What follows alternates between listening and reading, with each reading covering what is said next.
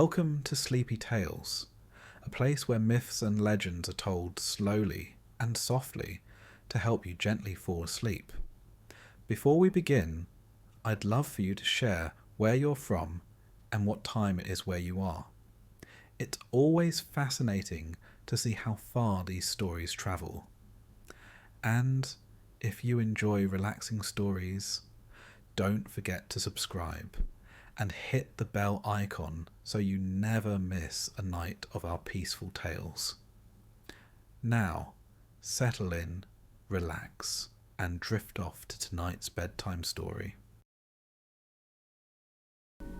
Meet Hercules, the most famous demigod in history and quite possibly the least emotionally stable. You probably know him from the Disney movie, where he's charming, noble, and mostly clothed. The real story, less charming, more homicide. Hercules was born from divine adultery, driven mad by a vengeful goddess, and sentenced to 12 impossible tasks. Let's dive in to the real story of Hercules. Messy, tragic, and nowhere near appropriate for Saturday morning cartoons. Before he was known as a muscle-bound folk hero, part-time god, and full-time problem, Hercules was simply the unfortunate result of divine meddling and bad decision-making. His Greek name was Heracles, which roughly translates to glory of Hera, a choice that was either deeply ironic or an ancient attempt at gaslighting. For the sake of recognizability, and because most people associate Heracles with pharmaceutical side effects, we'll refer to him as Hercules from this point forward. Like all catastrophes of legendary proportions, his story begins with Zeus, king of the gods, thunder hurler, Olympian monarch, and most notably, the universe's least discreet philanderer. Zeus had many hobbies, creating storms, flexing on mortals, enforcing questionable moral standards. But his favourite pastime by far was fathering children he had no intention of raising, usually through methods that would make a modern ethics board spontaneously combust. Enter Alcmene, a mortal woman of great beauty, intelligence, and, most relevantly, married status. Alcmene was the wife of Amphitryon, a perfectly respectable general who had made the strategic error of leaving her alone for long enough for Zeus to swoop in. And by swoop in, we of course mean disguise himself as Amphitryon and spend the night impersonating her husband. Because identity theft was apparently a divine loophole with no consequences in the ancient world. Zeus, never one to half commit to deceit, even extended the night to 3 times its normal length to make the most of the impersonation. Time manipulation, just another perk of godhood. To recap, mortal woman, uninvited immortal impersonation, temporally elongated seduction, the kind of origin story that raises more eyebrows than it inspires odes. Alcmene eventually figured out that something wasn't quite right. Perhaps it was the divine glow, the suspicious weather patterns, or the fact that the real Amphitryon came home looking very confused. But by then, the damage had been done. Or rather, the fetus had been conceived. In fact, 2 fetuses had. Alcmene gave birth to twins, Iphicles, son of Amphitryon, and Hercules, son of a thunderbolt-happy god with no self-restraint. It was the ancient equivalent of a paternity reveal gone wildly out of hand. Now, if Hercules had been born into a quiet, forgiving world, perhaps things might have turned out differently. But he wasn't. He was born into a divine soap opera, where the queen of the gods, Hera, had a standing policy of vengeance toward anyone her husband so much as looked at. Hera, wife of Zeus, was less goddess of marriage and more celestial retribution specialist. To her credit, she was reacting to years, centuries really, of Zeus behaving like the world's most powerful Tinder user. But instead of confronting him, she did what all reasonable immortals do. She took it out on the women and children involved.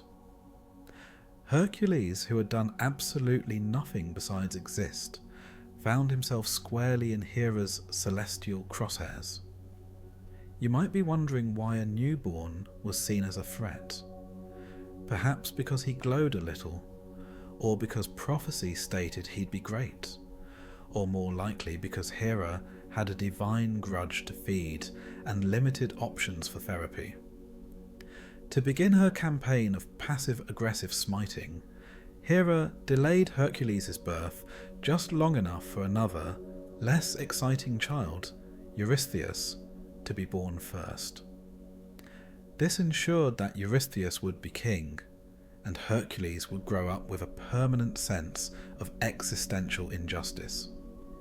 It was petty, strategic, and surprisingly effective.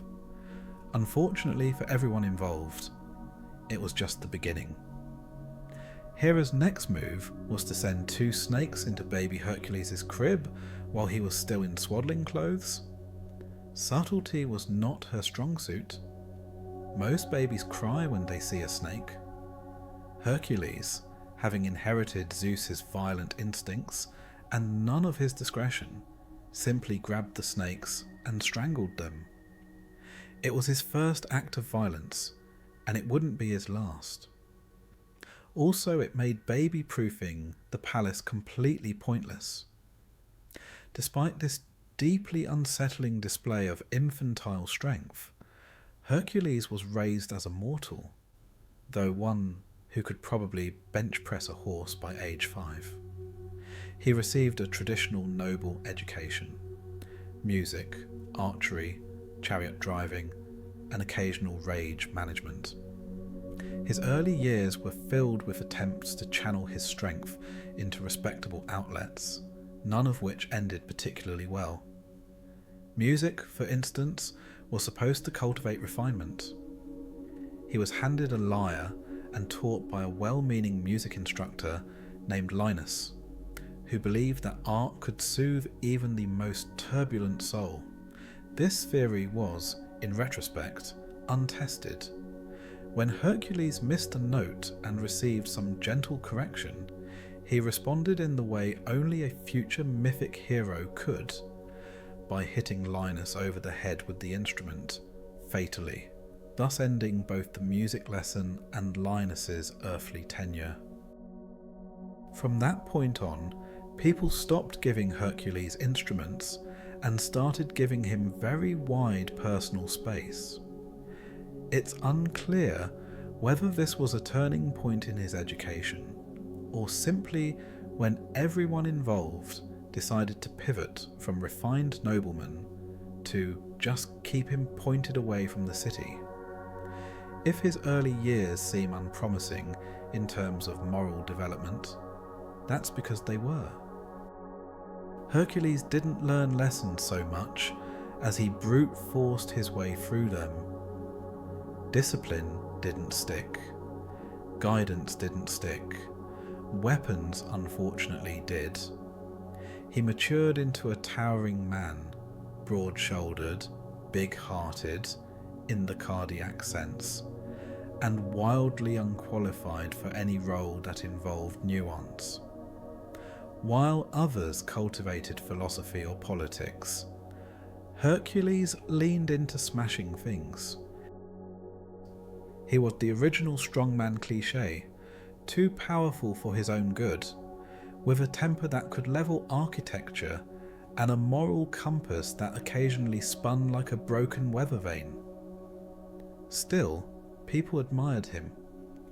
Admiration in ancient times was less about ethics and more about whether you could slay something with teeth. Hercules, it turned out, could slay everything with teeth.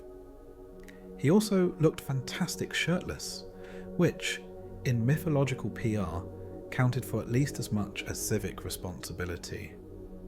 Of course, being admired didn't stop people from fearing him, and it certainly didn't prevent more divine interference. Hera, having watched him grow into a human battering ram, decided that the best way to prevent him from achieving true greatness was to make him go mad. Again, subtlety was not her forte. Driven into a temporary frenzy, courtesy of divine mental manipulation, which was apparently legal at the time, Hercules did the unthinkable. He killed his wife, Megara, and their children. Not in battle, not in defense, but in a blind, furious episode of God-induced rage. It was a horrific act, made even worse by the fact that he loved them. When he recovered his senses, he was devastated. And yet, because this was Greek mythology, the solution wasn't therapy or time off. It was punishment, ritual cleansing, a series of tasks designed by committee with all the compassion of a tax audit. But that's not this part of the story. That comes next. This part is about origins, about divine interference masquerading as destiny, about a man born into chaos, raised in confusion, and trained in precisely the wrong set of skills for someone trying to lead a peaceful life. It's about a system that rewarded strength over wisdom, reaction over reflection, and spectacle over sense. Hercules didn't become a legend because he was virtuous. He became a legend because the gods, in their infinite bureaucracy, kept throwing him into increasingly absurd situations, and he somehow survived. His life was less a journey of self-discovery, and more a prolonged mythological hazard course, sponsored by trauma and divine favoritism. And it all began with a thunderbolt, a lie, and a baby who strangled serpents like they were teething toys. 12 labours and one overworked demigod. After his brief but memorable stint as a child who could strangle serpents with a casual grip, Hercules' life took a truly unexpected turn.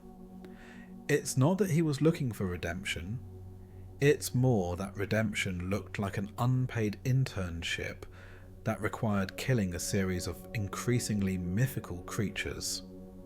Thanks again, Hera. After the whole accidentally murdering his wife and kids debacle, again, not his fault, Hercules was given the charming task of performing 12 labours. These were, as the gods put it, a path to atonement, though from the way things went down, it was more like a cosmic insurance policy to keep the demigod occupied and out of Hera's immediate line of sight. So instead of receiving the divine intervention of a nice, peaceful life where he could pursue therapy, creative hobbies, or maybe work on a few ethical flaws, Hercules was sent off on a series of tasks that would have sent any other mortal straight into an early retirement. Let's review, shall we? And by review, I mean laugh at the sheer impracticality of it all. Labour number 1, slay the Nemean lion. It's hard to say whether this labour was designed for Hercules' benefit or Hera's, but either way, it's about as useful as sending someone to fight a house cat with nothing but their bare hands. The Nemean lion was a beast so ferocious that normal weapons, like spears or arrows, did absolutely nothing. No, this lion had fur tougher than the most stubborn of Greek olive trees, and none of the mortal weapons would leave a scratch. So, what did Hercules do? Well, he did the only thing that made sense. He went full primal. He wrestled the lion to the ground, strangled it, and then used its own claws to skin it. Sure, it was an impressive display of strength, but this was no character development. It was just the world's most dangerous game of who can hold on longest to a cat that could eat them whole. At least he got a cool pelt out of it, which I suppose is what most people look for in a career path: fashion and fury. Labour number 2. Slay the 9-headed Linnaean Hydra. Next on the list was the Hydra. The Hydra, for those unfamiliar, was a multi-headed monster. And the beauty of this creature was that whenever you chopped off one head, 2 more grew in its place. This is the ancient Greek version of trying to fix a broken sink by installing a new faucet that only makes the problem worse. So how did Hercules handle it? By using his trusty weapon of choice, a sword, and hacking away at the heads like a man possessed by extreme frustration. Eventually he realised that hacking at the heads was only fueling the Hydra's bad behaviour.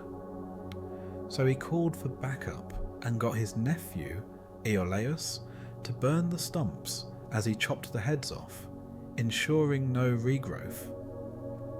It was a labour that could have been solved with a simple online tutorial about multitasking, but instead it was turned into a supernatural drama with a lot of gratuitous bloodshed.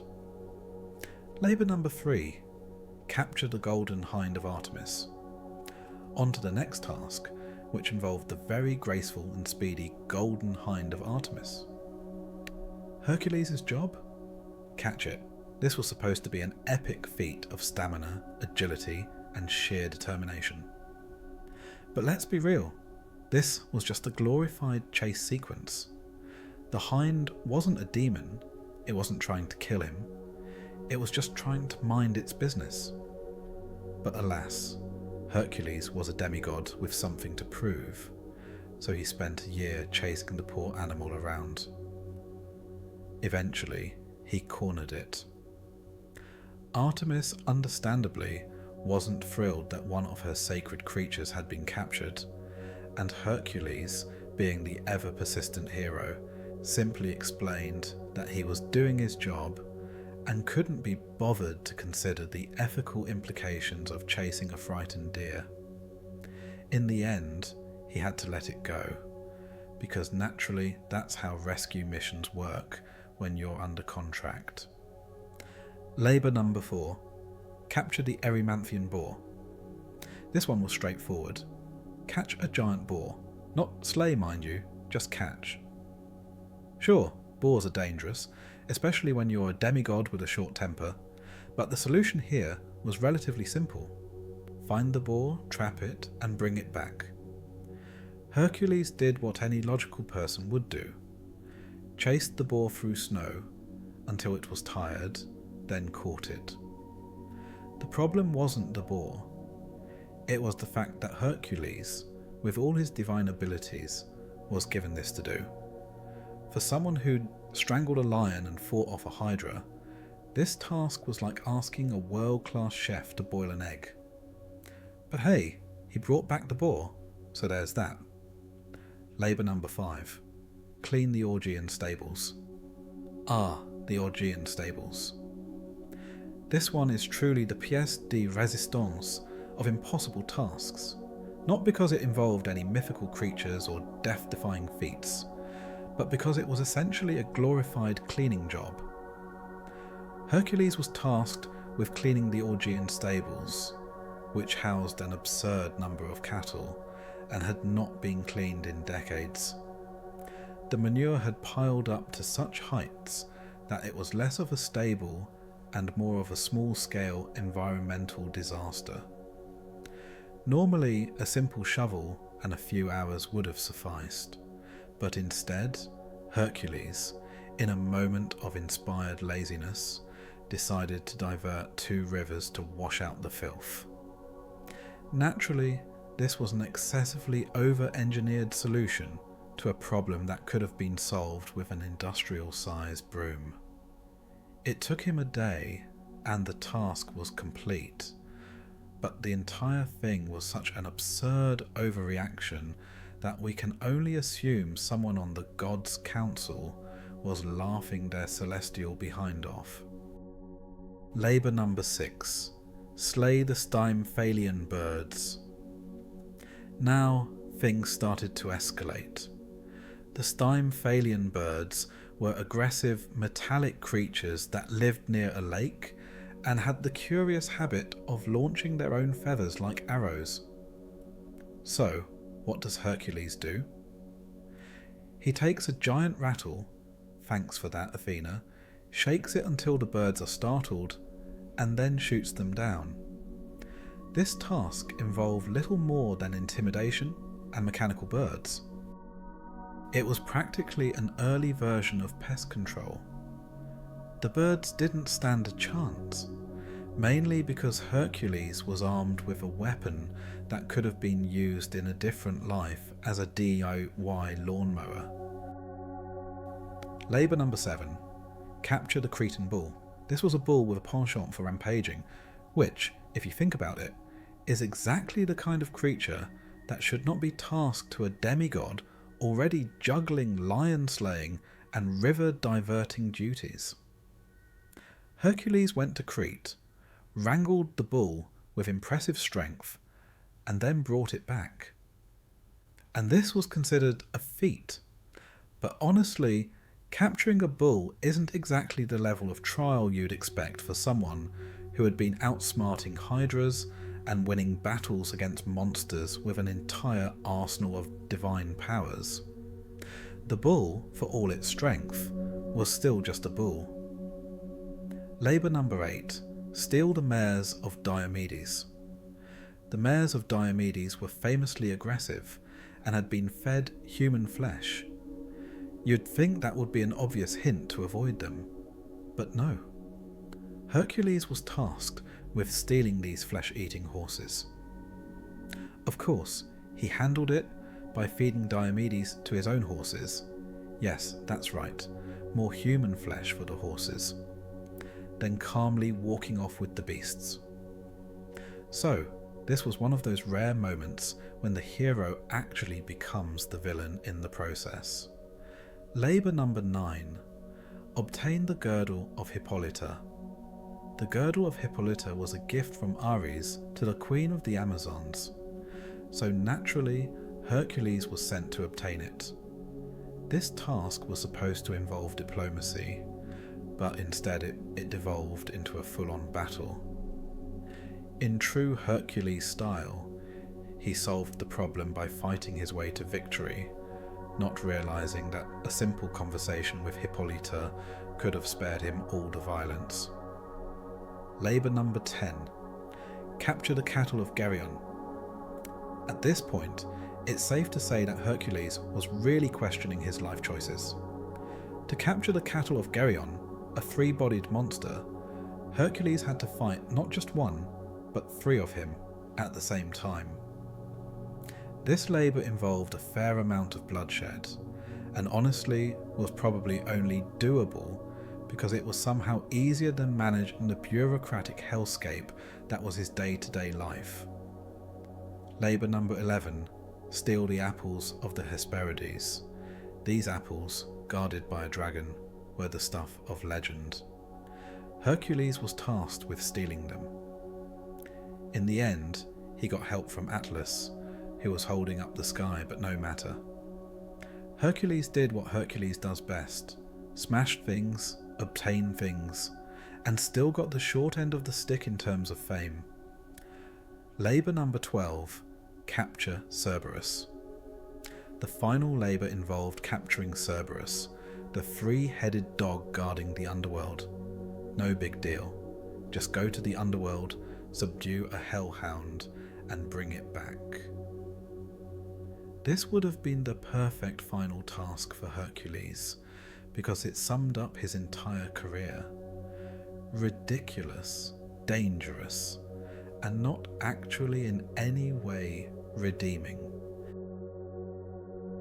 Love life and other natural disasters. Ah, love. For Hercules, it was less the heartwarming, romantic saga one might expect from a hero, and more the ancient Greek equivalent of a poorly organised reality show where every romantic gesture was followed by an incredibly messy breakup and a bloody aftermath.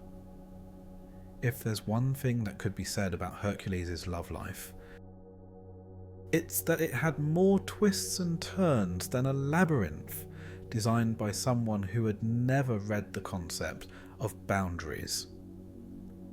First, let's talk about Megara.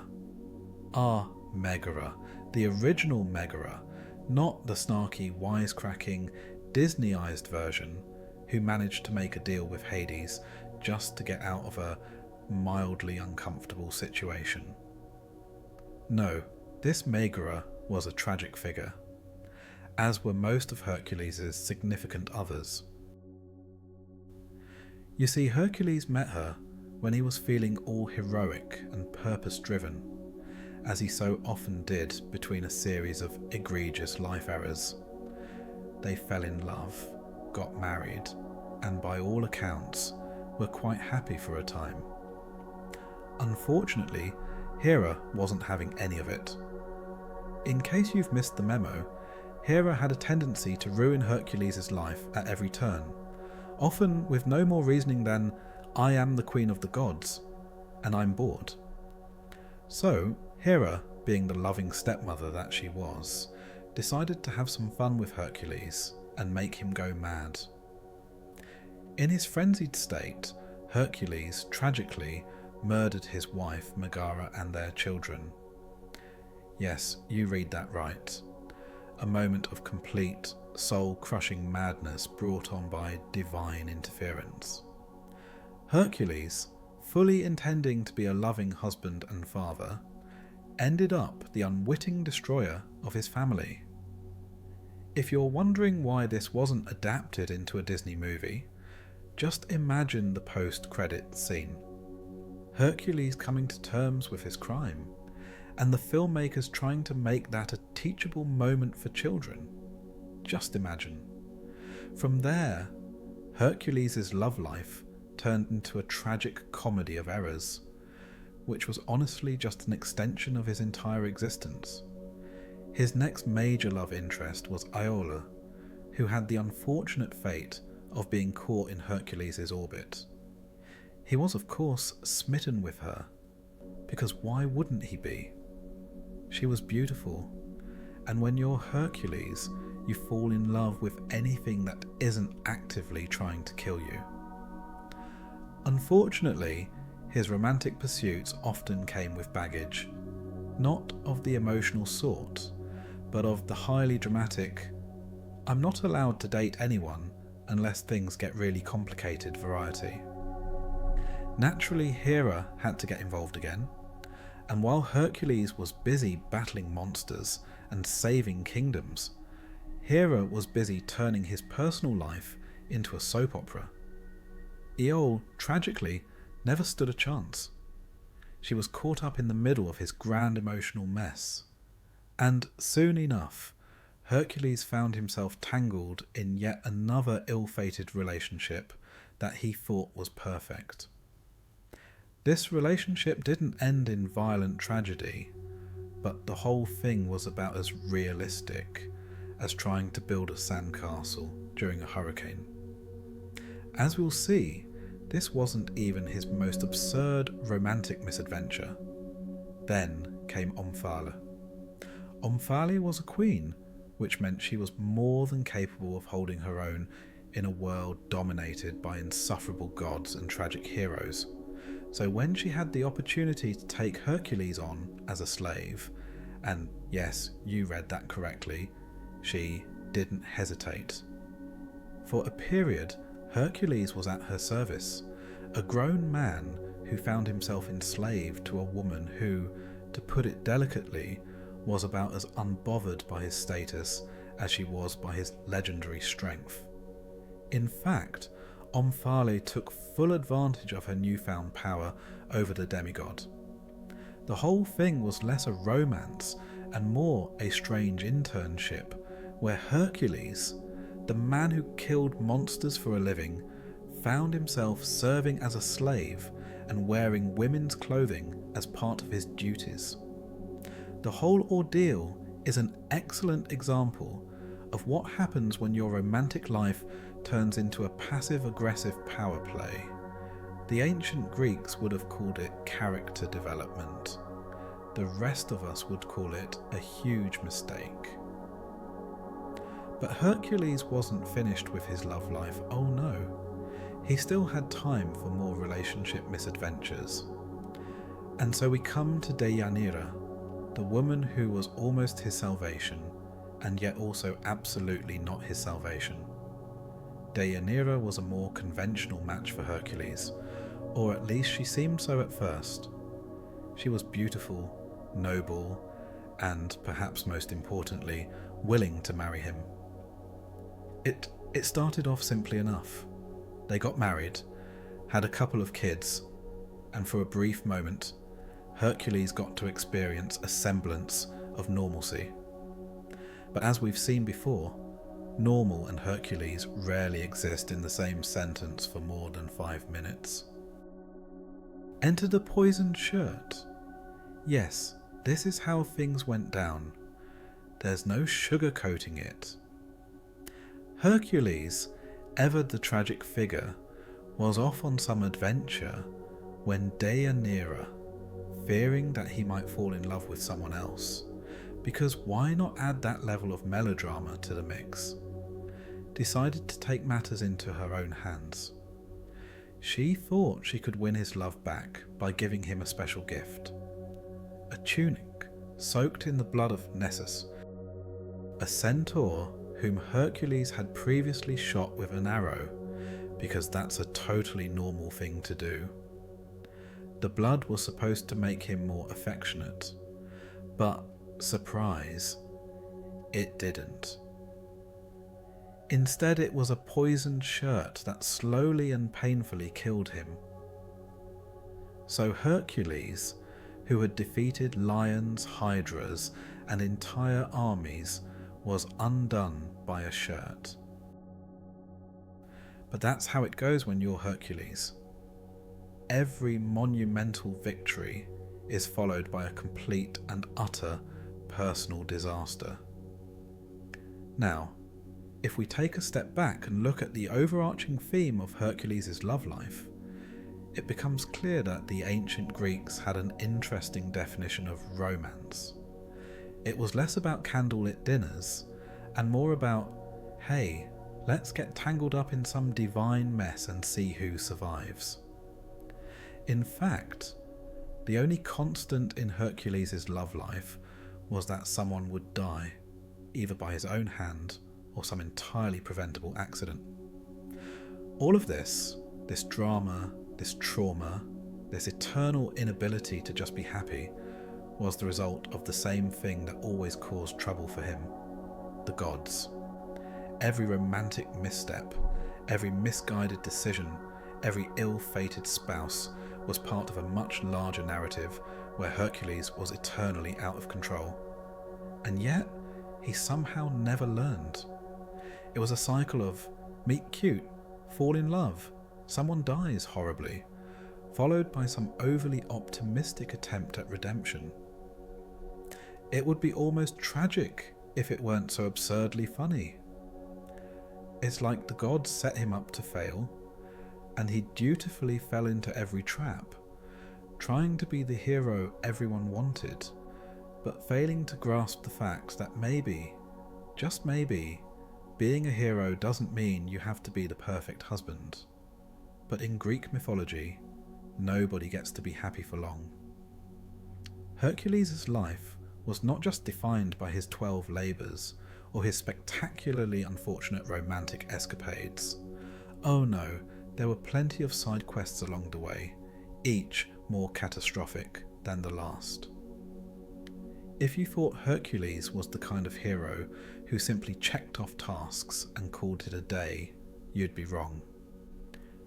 Hercules' real talent lay in causing chaos, frequently without any prompting at all. While some heroes built their reputations by performing noble deeds, Hercules' fame grew from an entirely different form of heroic activity, mostly killing things, breaking things, and being a general nuisance to everyone around him. It's a bit like being the guy at the office who doesn't do his job, but is somehow always promoted for being memorable. One of the key features of Hercules' fame was his remarkable ability to overcompensate, and not just with excessive violence. He managed to get himself into trouble by doing what he did best: making enemies, breaking things, and solving absolutely none of his problems with anything remotely resembling diplomacy or restraint. Consider the time he wrestled with a river god, for instance. Most people, when faced with a body of water, would either navigate around it, swim through it, or wait for the current to calm down. But not Hercules. The river god, Achilles, apparently wasn't having enough fun, so Hercules, naturally, decided to wrestle him. Imagine, if you will, a battle between a man and a river. It wasn't exactly a fair fight. Rivers are hard to pin down, but Hercules, undeterred, won by snapping the river god's horn off, as one does when you find yourself involved in unnecessary violence on a regular basis. This was a typical Hercules move, the need to prove his strength in ways that were completely impractical and unlikely to benefit anyone. Then there were the times when he went on rampages for no particular reason other than his mood. Take, for example, his time sacking cities. It was not a simple matter of laying siege, having a proper battle, and taking the city by military strategy. Oh no, Hercules was the kind of guy who took a rather direct approach to sacking cities. If he didn't like you, he didn't bother with diplomacy. He would show up, defeat the local population in a couple of hours, and then leave. Because why not? He didn't even need a reason. The Greek city-states had, for some reason, decided that Hercules was the guy to call when things needed to be destroyed quickly and violently. By the end of it, he had such an extensive record of ransacked cities that it was clear. Hercules didn't need a contract for work. He just needed a mood swing. And he got paid in glory, which of course worked wonders for his reputation. But the violence wasn't just restricted to physical combat. Sometimes Hercules just killed people because they had mildly annoyed him. This is, in fact, one of the things that made him so memorable. No need for deep philosophical questions, moral dilemmas, or diplomacy. If someone crossed Hercules in even the slightest way, they might find themselves on the receiving end of his trademark, "I'm stronger than you and I'm bored" approach to problem solving. Take, for example, the murder of his music teacher, Linus. Now, it's not clear whether Linus was a particularly bad teacher or if Hercules was just having an off day. Perhaps Linus had the audacity to give him a bad grade, or maybe he scolded Hercules for not learning music theory. Whatever the case, Hercules didn't take too kindly to criticism. The result?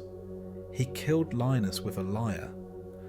One moment, Hercules was probably trying to learn how to play chopsticks on his lyre, and the next, his teacher was dead.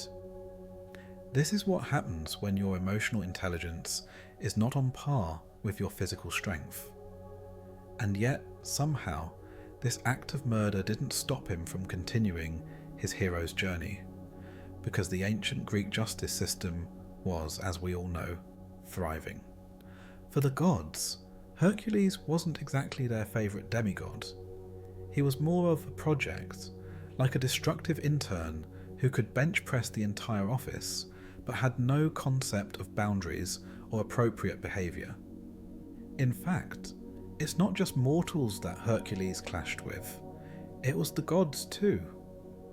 He was their problem child, and every time something went wrong, Zeus and company were quick to blame him, though it was, of course, their own fault for granting him such ridiculous amounts of strength.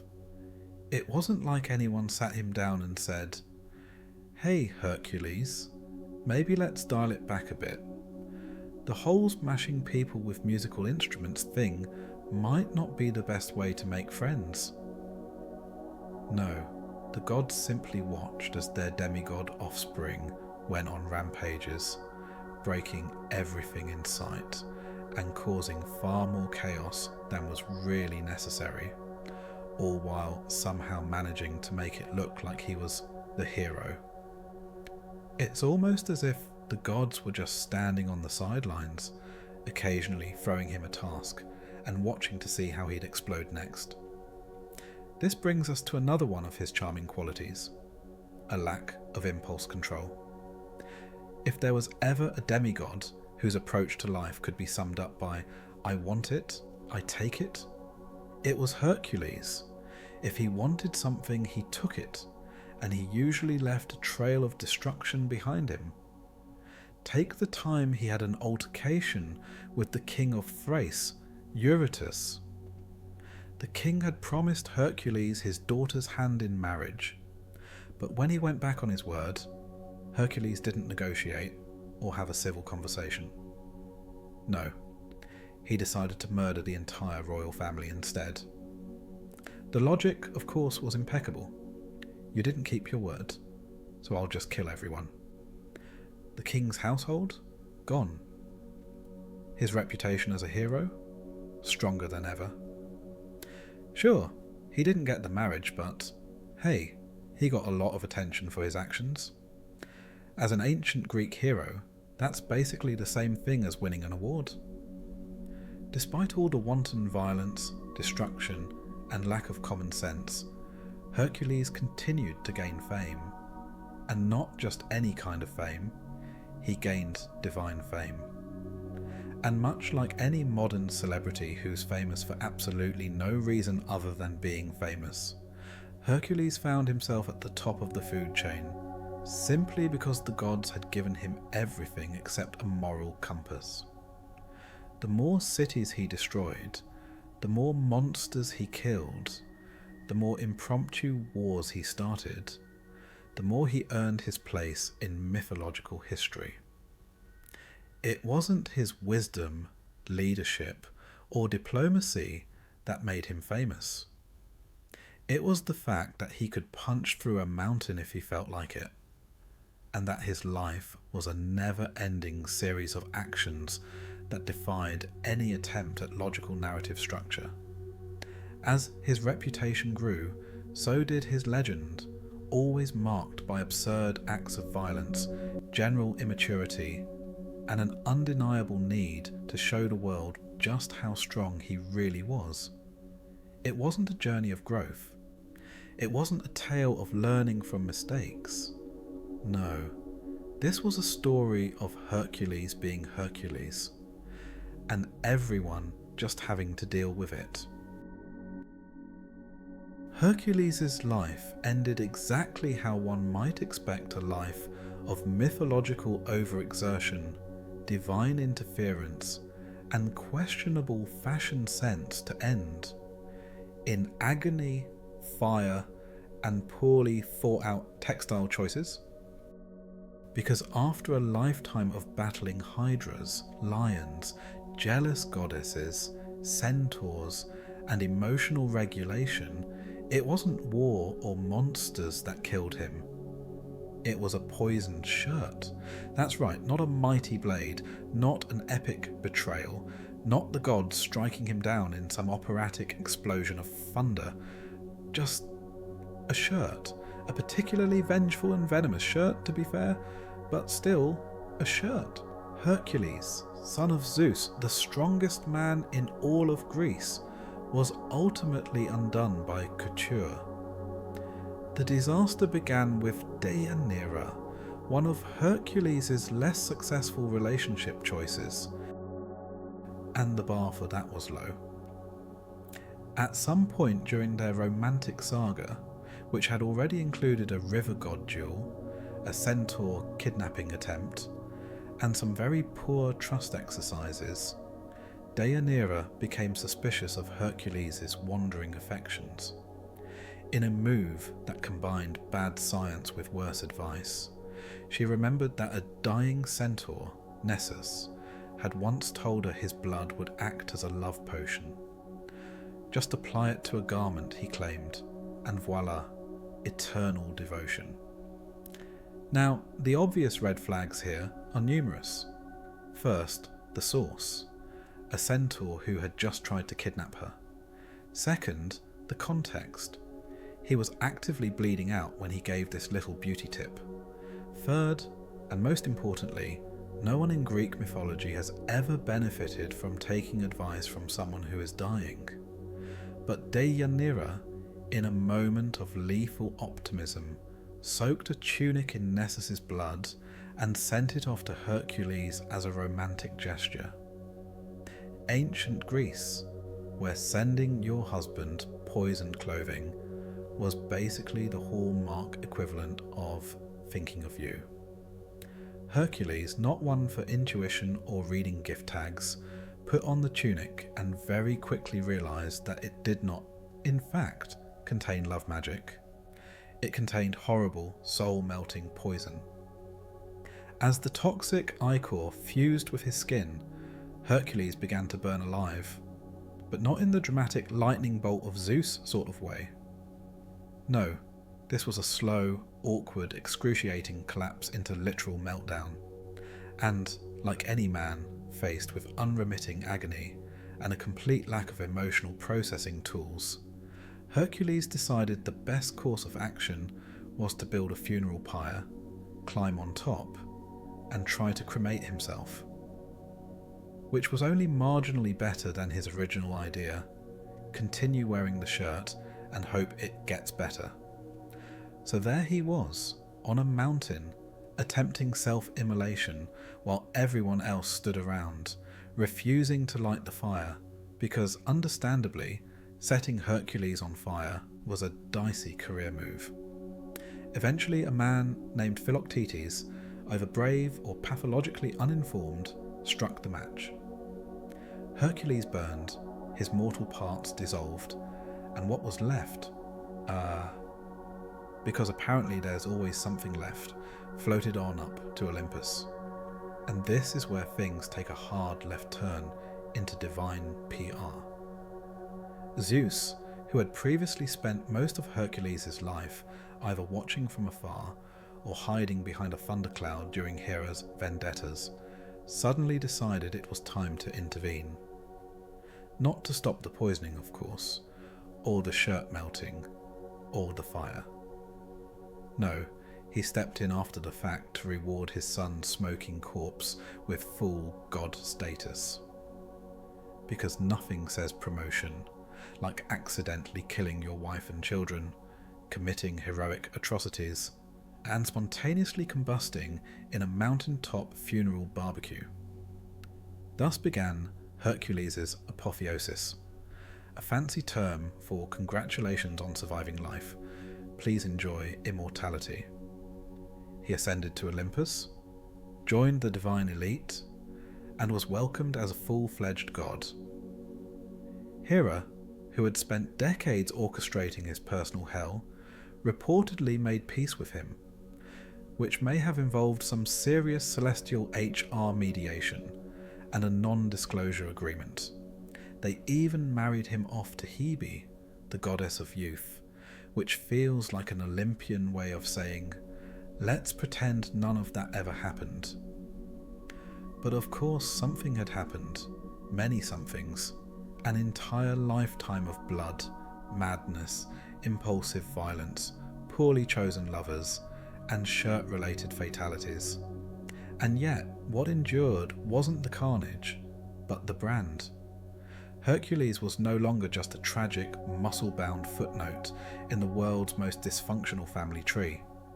He was now an icon, a brand, a mythological poster boy for strength, perseverance, and doing the thing no matter how catastrophically ill-advised. Temples went up, cults formed, coins were minted with his face. People prayed to him for strength, for courage, for the ability to wrestle metaphorical, and occasionally literal, beasts in their own lives. The ancient Greeks, in what can only be described as an aggressive act of historical whitewashing, sanitized his story until he resembled a noble champion who suffered nobly and triumphed nobly and only murdered a few people occasionally. Gone were the musical homicides and centaur slaughtering sprees.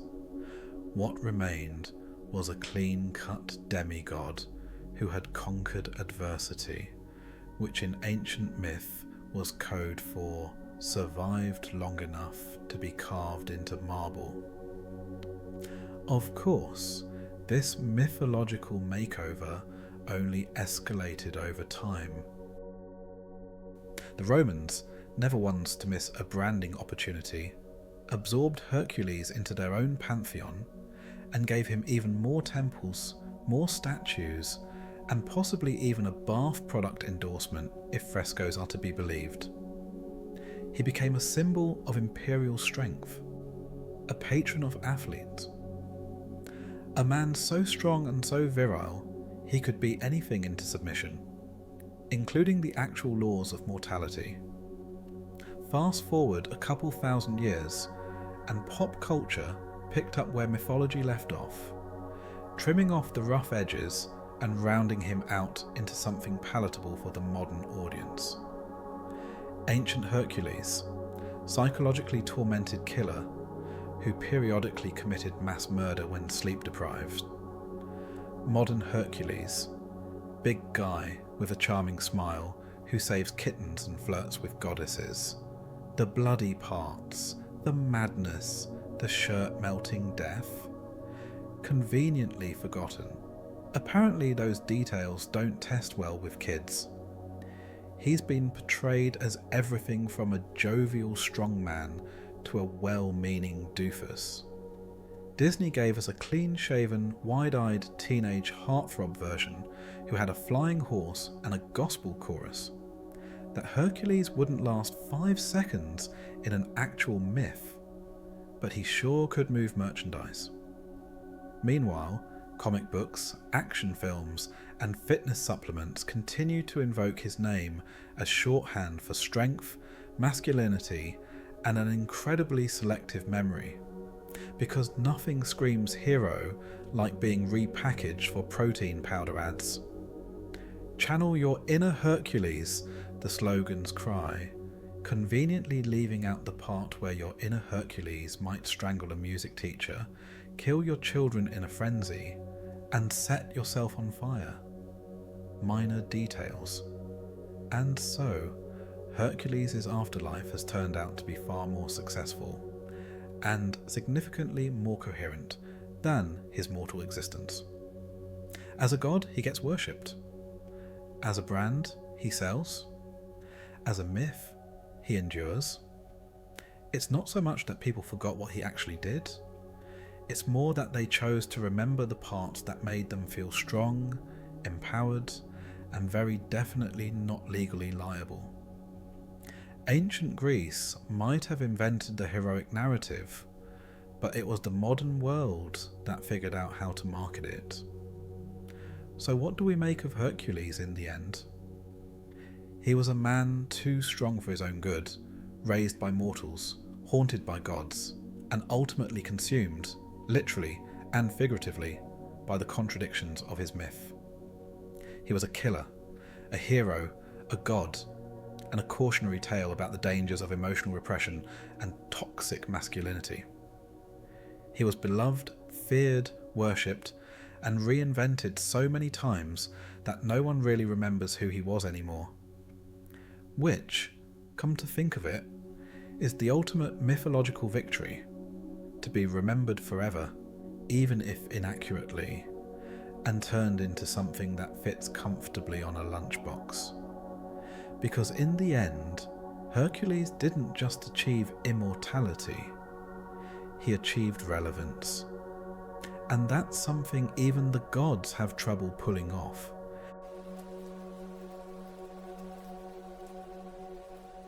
Odysseus, king of Ithaca, was a hero famed for his intelligence, cunning, and endurance. He played a key role in the Trojan War, devising the Trojan horse, and faced countless trials on his perilous journey home, including monsters, temptations, and the wrath of gods. This is the story of Odysseus. The call to war and the Trojan expedition. Odysseus, king of Ithaca, ruled his rugged island with a keen eye and a discerning mind. Unlike many of his contemporaries, who relied on strength alone, he was celebrated for a wit that could pierce through the thickest of troubles and unravel the most convoluted of plots. His reputation was neither confined to his homeland, nor limited to the tales told in the halls of his palace. Across the Aegean, among allies and rivals alike, he was recognized as a man whose counsel could shape the tide of battle, whose decisions could tilt fortune in favor of those who chose to heed him. It was his intelligence that distinguished him, his strategic foresight that earned him the loyalty of his people, and his caution that preserved the lives entrusted to his command. The events that would come to define Odysseus's name began with a transgression that reverberated through a Greek world.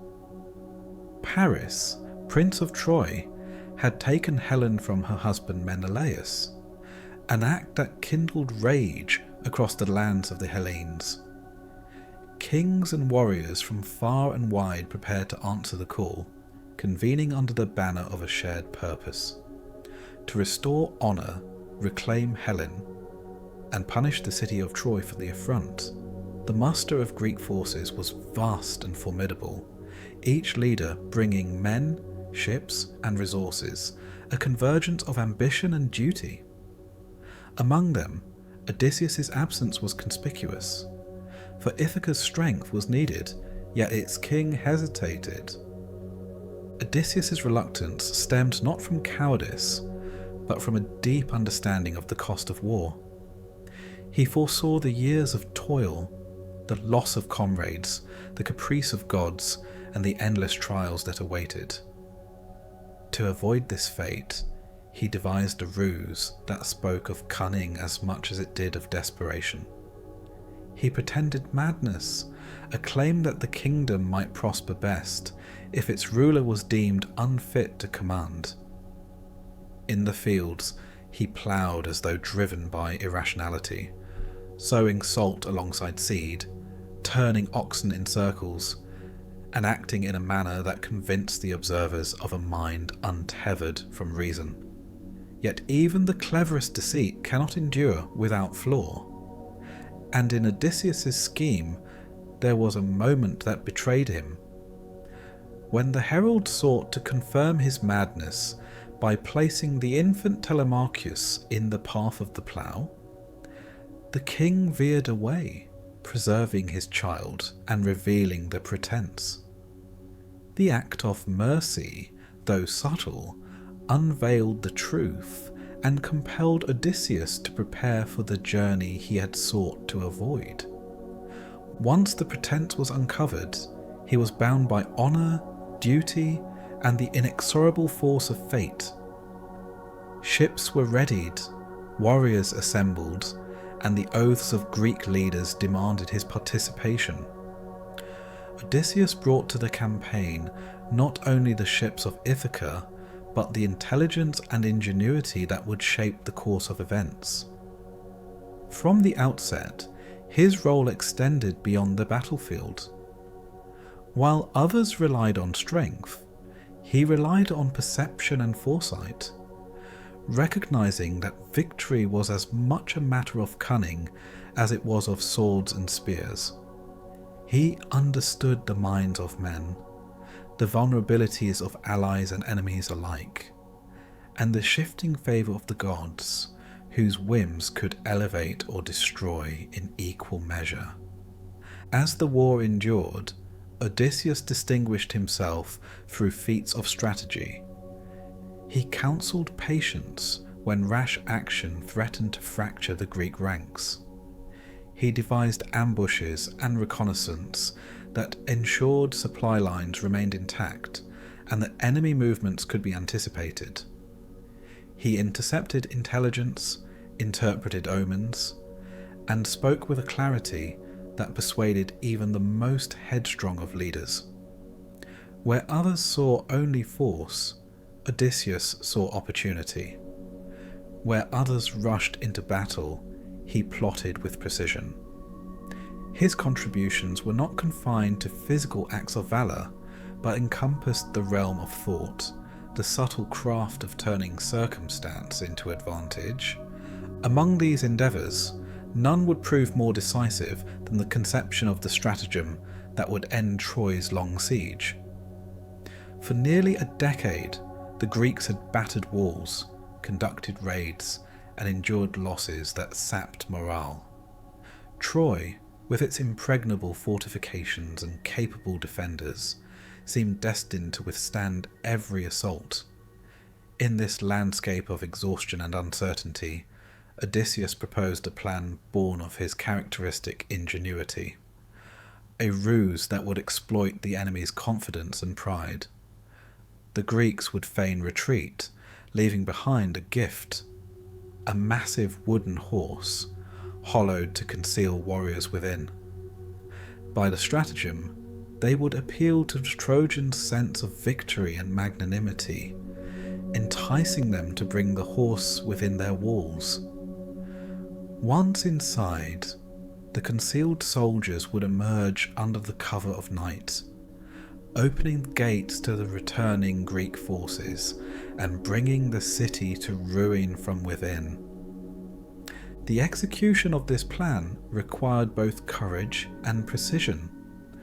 Odysseus personally oversaw the construction of the horse, coordinated the selection of those to enter its belly, and ensured that the Greeks could feign the retreat convincingly. When the time came, the deception was flawless. The Trojans, believing the horse to be a sacred offering, welcomed it into the city, unaware of the danger hidden within.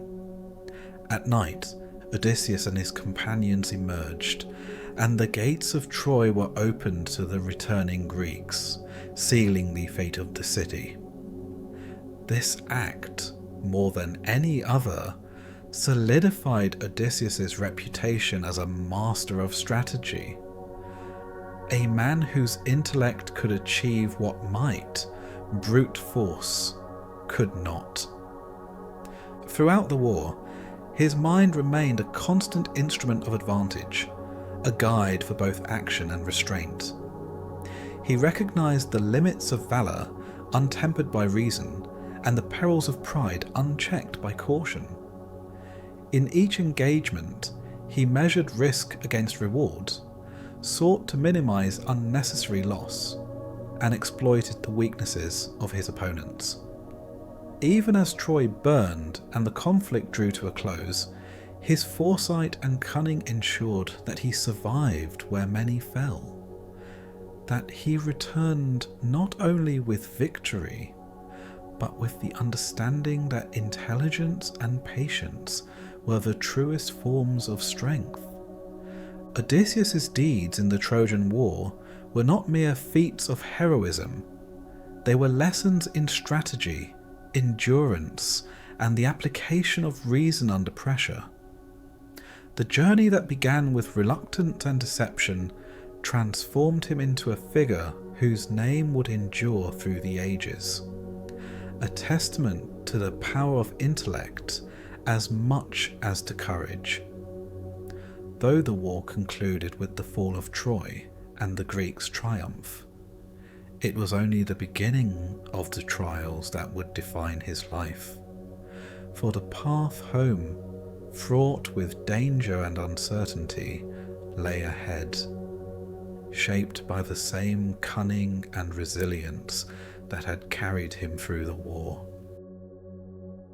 The fall of Troy and the beginning of the journey home.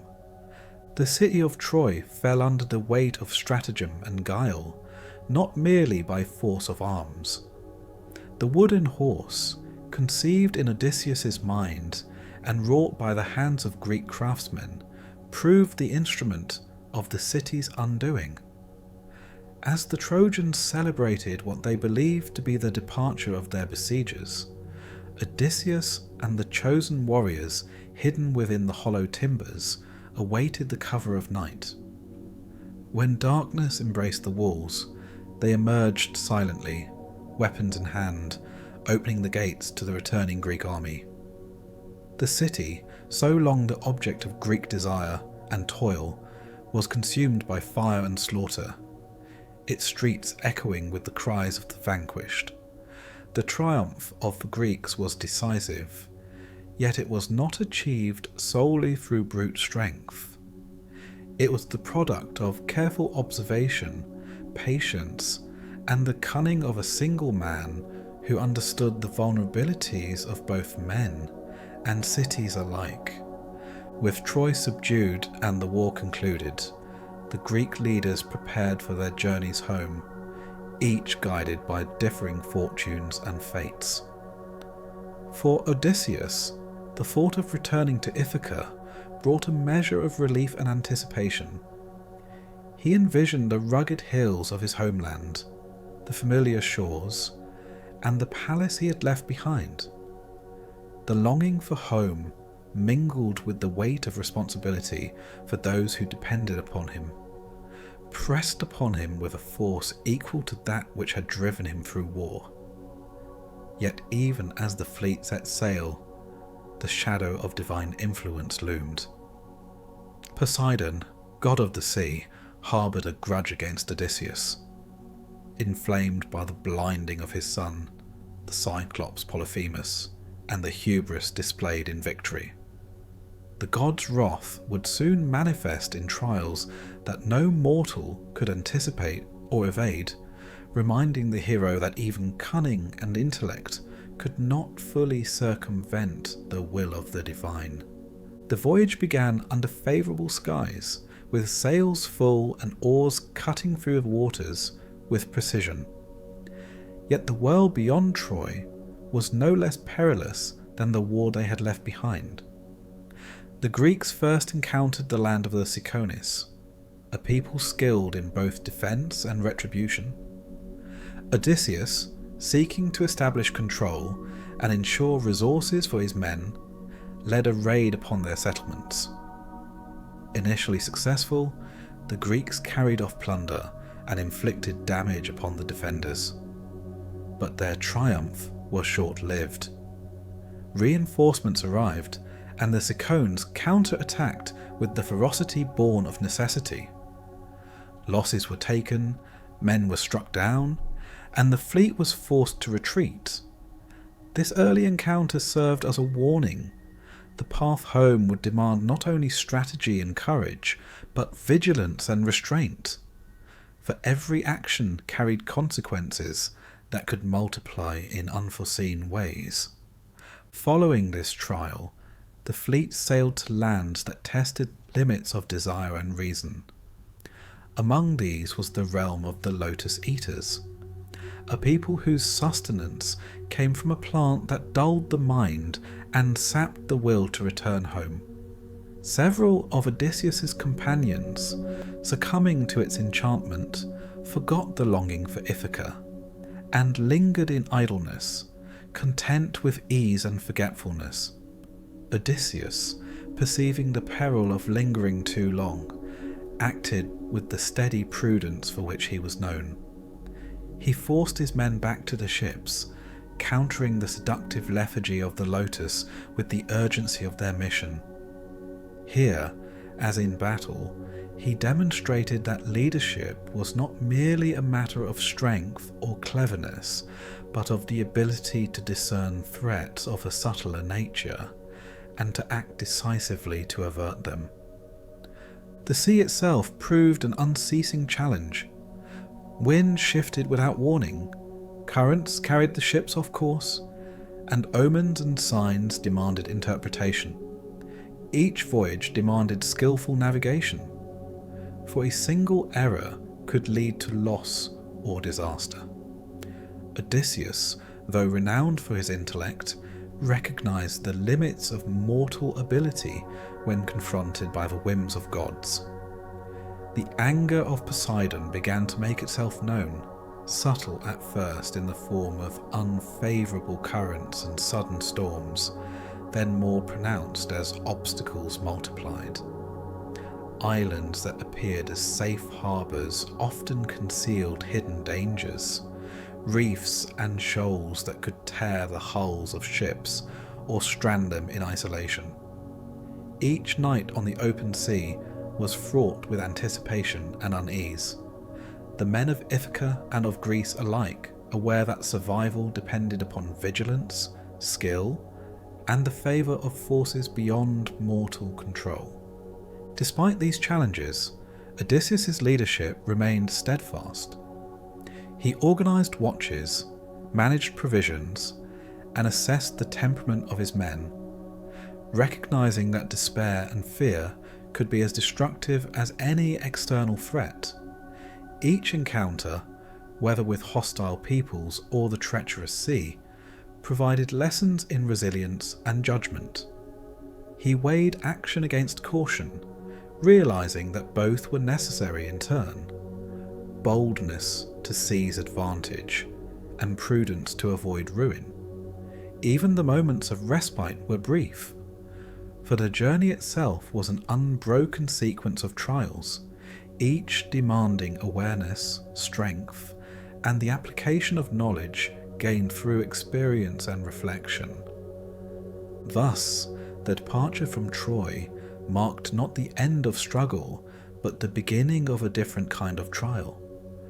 Victory in war had been hard won, yet the sea, the lands beyond the horizon, and the forces of the divine presented new challenges that would test Odysseus in ways the battlefield never had. The Cicones had demonstrated the cost of overreach. The Lotus Eaters had revealed the dangers of temptation and inertia. The storms and shifting currents of Poseidon's realm showed the limits of human control. Each step of the voyage demanded ingenuity, courage, and the patience to endure setbacks that could not be overcome by strength alone. In the early stages of his homeward journey, Odysseus' character was revealed not merely as that of a warrior, but as a man capable of reflection, foresight, and measured action. He confronted danger with both prudence and resolve, led his men through adversity without yielding to despair, and maintained a vision of Ithaca that guided every choice.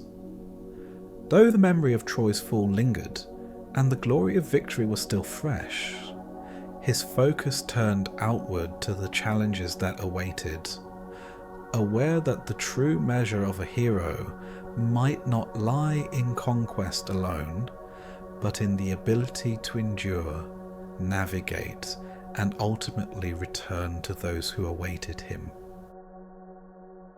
Trials and tribulations at sea, the voyage from Troy, meant to lead swiftly to Ithaca, proved to be an odyssey of peril beyond mortal reckoning. Each island, each shore, presented trials that tested both body and mind. Odysseus, though tempered by war and guided by intellect, discovered that cunning alone could not forestall the unpredictable wrath of gods or the strange designs of the world. His journey became a succession of challenges, each demanding ingenuity, courage, and the vigilance that had earned him renown among men. One of the earliest and most formidable of these trials came in the form of the Cyclops Polyphemus, a creature of immense strength and primitive cruelty. Odysseus and his men, seeking shelter and provisions, found themselves trapped within the Cyclops' cave. The creature's bulk and force rendered conventional combat useless. The Cyclops consumed men with merciless appetite, and the hours stretched with mounting despair. Yet Odysseus' mind, ever alert to possibility, devised a plan that balanced guile with audacity. He introduced himself falsely, deceiving the Cyclops as to his identity, and when the moment presented itself, he and his companions blinded the creature with a sharpened stake. Escape required further cunning. By clinging beneath the bellies of Polyphemus' sheep, the men avoided detection, slipping past the monster's grasp as it counted its flock.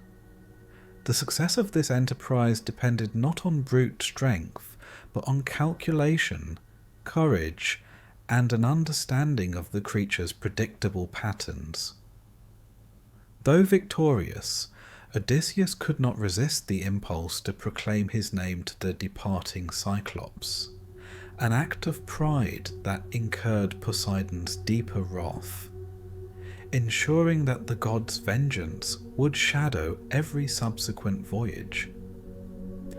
The perils of men were mirrored by those of gods and spirits. On the island of Aeaea, Odysseus encountered the sorceress Circe, whose powers could transform men into beasts, and whose allure threatened to detain him indefinitely. Here, restraint and wisdom were as vital as courage.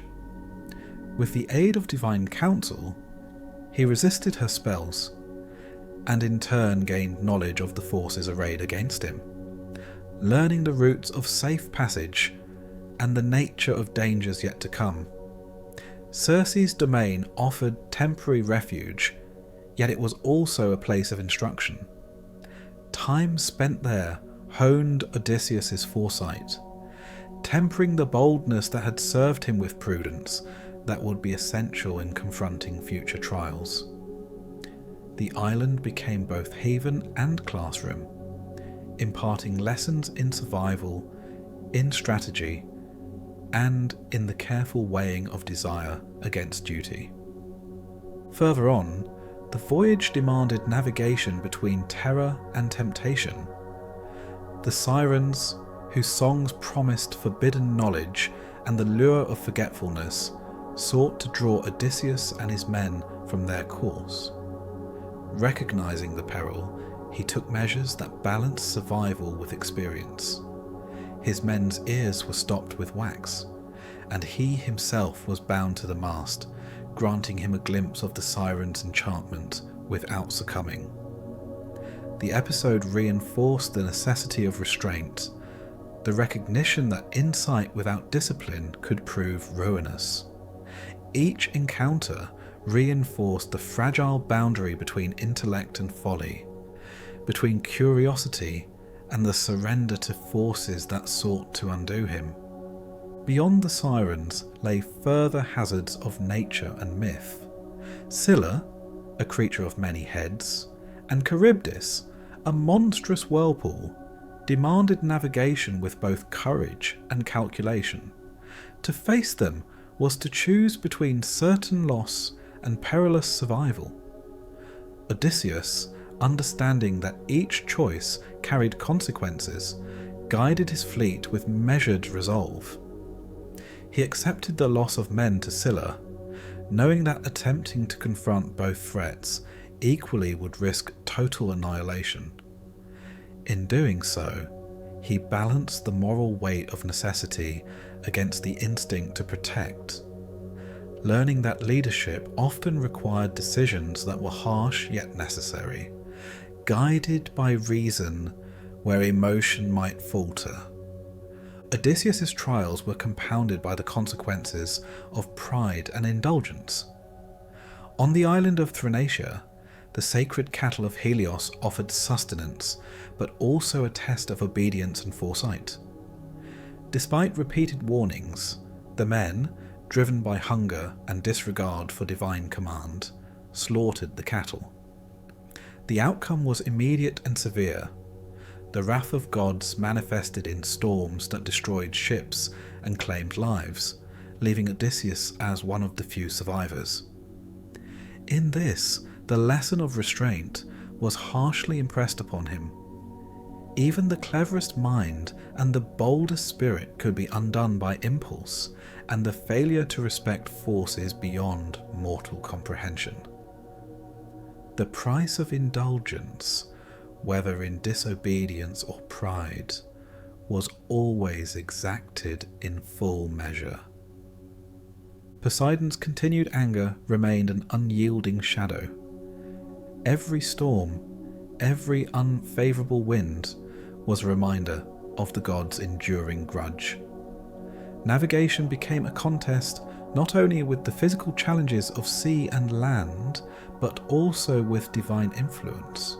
Odysseus learned to interpret signs, to read the currents and the skies, to balance action with patience, and to marshal his men through crises where failure would mean total destruction. His leadership demanded constant vigilance, his intellect applied ceaselessly, and his endurance tested beyond the limits of ordinary men. The sea became a crucible, shaping character through adversity, and the hero emerged both tempered and aware that no victory was complete without the wisdom gained through hardship. Throughout these trials, the qualities that had defined Odysseus at Troy, cunning, courage, and strategic foresight, remained essential. Yet he also learned the limits of intellect when confronted with forces beyond human control.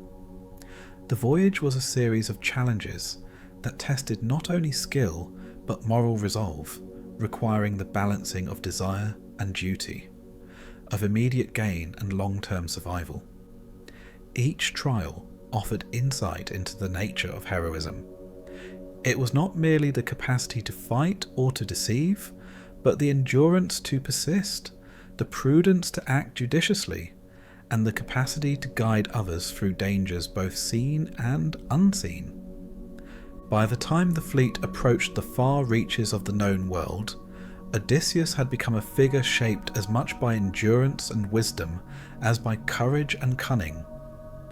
The Cyclops, Circe, the Sirens, Scylla, Charybdis, and the consequences of Helios's cattle had all left their mark, refining his mind, honing his judgment, and fortifying his resolve.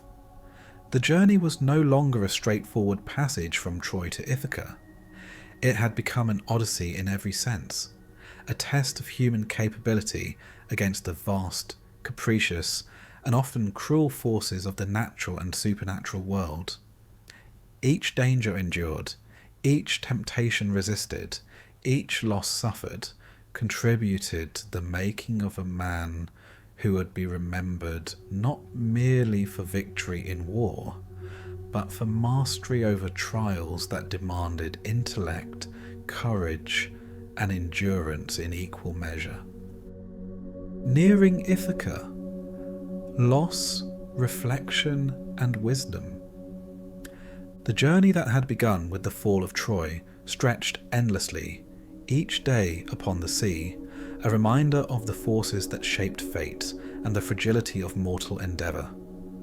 For Odysseus, the passage of time brought both hardship and reflection, a gradual accumulation of experience tempered by loss and perseverance. The final leg of his voyage was marked by trials less visible than the monsters he had encountered, yet no less formidable. The endurance of isolation, the temptations of comfort, and the quiet test of longing for home. Upon the isle of Ogygia, Odysseus found himself detained by the nymph Calypso, whose immortality and desire bound him to her shores. Time unfolded in a peculiar rhythm there, measured not by struggle but by days of ease, tending to provisions, and the faint insistence of hope and despair in equal measure. Calypso offered him what few mortals could claim: sanctuary, safety, and even the promise of eternal life should he remain by her side. Yet Odysseus' mind remained fixed upon Ithaca, upon the rugged hills, the palace of his kingdom, and the family he had left behind. The temptation to forget trials of years was present, yet it was countered by the more powerful force of memory and desire, the unyielding need to return, to reclaim what was his, and to fulfill the obligations of home and family. In this, he discovered that heroism was as much a matter of restraint as of courage, that the soul could be tested even in the absence of external threat, and that endurance was measured not only in the face of monsters, but in the governance of desire. The guidance of Athena, ever vigilant and attentive to his plight, proved essential during this stage. The goddess, in her wisdom, intervened subtly, offering counsel and favour that would allow Odysseus to resume his journey. Her aid came as both knowledge and providence, ensuring that when he departed Ogygia, he did so with the necessary resources and the understanding that his course would be perilous yet attainable. The divine hand, though unseen by men, underscored the dependence of mortals upon forces beyond their own making, reminding Odysseus that intellect and courage, though vital, were complemented by insight and the favour of those who governed fate itself. When at last the sea yielded to the prow of his ship, Odysseus approached the land of the Phaeacians, whose hospitality and discernment offered a reprieve and a mirror for reflection. There, among a people whose skill in navigation rivaled that of the Greeks, he recounted the story of his Odyssey, the breadth of his trials and the depth of his endurance. Every encounter, from the blinding of the Cyclops to the perils of Scylla and Charybdis, was told not for boast but as an accounting of experience, a record of lessons learned through hardship. The Phaeacians, skilled in both seafaring and discernment, received his tale with the attention it warranted, providing not only respite but recognition that the feats of men, though often hidden from ordinary sight, could illuminate the capacities of endurance, wisdom and courage. In recounting his journey, Odysseus reflected upon the nature of his own transformation. The man who had departed from Troy was not the same who approached the shores of Phaeacia. He had been tempered by the necessity of decision, by the consequences of error and pride, and by the unrelenting demands of survival.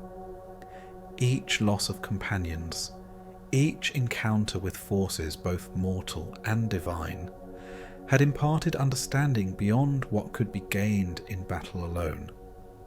He had learned the value of prudence as well as audacity, of patience as well as initiative, and of foresight as well as immediate action.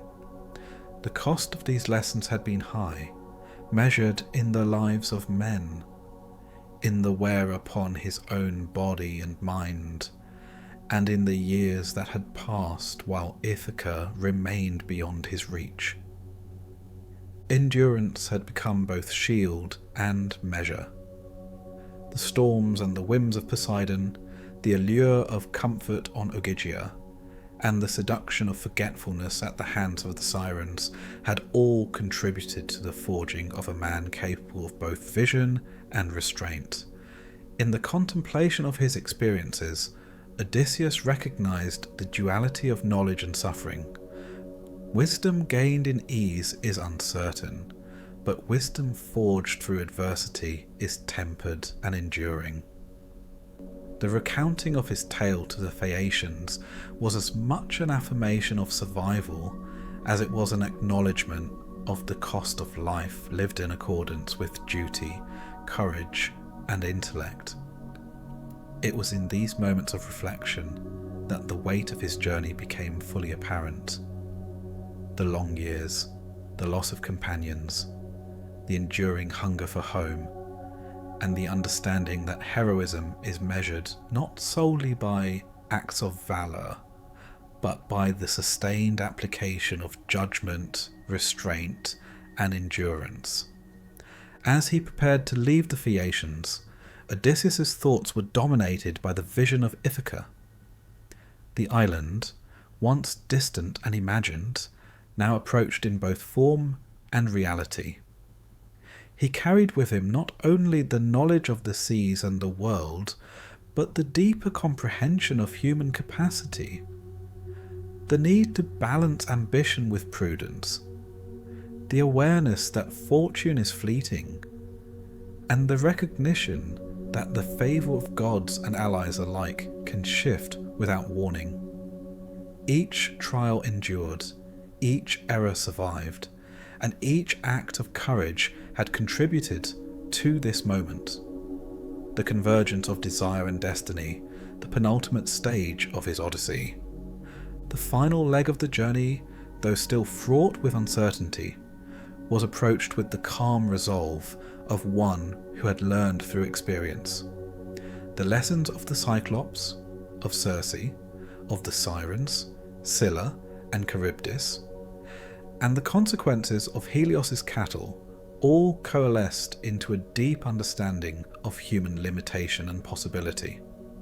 Odysseus, tempered by trial, guided by intellect, and aware of the weight of both mortal and divine forces, was prepared to confront the ultimate challenge.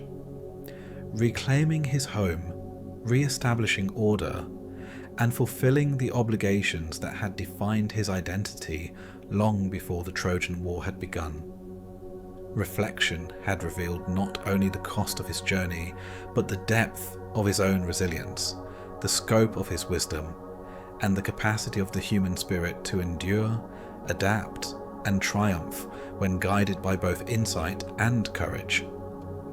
Thus, as the shores of Ithaca approached, Odysseus carried with him a wealth beyond treasure, the knowledge of the world, the understanding of human frailty and strength, and the tempered wisdom of a man who had confronted both the monstrous and the divine. He was no longer merely a warrior returning from war.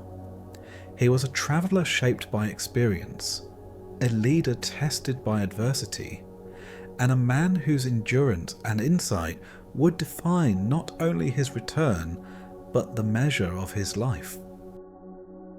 Return and restoration.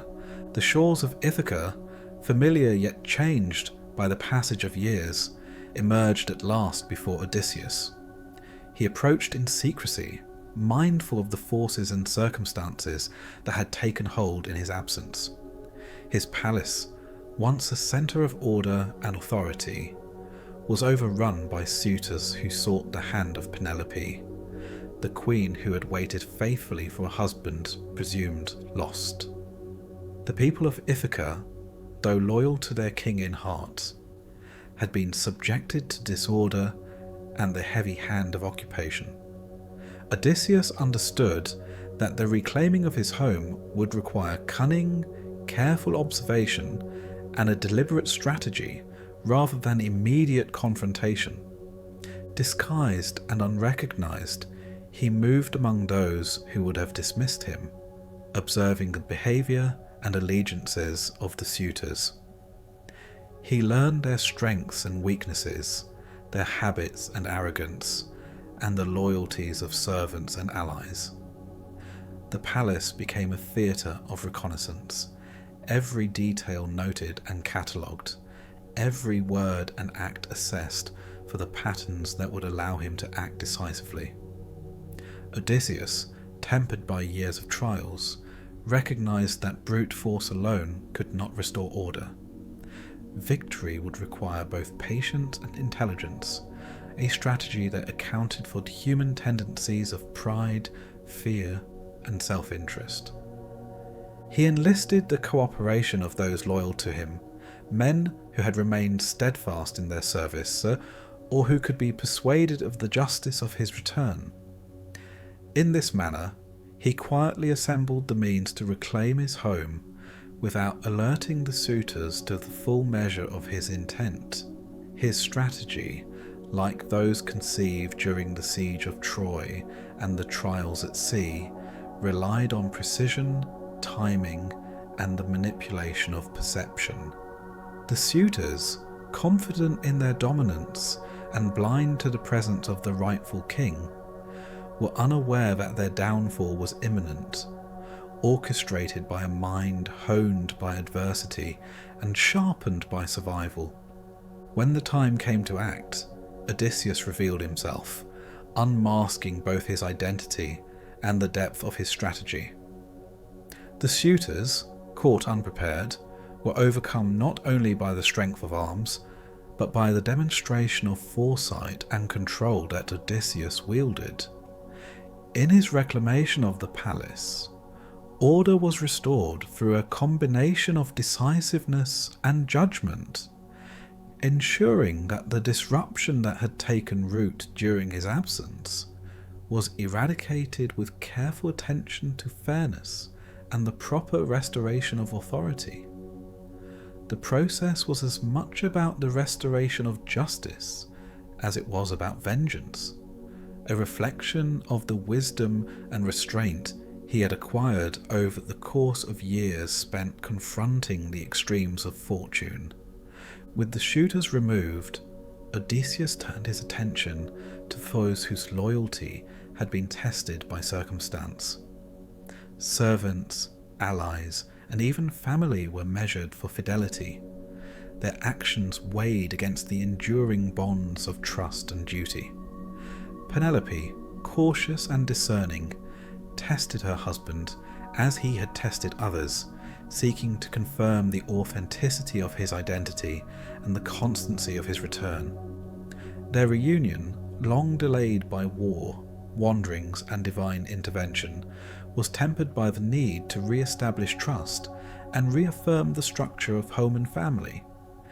In this, Odysseus demonstrated not only the cleverness that had guided him through peril, but the insight to recognize the human dimensions of leadership, the value of patience, the need for verification, and the importance of re-establishing the moral and social order.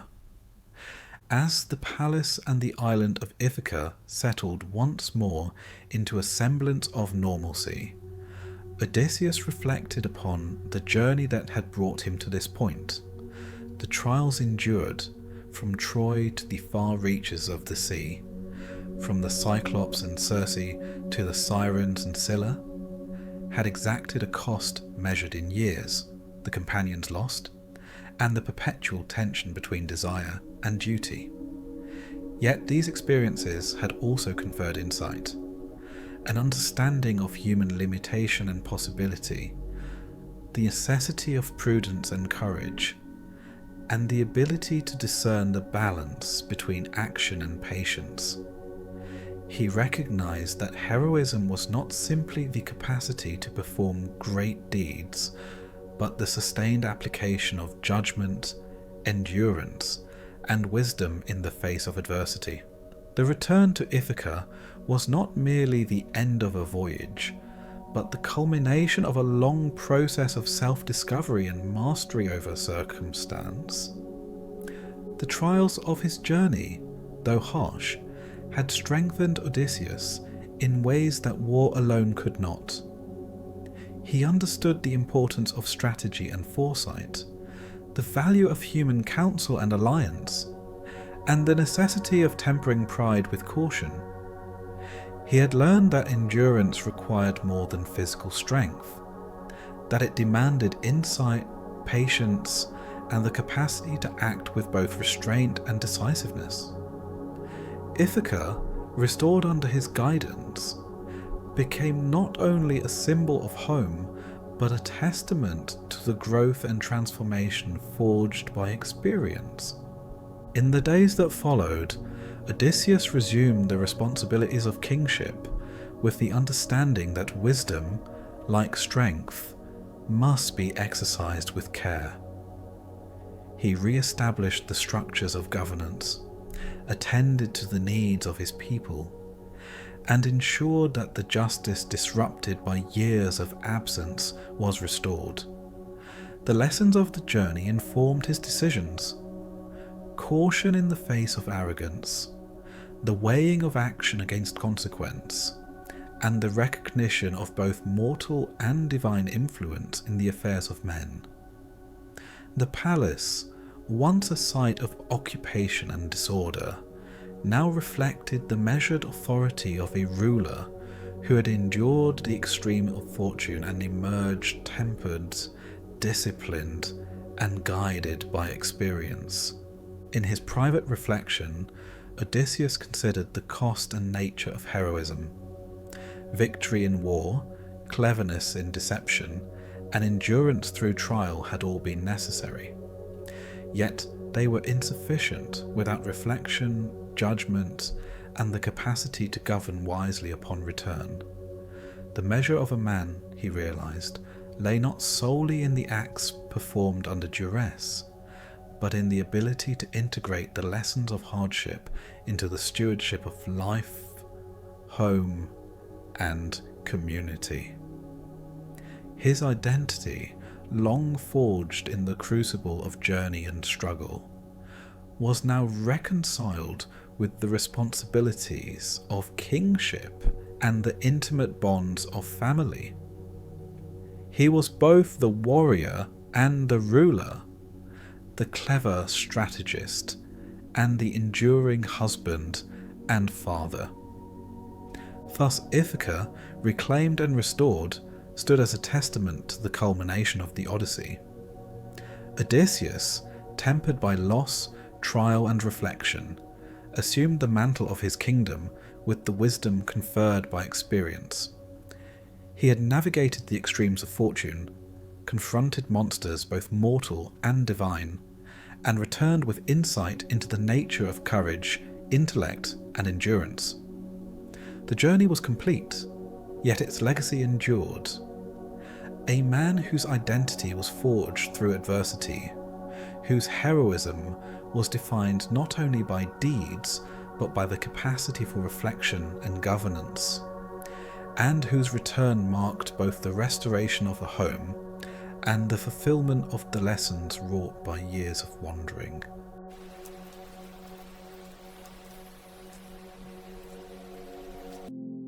Greek mythology is crowded with heroes who wrestled lions, defied kings, and made a habit of offending gods. Yet few embodied both triumph and tragedy as fully as Theseus. From Trojan to Crete and finally Athens, his life was marked by daring feats, clever escapes, and complicated choices. This is the story of Theseus. In the beginning, Theseus was not so much born as he was administratively arranged. His story began not with the straightforward union of man and woman, but with a bargain, a misunderstanding, and the kind of parental planning that would make any mortal child feel like the afterthought of divine paperwork.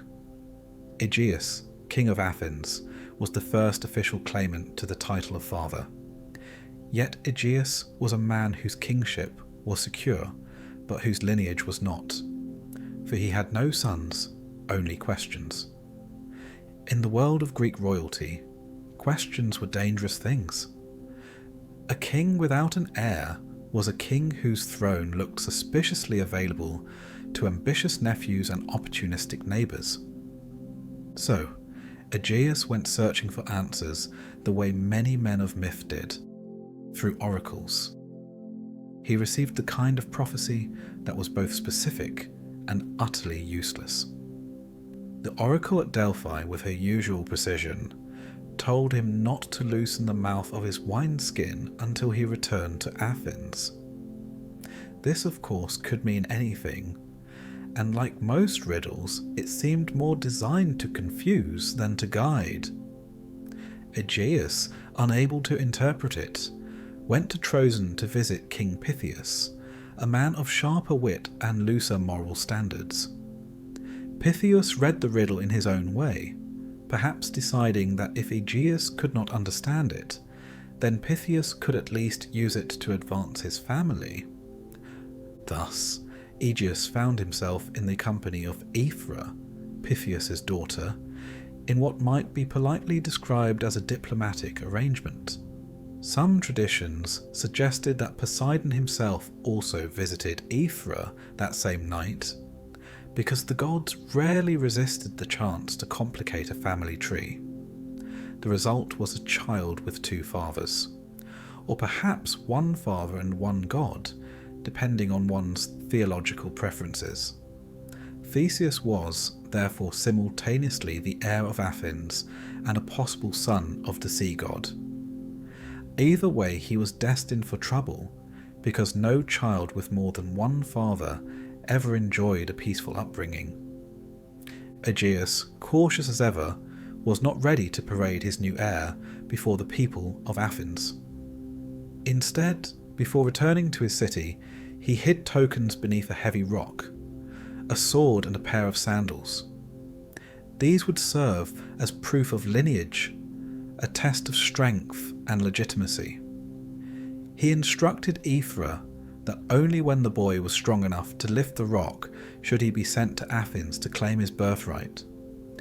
In the meantime, Theseus would grow up in Trojan, a quiet town far from the scheming courts of Athens, where a boy could develop his muscles without immediately being poisoned by jealous rivals. Thus, Theseus's childhood was spent in an environment more provincial than royal. He was not raised with the luxuries of a palace, but with the subtler gifts of obscurity. He learned to wrestle, to run, to ride, and to fight. For no Greek education was considered complete without the possibility of violence.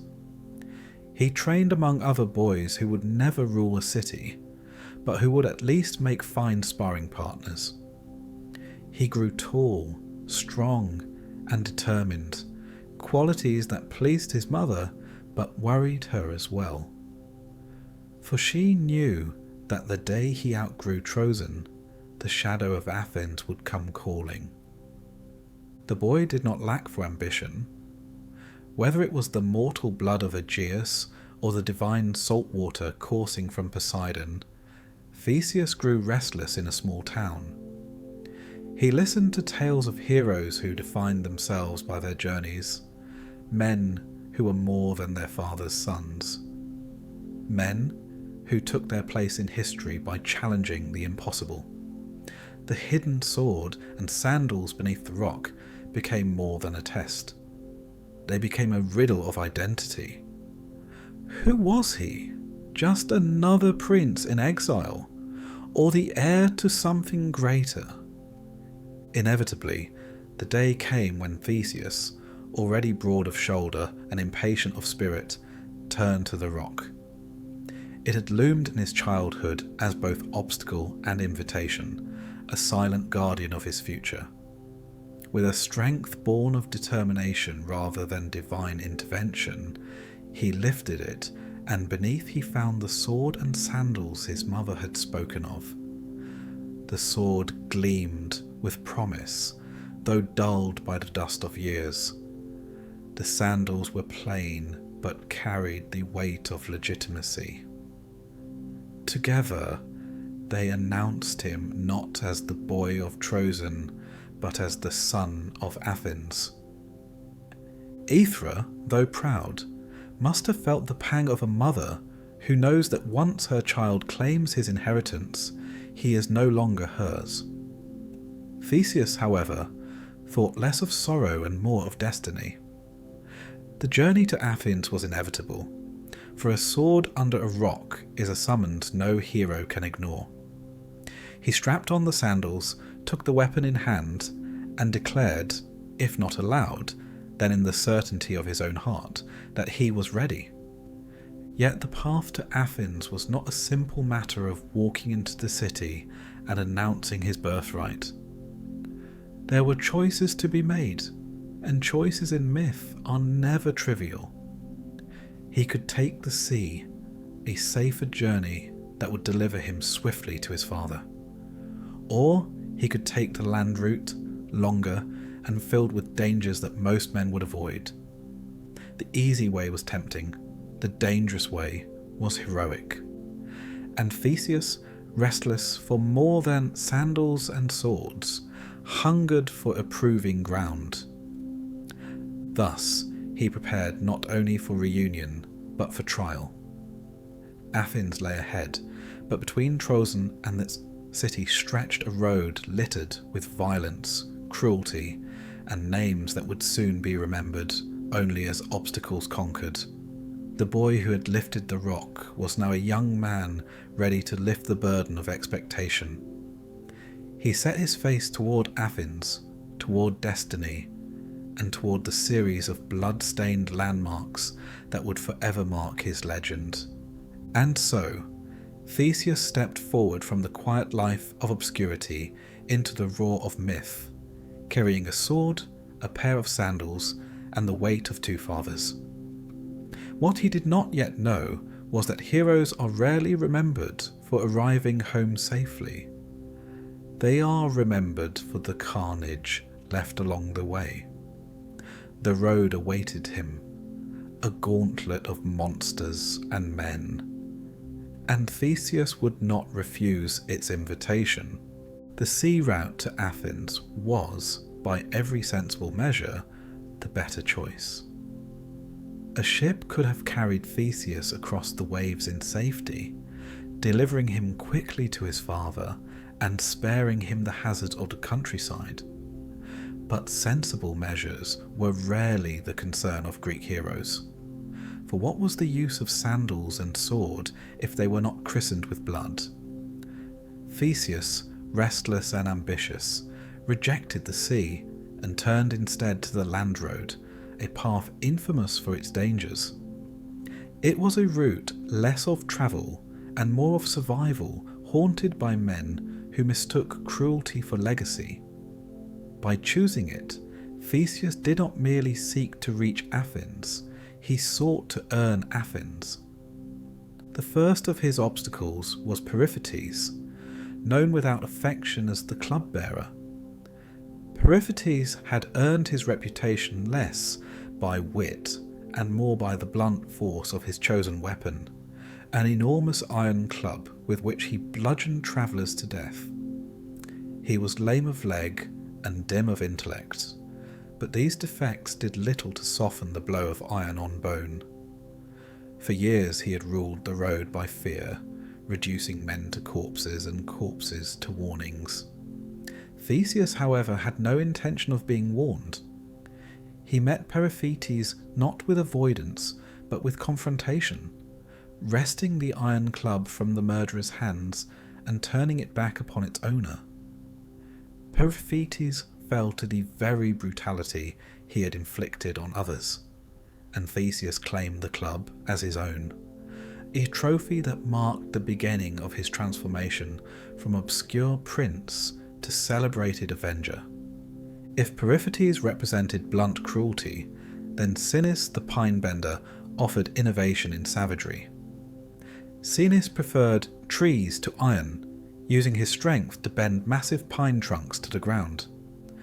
His victims were tied to these trees, which when released would snap back upright, tearing bodies apart with grisly efficiency. To encounter Sinis was to become less a human and more a problem in physics. Yet for all his strength, Sinis discovered that cruelty is a poor substitute for resilience. Theseus matched his method to his man, binding the brigand to his own pine trees and allowing them to deliver the justice they had so long been forced to serve. The death was as ironic as it was inevitable, and the road was cleansed of one more grotesque landmark. Further along lay the Crommyonian sow, a beast as much myth as flesh. The creature was no ordinary pig, but a monstrous animal said to be the offspring of Typhon and Echidna, as though the gods themselves had grown bored of snakes and lions and decided to experiment with livestock. The sow had terrorised the region around Crommyon, rooting through fields and lives alike, its tusks carving destruction. Theseus, unlike farmers who had fled in despair, met the beast head-on. The battle was more spectacle than contest, ending with the sow slain and the countryside relieved. In killing the beast, Theseus not only removed a terror, but also demonstrated that his heroism was not limited to human villains. Man or beast, he would meet them all with the same unyielding resolve. The next trial came in the form of Scyron, whose cruelty was layered with mockery. Scyron would sit by the narrow coastal pass, demanding that travellers wash his feet. It was a ritual of humiliation. For once, the weary stranger bent to the task. Scyron would kick them over the edge into the sea below, where a great turtle, or perhaps simply the sea itself, finished the execution. His hospitality was an elaborate insult, a parody of Greek customs turned into predation. Theseus, however, reversed the ritual. Rather than bending, he seized Scyron and flung him into the same waters he had claimed for so many victims. The turtle, patient and impartial, accepted the substitution, and the sea reclaimed the robber who had made it his accomplice. If Dion mocked hospitality, then Tertion mocked competition. He was a man of great strength and little mercy, a wrestler who challenged all travellers to contests that ended invariably in death.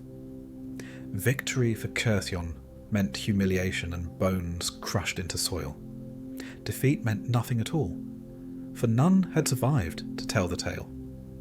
Theseus met him on the field, not merely with power, but with skill. He wrestled as one who understood that strength without mind is nothing but flailing. Using technique rather than brute force, he threw Cercion down and ended his reign of mockery. The ground that had been a graveyard became a stage for justice, and the people began to speak Theseus's name not in whispers but in admiration. Last among the road's horrors was Procrustes, a man whose hospitality was more terrifying than Sirens and more inventive than Cynices. He welcomed travellers to his home and offered them a bed for the night, but the bed was not designed for comfort. If a guest was shorter than the bed, Procrustes would stretch them to fit. If taller, he would cut them down to size. It was an innkeeper's parody of equality, a literal enforcement of conformity that left behind mutilated corpses. Theseus, with the calm logic of myth, subjected Procrustes to his own device. The bed received its master, and at last its grotesque standard was satisfied. By the time Theseus had walked the length of that cursed road, it was no longer cursed. Each death was not merely an act of violence, but an act of purification. Where once the land had been dominated by cruelty, it was now cleared by justice, or at least the hero's version of it. The road to Athens, once infamous, had been transformed into a monument to Theseus's strength. Word travelled quickly in Greece, faster even than the young hero's sandals could carry him. Farmers spoke of fields safe again from beasts, merchants spoke of roads open once more to trade, and ordinary travellers told of a prince who had made himself a hero not by birthright but by bloodshed. Athens, a city forever hungry for stories of deliverance, was already preparing to welcome him, though they did not yet know him as son and heir, and Theseus, walking steadily forward, did not slow. For the cleansing of the road was not the end of his journey, but only the prelude. He had carved his identity in the bodies of brigands, but in Athens awaited politics, poisons, and plots of a subtler kind. To be a hero on the road was one thing, to be a prince in a city was quite another. Theseus, however, carried with him more than a sword and sandals now. He carried a reputation sharpened on the spine of cruelty, and a certainty that he was destined for more than mere arrival. Athens was not the end of Theseus's journey, but it was the place where his trials shifted shape. The land road had been a gauntlet of violence, where cruelty was obvious and justice was measured in corpses. The city, however, was a more treacherous labyrinth, one constructed not of stone, but of ambition. If the countryside had been littered with monsters, Athens was cluttered with schemers. When Theseus first arrived, he was not recognized. To the citizens of Athens, he was simply another traveller, dusty from the road, carrying a sword that might have been stolen and a confidence that might have been arrogance. He had no herald to announce him, no retinue to lend him the dignity of lineage. Athens had seen men claim many things, and without proof, Theseus was only a stranger with strong shoulders and sharper intentions. At the heart of the city sat Agronauts, the king who had left tokens beneath a rock long ago, perhaps half forgetting the promise they represented. Age had wearied him, though not so much that he could not be swayed by clever counsel, and beside him, offering exactly that, was Medea. She had fled Corinth after the calamity with Jason, and Athens had become her refuge. To Agronauts, she was both companion and advisor. To the Athenians, she was a foreign witch, powerful and dangerous, tolerated only because the king permitted it. Medea, however, was not inclined to tolerate rivals. She had with her a young son by Agronauts, and in him she saw the path to her permanence. A child of hers upon the throne would secure her position, binding her fate to the city's future. But when Theseus appeared, carrying himself with the ease of one who believed he belonged, Medea's instincts sharpened. She understood what others did not, that this stranger was no mere traveller. He was a threat. If he were indeed the son of Agronauts, then her own child's inheritance would vanish as surely as smoke in wind. Her response was as swift as it was ruthless. She counselled Agronauts against the newcomer, whispering of dangers hidden beneath appearances. She reminded him of the countless pretenders who sought to flatter kings or to claim thrones with forged stories. Agronauts, weary of uncertainty, listened, and so Medea began to weave a plot that would eliminate the problem before it grew too obvious. A banquet was arranged, one of the many feasts through which Greek kings confirmed hospitality and occasionally eliminated guests. Theseus was invited not with honour, but with suspicion, and there Medea prepared to end him.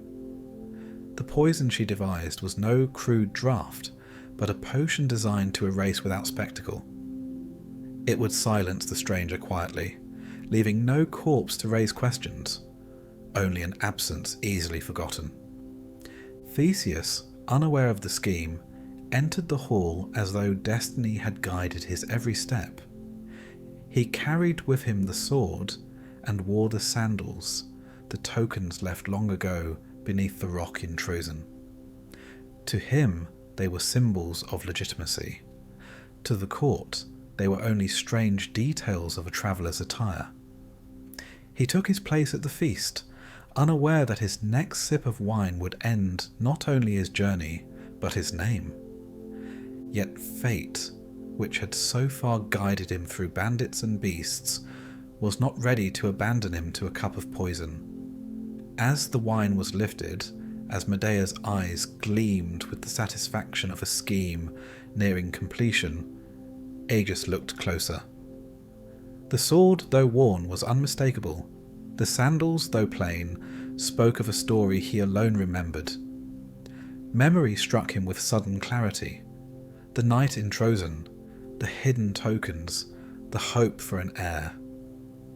In that moment, recognition outpaced suspicion. The cup was dashed aside, the poison spilling harmlessly to the ground, and the hall erupted in confusion. Aegeus claimed Theseus as his son, his heir, the Prince of Athens. Medea, caught in her own plot, had no recourse but flight. She gathered her child and vanished from the city, departing with the same swiftness that had marked her arrival. For Athens, her exile was both relief and necessity. For Theseus, it was the removal of his first political rival. No blood was shed this time, but the victory was no less decisive. The city, ever eager for spectacle, quickly embraced the new heir. Word of his deeds on the road had preceded him, tales of bandits slain and monsters defeated. The Athenians, who valued freedom from oppression as much as they admired strength, welcomed the man who had cleansed the highways. To them, he was not simply a son of Aegeus, but a liberator, a hero whose violence had been exercised not for personal gain, but for the safety of others. His popularity grew swiftly, outpacing the caution of courtiers and cementing his place as more than a newcomer. For Aegeus, Theseus was the answer to years of uncertainty. At last, he had an heir, a son who combined the legitimacy of blood with the acclaim of the people. For the Athenians, he was a promise of protection, a prince who had already proven himself before claiming authority. And for Theseus himself, it was a vindication. The sword and sandals had done their work, but it was his deeds that made him worthy of recognition. Yet the crown of Athens was no simple inheritance. To wear it was to inherit not only power, but burdens. Among them the city's submission to Crete and the grim tribute that came with it. Even as Theseus stood victorious in the hall of his father, the shadow of the Minotaur already stretched across the city, promising a trial greater than poisoned wine or scheming witches. For heroes, recognition was never the conclusion. It was only the beginning of expectation. Athens was a proud city, but pride often masks humiliation. Beneath the glory of temples and the chatter of marketplaces, a shadow hung over its people, cast not by gods but by another mortal king, Minos of Crete. Years earlier, Athens had found itself at the losing end of conflict with Crete, and as punishment it was forced into a peculiar and cruel form of tribute. Every 9 years, 7 young men and 7 young women were sent across the sea, not to serve in courts or fields, but to disappear into the labyrinth of Crete. None ever returned, for within that twisting maze dwelled a creature that should not have existed, the Minotaur, half man and half bull, born of divine insult and human folly. The story of the Minotaur was whispered as though recounting a nightmare. Pasiphae, wife of Minos, had been compelled by Poseidon to fall in love with a bull, the kind of divine retribution that blurred the line between punishment and grotesque comedy. From this unnatural union came the Minotaur, a being whose appetite was as monstrous as his form. Unable to kill the creature, yet unwilling to parade his shame, Minos ordered the master craftsman Daedalus to construct a prison worthy of legend.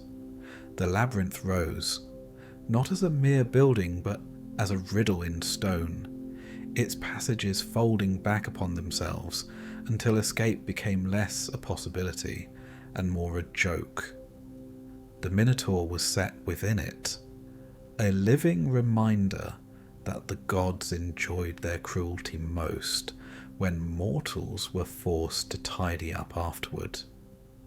For Athens, the tribute was both humiliation and horror. Every 9 years, families wept as their children were chosen, their fates sealed before they even stepped on the ship. It was less a political tax and more a ritualized bleeding, draining both pride and future from the city. When the time came again during the reign of Aegeus, Athens braced itself for grief. But in the midst of despair, Theseus stepped forward. He did not volunteer with quiet nobility. He proclaimed it as though destiny demanded no less. To him, the tribute was not a tragedy to endure, but an opportunity to erase Athens' shame. Where others saw a labyrinth from which no one returned, Theseus saw a challenge designed for him alone. The journey across the sea carried not only the sacrificial youths, but also the weight of Athens' hopes. Theseus stood among them, sword in hand, his presence both a comfort and a reminder of the peril they faced. Crete awaited, its island shores crowned with palaces, its king eager to display the submission of Athens before his court. Minos, who had long since grown accustomed to the ritual, saw nothing unusual in this new batch of tribute. To him, they were meat for the maze. But to Ariadne, daughter of Minos, one figure stood apart. Theseus was no trembling victim. He was a man who walked into death as though it was simply another obstacle along the road from Trojan.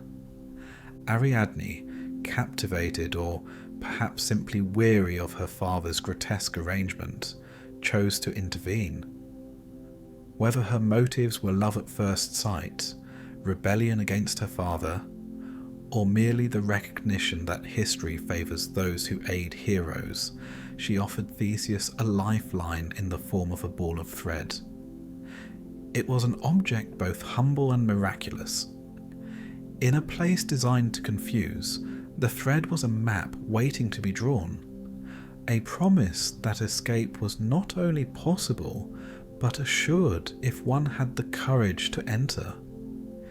Heroes may carry swords, but often it is string that saves them. The descent into the labyrinth was less a march than a surrender. Stone walls rose high, twisting in endless patterns, silence broken only by the distant echoes of something that was neither man nor beast. Theseus, however, advanced with the calm certainty of one who had faced horrors before. The thread unwound behind him, a fragile tether to life, while ahead waited the monster whose existence had demanded years of sacrifice. When the Minotaur finally appeared, it was not with subtlety. The creature was the very embodiment of contradiction, the muscular body of a man crowned by the horned head of a bull, eyes glaring with an intelligence twisted into hunger. It charged with fury born of confinement, but Theseus met it not as a victim, but as an executioner. The battle was brutal, a contest of strength and will, but the outcome was never in doubt. Theseus fought as one whose victory had already been written, and with his sword he struck the fatal blow. The Minotaur fell, its monstrous bulk crumpling into the dust of the maze, and with it ended the nightmare that had haunted Athens for generations. Following the thread, Theseus and the surviving youths emerged from the labyrinth. To the Athenians, it would be told as deliverance. To the Cretans, it was betrayal. For Ariadne, it was a beginning, for she fled with Theseus as he departed Crete, leaving behind her father's wrath for the promise of a new life. The escape across the sea seemed to carry not only people, but entire histories, as though Athens itself had been reborn. Yet heroes rarely leave their tales unblemished. On the island of Naxos, Ariadne's journey came to an abrupt and cruel conclusion.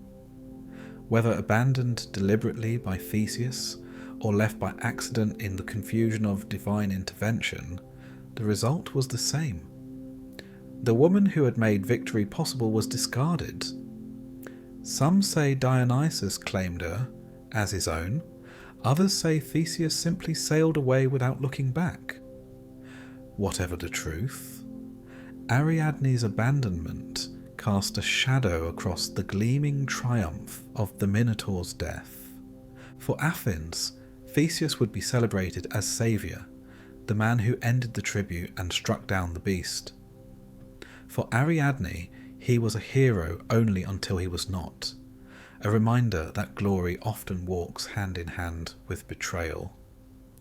The thread that had saved Theseus in the labyrinth did not extend to loyalty upon the open sea. The moral ambiguity of heroism lay bare in this act. Theseus had slain a monster, freed his city, and carved his name into legend. Yet he had also left behind the woman who had made it possible. Heroism, as the Athenians would come to understand, was rarely clean. It was a pattern of triumphs stained by choices, victories shadowed by regrets. And so Theseus sailed on, the black sails of his ship dark against the horizon, carrying home not only survivors but the complicated legacy of a man who could defeat monsters yet falter against the demands of gratitude. The Minotaur was dead, but the tale of Theseus was far from over, for Athens awaited, and with it a final act of tragedy that no sword could prevent. The return from Crete should have been triumph. Theseus had slain the Minotaur, ended the tribute, and carried the hopes of Athens upon his ship. But even heroes, for all their victories, are undone not only by monsters or enemies, but by lapses in memory. The ship that bore Theseus back to Athens had departed with black sails, symbols of mourning for a voyage expected to end in death. Aegeus, waiting on the cliffs of his city, had agreed with his son upon a simple signal. If Theseus lived, the sails would be changed to white. But in the swirl of events, the escape, the loss of Ariadne, the celebration of victory, Theseus neglected the promise. The sails remained black. When Aegeus looked out to sea and saw the dark ship approaching, despair swallowed him. Believing his son dead, he cast himself into the waves below. The waters claimed him, and ever after bore his name, the Aegean Sea. Theseus returned to find his triumph stained by tragedy. He had freed Athens from its tribute, yet in doing so had unwittingly killed the father who had awaited him so long. The throne passed to him not as reward, but as consequence. He became king, not by succession neatly arranged, but through the vacuum left by despair. As king, Theseus sought to unify the fractured city-state. Athens was not one city, but a collection of villages, tribes and factions, each clinging to its independence, albeit through what came to be called the Sinuousism. He bound them together under one government, creating a single political body from scattered fragments.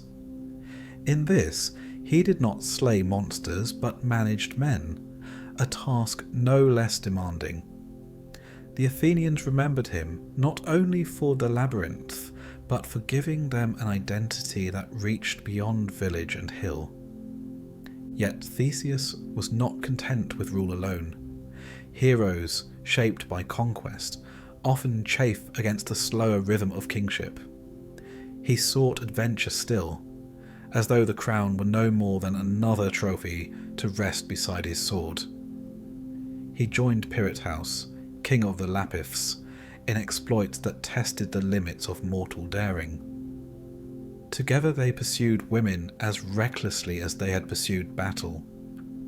Helen of Sparta, not yet the fated cause of Troy's downfall, was abducted in her youth by Theseus and Perseus, hidden away until her brothers, the Dioscuri, forced her release.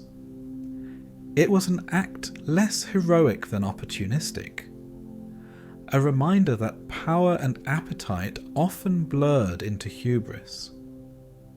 The most audacious of their ventures was a descent into the underworld itself. Seeking to claim Persephone as Perseus' bride, they entered the realm of Hades, a folly of arrogance that only myth could excuse. There they were trapped, seated upon the chair of forgetfulness, bound by the will of the dead. Theseus remained imprisoned until Heracles, descending on his own labour, freed him. Perseus, however, was left behind, a casualty of ambition too great even for rescue. Each of Theseus's adventures, once celebrated, began to draw criticism. The Athenians, who had adored the hero who cleansed their roads and freed them from Crete, now saw in their king a man distracted by personal quests, inattentive to the steady needs of governance. His charisma, once the source of unity, grew tarnished as age tempered vigour with inconsistency. The people who had once cheered him began to murmur. Heroism is easily admired from a distance, but less easily endured when it leaves the city neglected. In time, the murmurs grew into rejection. Theseus, once the prince who arrived unrecognised and became a symbol of salvation, now found himself unwelcome in the city he had unified. Exile replaced rule. He departed Athens not as a conqueror, but as an outcast, a king without a throne. His wanderings led him to the island of Skyros, where fate, as ever, waited without sympathy. There, under the guise of hospitality, King Lycomedes betrayed him, casting him from a cliff. Whether it was envy, politics, or fear that motivated the act, the result was the same. The great hero of Athens, the slayer of the Minotaur, perished not in battle but by treachery, his body broken upon the rocks. Theseus's death was not marked by triumph or procession. It was quiet, almost ignoble, a stark contrast to the grandeur of his youth. Yet memory has a way of reshaping endings. Athens, which had exiled him, later reclaimed his story. His bones were brought back to the city, interred with honours as though to erase the bitterness of his last years. Legends elevated him once more, presenting him as both founder and protector. A figure of myth as much as history, the legacy of Theseus is one of contradiction. He was the youth who lifted the stone and claimed the tokens of his birth, the hero who cleansed the roads of brigands, the saviour who slew the Minotaur. He was also the king who forgot the sails that doomed his father, the man who abandoned Ariadne, the ruler whose later choices eroded the love of his people. He unified Athens, yet died in exile. He embodied both the heights of heroism and the pitfalls of pride. To remember Theseus is to remember that heroes are not carved from perfection, but from the same flawed stone as all mortals. Their deeds shape cities and stories, but their faults remind us that greatness is never without cost. Athens, in honouring him, did not erase his failures, but absorbed them, making him a mirror of its own nature. Ambitious, courageous, brilliant, and tragically human. And so Theseus remains, not only in tales of monsters slain and cities united, but in the uneasy truth that even heroes cannot escape the weight of their own choices. His story ends not with victory, but with ambiguity, a reminder that to be remembered at all is itself a kind of immortality, however complicated.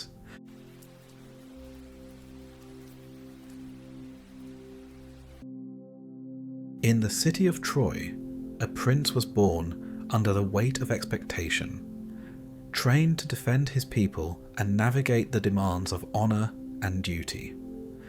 Surrounded by family and facing the inevitability of war, he became a figure of courage, wisdom, and resolve.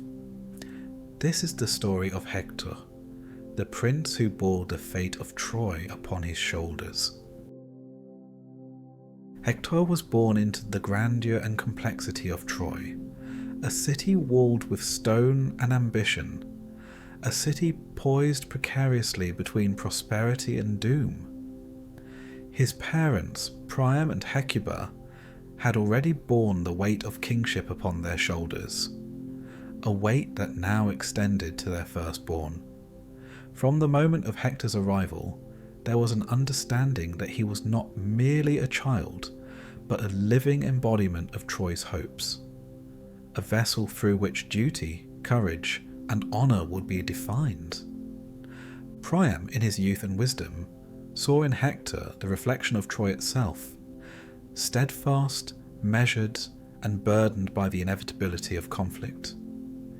Hecuba, whose intuition often skirted the borders of prophecy, felt an uneasy prescience at the child's birth, a sense that Hector's life would be both luminous and perilous, a flame fated to burn brightly yet consumed too soon. From infancy, Hector was encircled by expectation, and the household of Priam hummed with the quiet insistence that he must grow into his role. The early years of Hector's life were marked by ritual and education, not the frivolities that other children of lesser consequence might enjoy. He learned first the history of Troy, the lineage of kings, the deeds of ancestors whose valour or folly had carved the city's present. He memorised the names of generals, the battles that had shaped the borders of Troy, and the treaties whose fragile ink held alliances together.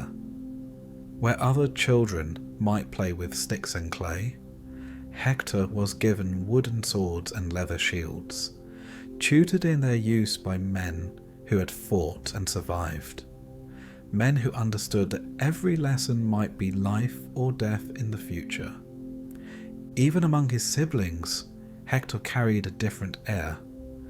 Paris, the younger brother, who would later become infamous for choices that would shake Troy to its foundations, exuded a carefree charm, a beauty that drew attention without effort. Hector, in contrast, was solemn, contemplative, and precise. Where Paris laughed at games and flirtations, Hector's laughter was restrained, measured, often appearing only after observation and reflection. Their mother Hecuba saw in Hector the embodiment of prudence and foresight, qualities that Paris, for all his allure, rarely displayed. Priam too recognised that Hector's strength lay not only in muscle and skill, but in judgment, a capacity for leadership that would distinguish him in the years to come. As Hector grew, he was immersed in the duality of his world, the domestic warmth of family and the cold, disciplined reality of preparation. Priam would observe him in the courtyard, guiding his hand as he learned to hold a spear, teaching him the posture and rhythm of combat, the way to anticipate force without yielding to fear.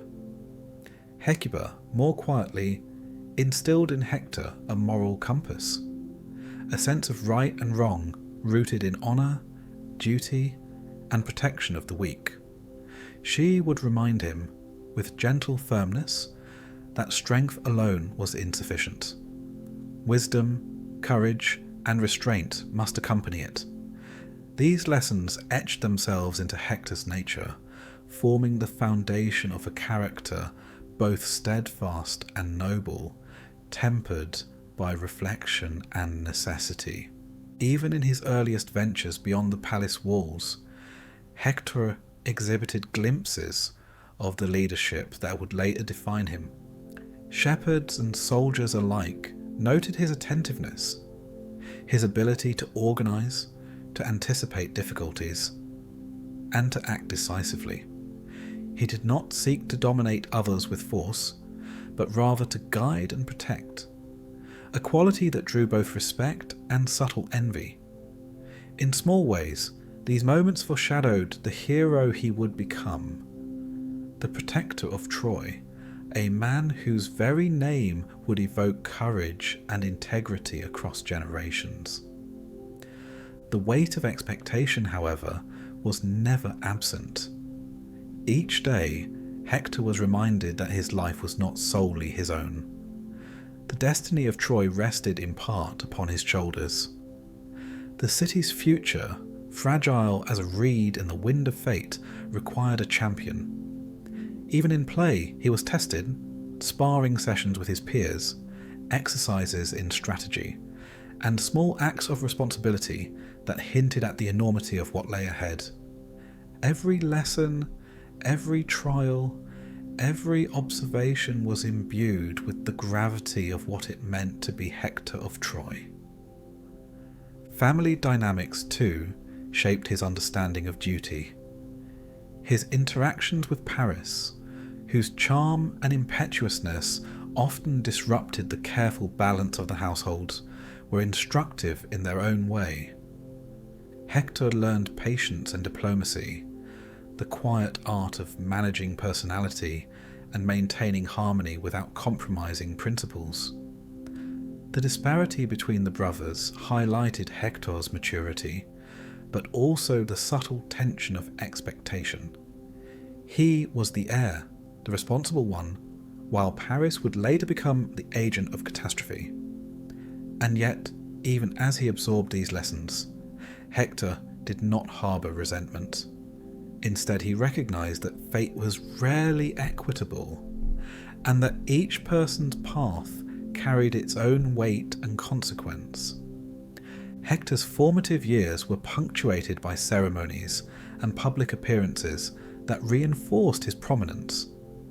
He observed, even in youth, the ceremonies of kingship, sacrifices to the gods, council with elders, and the rituals of celebration and mourning alike.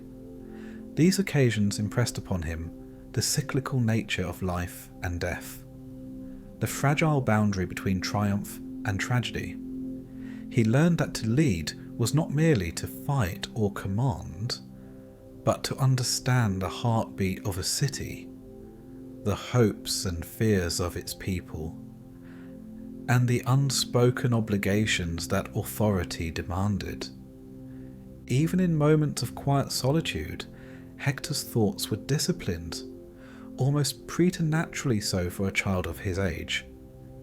He pondered justice, loyalty, and the permanence of honour. He watched the horizon beyond Troy's walls with the sense that the world was both vast and perilous, that every choice carried consequences beyond personal concern. Though young, he carried the weight of foresight, the recognition that the years ahead would demand courage beyond what most could endure. In this early cultivation of character, the seeds of legend were planted, though none could yet foresee the fullness of their bloom, or the tragedy they would entail. Hector's childhood was thus a delicate balancing act between familial love and the inexorable pull of duty. He experienced tenderness and guidance, affection and instruction, while the ever-present shadow of responsibility followed him like a second skin. Troy, in its splendour and vulnerability, demanded more than mere obedience or skill. It demanded a hero who could embody its ideals without succumbing to fear. And in Hector, Priam and Hecuba recognized the fulfillment of that ideal. A son both capable and conscious of the burdens he bore. A child whose destiny was intertwined with the fate of an entire city. Even as he matured, the inevitability of conflict seemed embedded in the rhythm of his life. Every lesson, every display of courage, every quiet act of reflection nudged him closer to the path that would define his legacy. He was, from the first moments of awareness, a prince of Troy not by chance, but by design. And the trajectory of his life seemed inscribed upon the walls of fate. And though he could not yet grasp the full scope of what lay ahead, the wars, the confrontations, the sacrifices, Hector carried within him the essence of a leader who would rise to meet history, even as history awaited him with unyielding anticipation. As Hector grew, so too did the expectations that clung to him like armour. The city of Troy did not merely wait for him to reach maturity. It demanded the presence of a defender already tempered in thought and action. Training was no longer a child's exercise, but a careful, deliberate cultivation of body, mind, and spirit. Each morning, Hector rose before the sun, not from duty alone, but from the knowledge that his preparation was the shield upon which Troy's people would someday rely. Under the tutelage of seasoned warriors, Hector learned the discipline of warfare. He mastered the art of the spear, the rhythm of the sword, the careful placement of shield and foot, the subtleties of footwork that turned defense into opportunity. But physical skill alone was insufficient. Hector was taught strategy, the choreography of armies, the anticipation of an enemy's movements as though they were written in the wind, maps of battlefields, the study of formations, the lessons of past generals, all were etched into his understanding. Where other youths might dream only of victory or glory, Hector dwelled on consequence. The lives of men, the endurance of walls, the delicate balance between triumph and ruin. It was during these years that the contrast with his younger brother Paris became most pronounced. Paris moved through the world as though the laws of duty did not apply to him, guided instead by whimsy and desire. Beauty and charm seemed innate, effortless, as though the fates themselves had conspired to spare him toil. While Hector laboured under sun and sweat, Paris wandered the gardens, courted attention, and sought indulgences that, to Hector, appeared trivial and perilous. The disparity was not lost on him. He understood, with a clarity born of foresight, that each choice shaped destiny, and Paris's choices were beginning to ripple outward, unnoticed by those who would suffer for them. The abduction of Helen was the first unmistakable fracture in the fragile veneer of Troy's security. The act, carried out with a careless audacity, ignited a war Hector had long anticipated in theory, but had not yet encountered in practice. For Hector, the event was less a source of moral outrage than a crystallization of inevitability. Troy, a city of walls and gods, could not remain untouched by the passions of mortals. The very bloodline of its rulers had set in motion the conditions for conflict. And yet, as Hector assumed responsibility for the consequences, he recognized that the war was not Paris's alone, but a burden for which he must act as guardian. Hector's training intensified. What had begun as physical discipline now extended into the management of troops, the council of elders, and the assessment of morale. He studied not only the mechanics of battle, but the psychology of fear, courage, and loyalty. He learned to read hesitation in the ranks, to measure panic in a glance, and to anticipate the point at which a soldier's resolve would crack. These were lessons that no victory could teach, lessons that revealed the true cost of command, the knowledge that every misjudgment, every delay, every hesitation might cascade into devastation. Yet, even as he immersed himself in preparation, Hector carried the quiet weight of reflection. He contemplated honour, not as a pursuit of personal renown, but as the currency by which societies endured and civilizations persisted. Heroism, he observed, was rarely measured in grand gestures alone. It was defined in the consistency of action, the restraint of impulse, the choice to place duty above desire. These truths became the lodestone of his character, shaping decisions that would later distinguish him as a prince whose courage was inseparable from wisdom. Hector's interactions with Paris during these years were complex and often fraught. He did not merely observe his brother's indulgence, he calculated its ramifications. He foresaw the scorn of allies, the anger of enemies, and the strategic vulnerability that Paris's actions introduced. And yet, Hector's response was measured. He did not act out of envy or frustration, but from a disciplined sense of necessity. Where Paris acted impulsively, Hector planned. Where Paris sought pleasure, Hector sought survival. Where Paris risked destruction, Hector sought defense. It was a duality that would haunt the family, a tension between desire and duty that foreshadowed the trials to come. Even in moments of respite, Hector's mind remained aligned with the imperatives of his station. He observed the city, noting weak points in walls and gates, imagining scenarios in which Troy's defences might falter. He studied the behaviour of soldiers, the morale of citizens, and the disposition of allies. His awareness extended to the gods themselves, whose favour was capricious and whose interventions could elevate the smallest decision to monumental consequence. Hector understood that leadership was not merely the exercise of strength, it was the anticipation of uncertainty, the management of chaos, and the endurance of responsibility under the scrutiny of both mortals and immortals. The weight of expectation pressed upon Hector at all hours.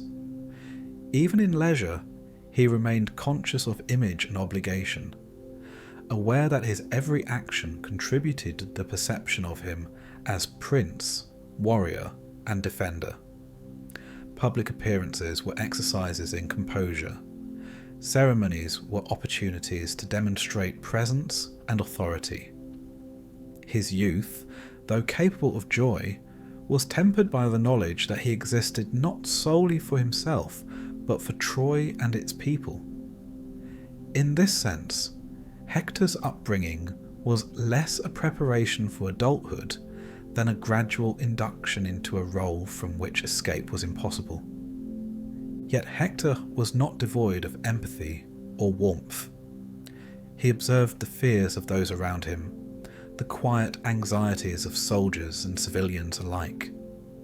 He recognized the burden that his station imposed not only upon himself, but upon all who relied on him.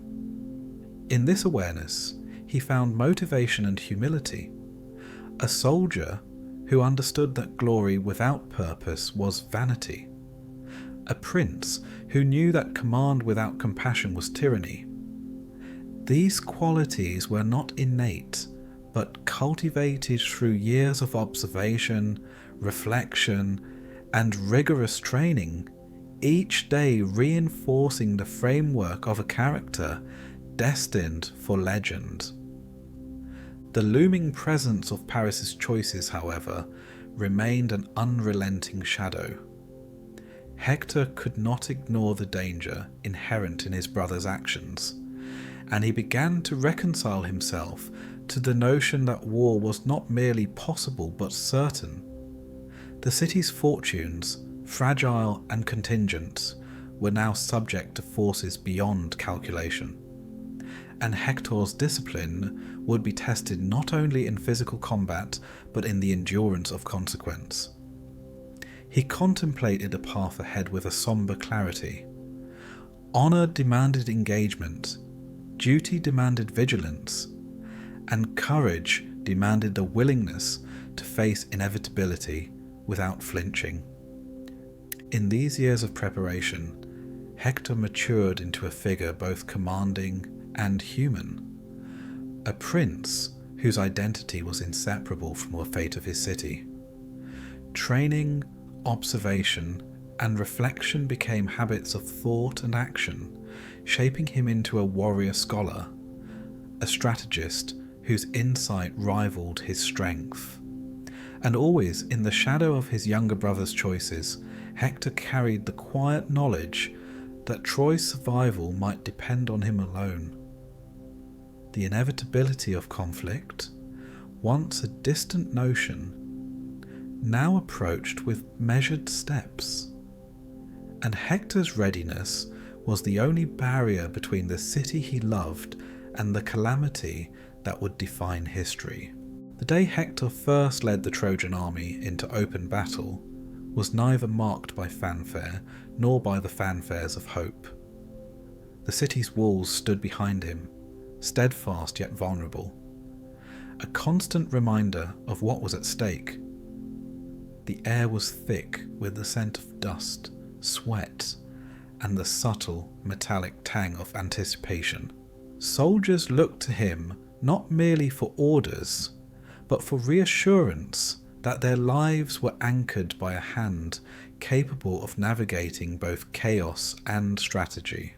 Hector felt the familiar weight on his shoulders, heavier than any armour, more enduring than any weapon, the duty to defend Troy at all costs. His movements on the battlefield were measured, precise, yet fluid. Hector had trained for years in the use of spear and shield, in the execution of formations and the timing of manoeuvres, but theory alone could not prepare him for the thrumming pulse of combat. Each clash of bronze against bronze was a conversation of survival, each cry of a fallen soldier an echo of responsibility. He directed his men with clarity, issuing commands that were concise yet full of authority. In the midst of chaos, his presence was a focal point, a stabilizing force. Trojans rallied where he appeared, and hesitation dissolved in the wake of his example. Hector's reputation grew not through boast or proclamation, but through observation and consequence. He moved among the ranks, defending those who faltered, reinforcing positions that wavered, and seizing opportunities that emerged in the flux of battle. Courage, he understood, was not merely to face the enemy, but to confront fear without distraction, to maintain focus when destruction encroached upon every flank. Soldiers whispered his name with respect. Even enemies noted his composure and skill, grudgingly admiring the precision of his strikes and the foresight of his tactics. In every encounter, Hector embodied the paradox of war. Heroism intertwined with the inevitability of loss. Yet the battlefield was a crucible not only of skill, but of psyche. Hector witnessed death with frequency and intimacy that few could comprehend. Each life lost was a weight upon his conscience, a ripple through the carefully maintained structure of morale and order. The cries of the wounded, the silence of those who would never rise again, etched themselves into his memory. He understood that to lead was to bear the grief of others as if it were his own, that every victory was incomplete, shadowed by the absence of the fallen. In these moments, the heroic veneer of the warrior was tempered by the sombre reality of consequence. Hector's skill extended beyond individual combat into the orchestration of strategy. He anticipated Greek movements, studied their formations, and adjusted his tactics accordingly.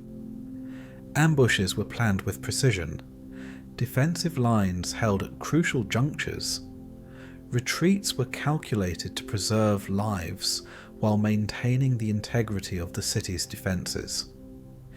Even in the presence of superior forces, Hector's insight allowed Troy to withstand assaults that might have otherwise shattered morale.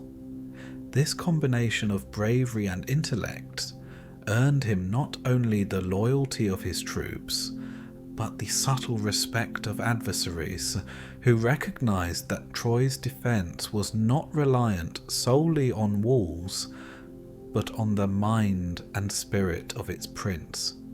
Indirect encounters with Greek heroes added a layer of tension that never fully abated.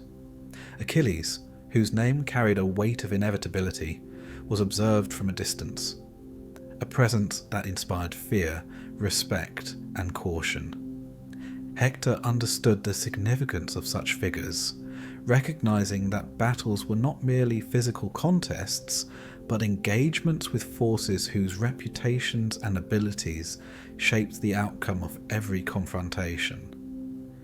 He did not underestimate them, nor did he allow their mythic status to cloud his judgment. Instead, he used their presence to refine his strategies, to teach patience and adaptability, and to prepare for the eventual moment when confrontation could no longer be avoided. Even as victories were achieved, Hector felt the persistent toll of responsibility. Nights brought little respite. He walked the perimeter of Troy, inspecting walls, speaking with sentinels, and contemplating the vulnerabilities revealed in the day's engagements. Dreams were haunted by the faces of those lost, by scenarios in which a single miscalculation could unravel the fragile stability of the city. The weight of command was unrelenting, a companion more constant than any sword or shield. Yet Hector endured, not from ambition or desire for fame, but from an unwavering sense of obligation to the people who looked to him as their protector. The glory he earned was inseparable from sacrifice. He recognized that heroism came at a cost, not only in the lives of others, but in the erosion of personal peace. Even when the Trojans celebrated a successful defense or repelled an assault, Hector's satisfaction was muted by awareness of the broader implications. War was unending, and every gain was temporary, every victory shadowed by anticipation of the next confrontation. In this duality, honour and burden, acclaim and grief, Hector's character was forged, a reflection of a man whose strength was measured not by triumphs alone, but by endurance in the face of relentless trials. The psychological pressure was magnified by the proximity of family and city alike. Hector knew that his parents watched from the palace walls, that citizens placed trust in him that he could scarcely claim to fully carry, that his brother's choices had set forces in motion beyond immediate control. The tension of expectation never fully eased. It remained a constant hum beneath the clangor of battle. Yet in this crucible, Hector's essence solidified. Courage tempered by reflection. Leadership informed by wisdom. Heroism defined not by the absence of fear, but by the management of it. As the campaigns continued, Hector's name became synonymous with the defence of Troy.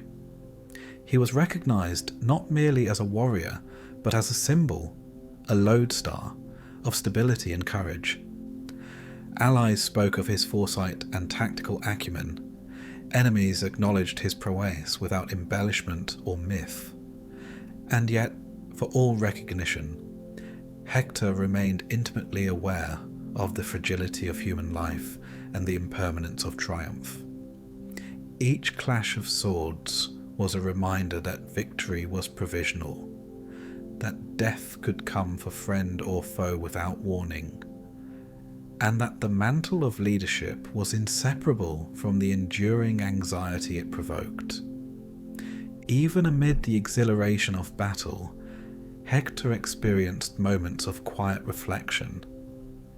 He considered the nature of war, the arbitrary cruelty of fate, and the responsibilities of those chosen to bear the burdens of others.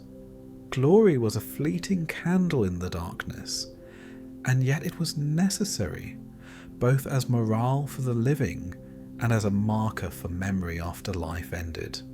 Hector internalized these truths, allowing them to guide decisions, to temper anger, and to inform strategies that would preserve as many lives as possible while defending the city that had given him both purpose and identity. Hector's rise as Troy's greatest defender was not a sudden transformation, but a gradual accumulation of experience, observation, and reflection. He had become a man for whom courage was inseparable from responsibility, and skill inseparable from the comprehension of consequence. Even as the war raged on, the shadow of inevitability loomed. The knowledge that challenges would grow, that heroes and adversaries would emerge whose names would echo through memory, and that the ultimate cost of leadership could never be measured solely in victories or defeat. Hector endured as a prince, a warrior, and a symbol navigating the brutal and unrelenting demands of war with a balance of heroism and somber understanding. Amid the clangor of war and the unyielding demands of command, Hector sought moments of sanctuary in the fragile space of family. Troy's walls provided defense against enemies, but they could not shield him from the quiet truths that haunted every soldier and leader alike: the inevitability of mortality, the permanence of loss, and the fleeting nature of joy. In the presence of Andromache, his wife, and Astyanax, his son, Hector encountered a life less governed by duty and more by love, though even that love was shadowed by the awareness that it could not withstand the full measure of fate. These moments were delicate and rare, yet profoundly grounding. Hector would watch Andromache attend to the child, noting the small gestures that revealed tenderness, patience, and resilience. Astyanax, too young to comprehend the weight his father bore, clutched at his father's cloak with the innocent certainty of familial trust. Hector recognized in the child a reflection of Troy's continuity, the fragile promise of a future beyond the present war. And yet, the very sight of life so unguarded brought with it an acute awareness of vulnerability, the knowledge that any day, any battle could shatter these moments, leaving grief to occupy spaces once filled with warmth. In private reflection, Hector wrestled with the tension between personal desire and public responsibility. He longed for a life unencumbered by the expectations of kingship and heroism, for the quiet pleasure of watching his son grow without the omnipresent threat of death and the violence of enemies. And yet, that longing was inseparable from guilt. The knowledge that to forsake duty was to betray not only Troy, but the very principles he had been raised to uphold. The duality of his existence, the warrior and the family man, was never fully reconciled. Every tender glance, every touch of a small hand was accompanied by the awareness that time, circumstance, and destiny might render these joys ephemeral. Hector's contemplation of mortality was intertwined with reflections on legacy. He understood, as few could, the fragile permanence of memory and renown. Troy's survival depended not solely on its walls or warriors, but on the resonance of deeds across time. To lead was to act in such a way that courage, wisdom, and sacrifice were preserved in collective consciousness, that the essence of Troy's spirit endured even in the face of individual death. And yet, legacy was a fragile reward, offering little solace for the fear, fatigue, and grief that accompanied each confrontation, each battle, each loss. Hector's recognition of this truth lent a somber weight to his achievements. Heroism was meaningful, yet it carried the inexorable shadow of impermanence. Omens and prophecies were never far from Hector's mind, whispered reminders that human effort was subject to forces beyond comprehension. Dreams unsettled him, visions of Troy burning, of walls collapsing, of his own fall at the hands of a merciless enemy. Priests and soothsayers offered counsel in careful words, each interpreted sign a mixture of warning and inevitability. Hector did not dismiss these portents, nor did he allow them to dictate every action. Instead, he integrated them into his strategy, balancing pragmatism with acceptance, action with reflection. The awareness of fate's presence was constant, shaping his choices even as he sought to influence outcomes through skill, courage, and leadership. Achilles, the Greek hero whose reputation eclipsed even the greatest of Troy's defenders, loomed perpetually in Hector's consciousness. Though direct encounters had been limited, every mention of Achilles' name carried a charge of foreboding. Hector contemplated the skill, ferocity, and relentlessness of such an opponent, recognizing that the path of duty would likely bring them into unavoidable confrontation. The awareness was not merely professional, it was profoundly personal. Hector anticipated fear, tension, and the psychological strain that knowledge imposed. Yet he neither flinched nor evaded the inevitability of meeting a force that could so easily undo everything he had built and defended. Even in moments of repose, the city's expectations and demands of fate intruded. Walls, gates, and soldiers' readiness occupied his thoughts. He imagined strategies, rehearsed responses, and considered the vulnerabilities of both enemy and ally. Andromache's presence softened the edges of these calculations, allowing him temporary reprieve, yet even intimacy was permeated by forethought. He could not fully abandon vigilance, could not relinquish awareness that the safety of those he loved and of the city itself depended on the continued precision of his mind and action. The tension between vigilance and tenderness defined Hector's interior life, a constant negotiation between humanity and heroism. Hector's contemplation of family and mortality revealed the depth of his humanity. He experienced fear not as weakness, but as awareness of consequence, the fragility of life, the certainty of suffering, and the profound responsibility that accompanied leadership. He understood that courage was not the absence of fear, but the choice to act despite it.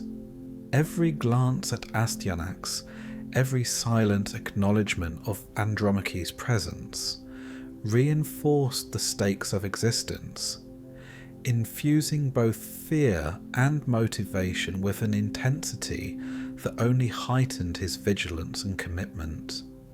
the duality of Hector's life, the demands of command versus the desires of the heart, manifested in subtle rituals and private habits. He would pause at the city's edge, considering the fields beyond the walls, the horizon where enemy forces gathered, and the fleeting moments in which Troy's future could be influenced. He would imagine a life of quiet domesticity, a life in which fatherhood and love took precedence over strategy and sacrifice. And yet, he knew with clarity that such a life was a fantasy, a fragile mirage dissolved by the inevitability of conflict and the inexorable pull of duty. Hector's growing awareness of impending doom was tempered by determination. He understood that fate would not be altered by hesitation, and that courage was measured not by the absence of dread, but by the resolve to face it. Each choice, each strategy, each defense was undertaken with recognition that the future of Troy rested not on chance, but on deliberate action, even in the presence of forces beyond human control. His bravery was thus intertwined with wisdom, tempered by foresight, and shaped by the knowledge that personal desire would always exist in tension with duty. In this reflective period, Hector's character crystallized as a figure of profound complexity. He was not merely a soldier or prince, but a man fully cognizant of the fragility and significance of life, of the interplay between human endeavour and the inexorable flow of fate. His love for family, his awareness of mortality, and his commitment to duty coexisted in delicate balance, a precarious equilibrium that sustained him even as shadows lengthened across the walls of Troy. The inevitability of tragedy was a constant companion, yet Hector faced it with unwavering consciousness, embracing the responsibilities and burdens that defined him. These years of intimate reflection, interwoven with the unrelenting demands of warfare, prepared Hector for the culmination of his destiny. He had become a man who could embody both tenderness and strength, who could balance the ephemeral joys of family against the eternal responsibilities of leadership, who could confront fear and mortality with steadfast resolve. And yet, even in the face of preparedness, even in the cultivation of courage and wisdom, the shadow of foreseen doom loomed ever larger, signalling that the final chapters of heroism and tragedy were approaching with measured inevitability. The day of Hector's final confrontation dawned under skies that seemed unusually still, as though the heavens themselves had paused to witness the culmination of destiny. Troy's walls stood firm behind him, yet their solidity could not shield the heart of the city from the inevitability that approached. Hector, prince, warrior, and father, moved among his men with a solemn composure that had become his hallmark. Every step, every gesture was infused with awareness, the knowledge that the choices of a single man could shape the survival of a people and the unfolding of legend. Across the plains, the Greek forces amassed, their banners a tapestry of colour and determination. Among them, Achilles loomed like a shadow of inevitability. His reputation preceded him, a force of nature whose presence altered strategy, morale, and the perception of courage itself. Hector's mind, honed by years of training, reflection, and battle, anticipated every movement, every feint, every potential outcome. Yet even the most meticulous preparation could not erase the gnawing awareness that the encounter he faced was predestined, an intersection of human valour and inexorable fate. As the two forces clashed, Hector's prowess was displayed in full measure. He moved with precision, directing troops, seizing opportunities, and defending those who faltered. His skill, courage, and clarity under pressure inspired his men, earning fleeting victories that sustained morale against the overwhelming tide of the Greek assault. Each maneuver reflected not only physical capability, but the mental acuity that had been cultivated over years of preparation. Every strike of his spear, every parry of his shield, was both an act of defence and a statement of unyielding resolve. Yet within the rhythm of battle, Hector remained deeply conscious of mortality. He felt the tremor of fear, not as a weakness, but as awareness of consequence. Every clash brought the reminder that one misstep could end life in an instant, that heroism was inseparable from vulnerability, and that leadership demanded the acceptance of both. Even as he fought with near-mythic skill, he understood the human cost of each encounter. The lives imperiled, the families left bereft, the fragile morale of soldiers resting upon the steadfastness of one man. The moment of confrontation with Achilles approached with a terrible inevitability. The Greek hero advanced, relentless and unyielding, embodying the force of fate itself. Hector, fully aware of the imbalance of power and the certainty of outcome, chose neither retreat nor surrender. Instead, he embraced the principles that had guided his life: courage, honour, and the commitment to duty above self. The encounter was a collision not merely of men, but of ideals, of the human struggle to assert agency in the face of destiny. Every motion, every strike, carried the weight of Troy's survival, and the culmination of Hector's character. The duel was both swift and devastating. Hector's skill met Achilles' ferocity in a moment suspended between life and death. The prince fought valiantly, demonstrating the precision, bravery, and insight that had defined him since youth. Yet fate, inexorable and impartial, intervened. A spear, a lapse, a convergence of timing beyond control. And Hector fell, the sound of his body striking the earth echoing with symbolic finality. Troy's champion lay defeated, the embodiment of human courage confronting the inevitability of mortality. The aftermath of Hector's death resonated far beyond the battlefield. Soldiers and citizens alike were struck with grief, the impact of loss palpable in every corner of the city. Morale faltered. The emotional cost of warfare manifested in a sudden, oppressive weight. Priam and Hecuba mourned with the profound sorrow of parents who had lost the very person upon whom the city depended. Andromache's anguish was a testament to the fragility of human attachment, and Astyanax's innocence magnified the tragedy. The child's future now shadowed by absence and grief.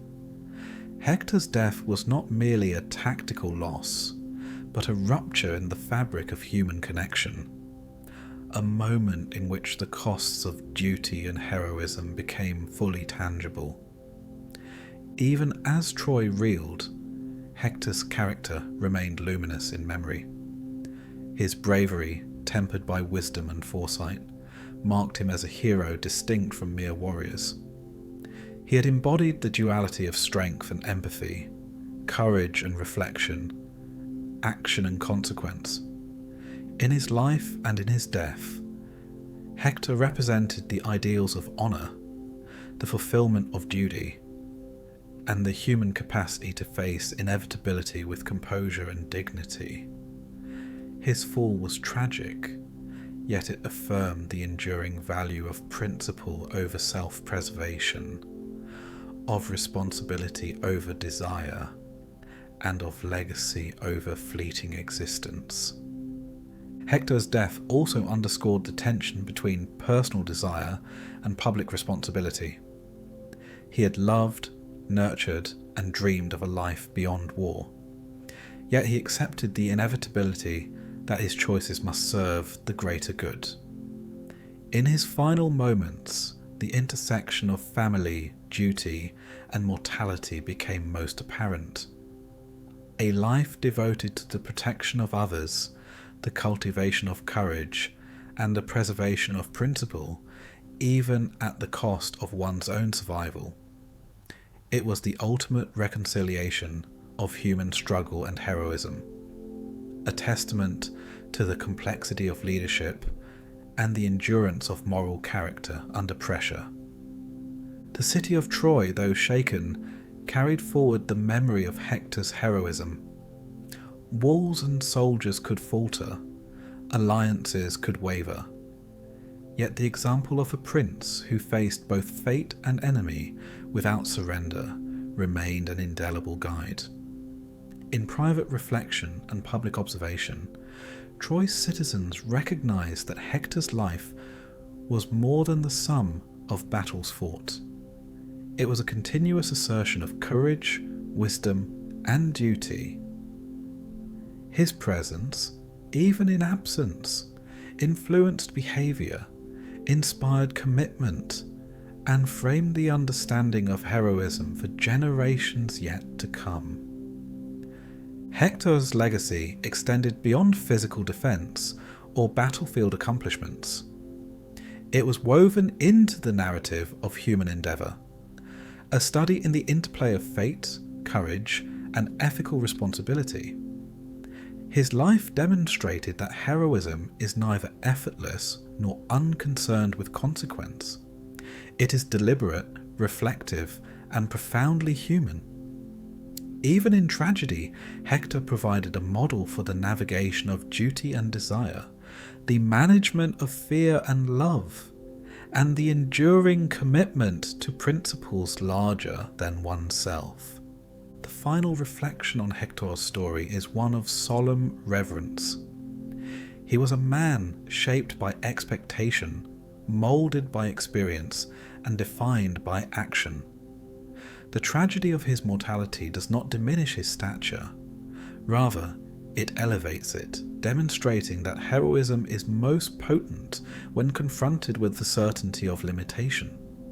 In the shadow of death, Hector's courage and integrity cast a light that endures across time, a testament to the capacity of human beings to act with honor, empathy, and unwavering resolve.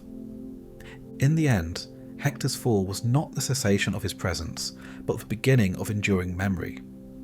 Troy remembered, recounted, and revered him, the prince who balanced love and duty, fear and courage, mortality and legacy. In these remembrances, Hector became more than a man. He became an ideal, a symbol of the hero whose life and death illuminate the eternal human struggle between desire and responsibility, between fleeting existence and enduring principle.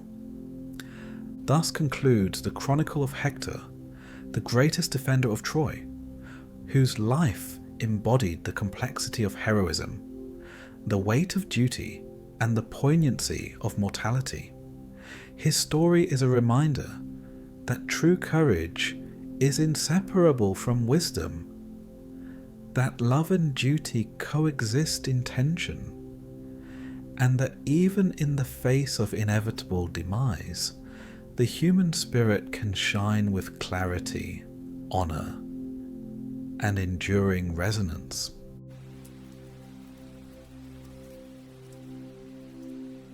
Perseus didn't choose heroism. He was just in the right place with the right magical accessories. From slaying Medusa to rescuing a damsel who'd rather nap, this isn't your typical heroic tale.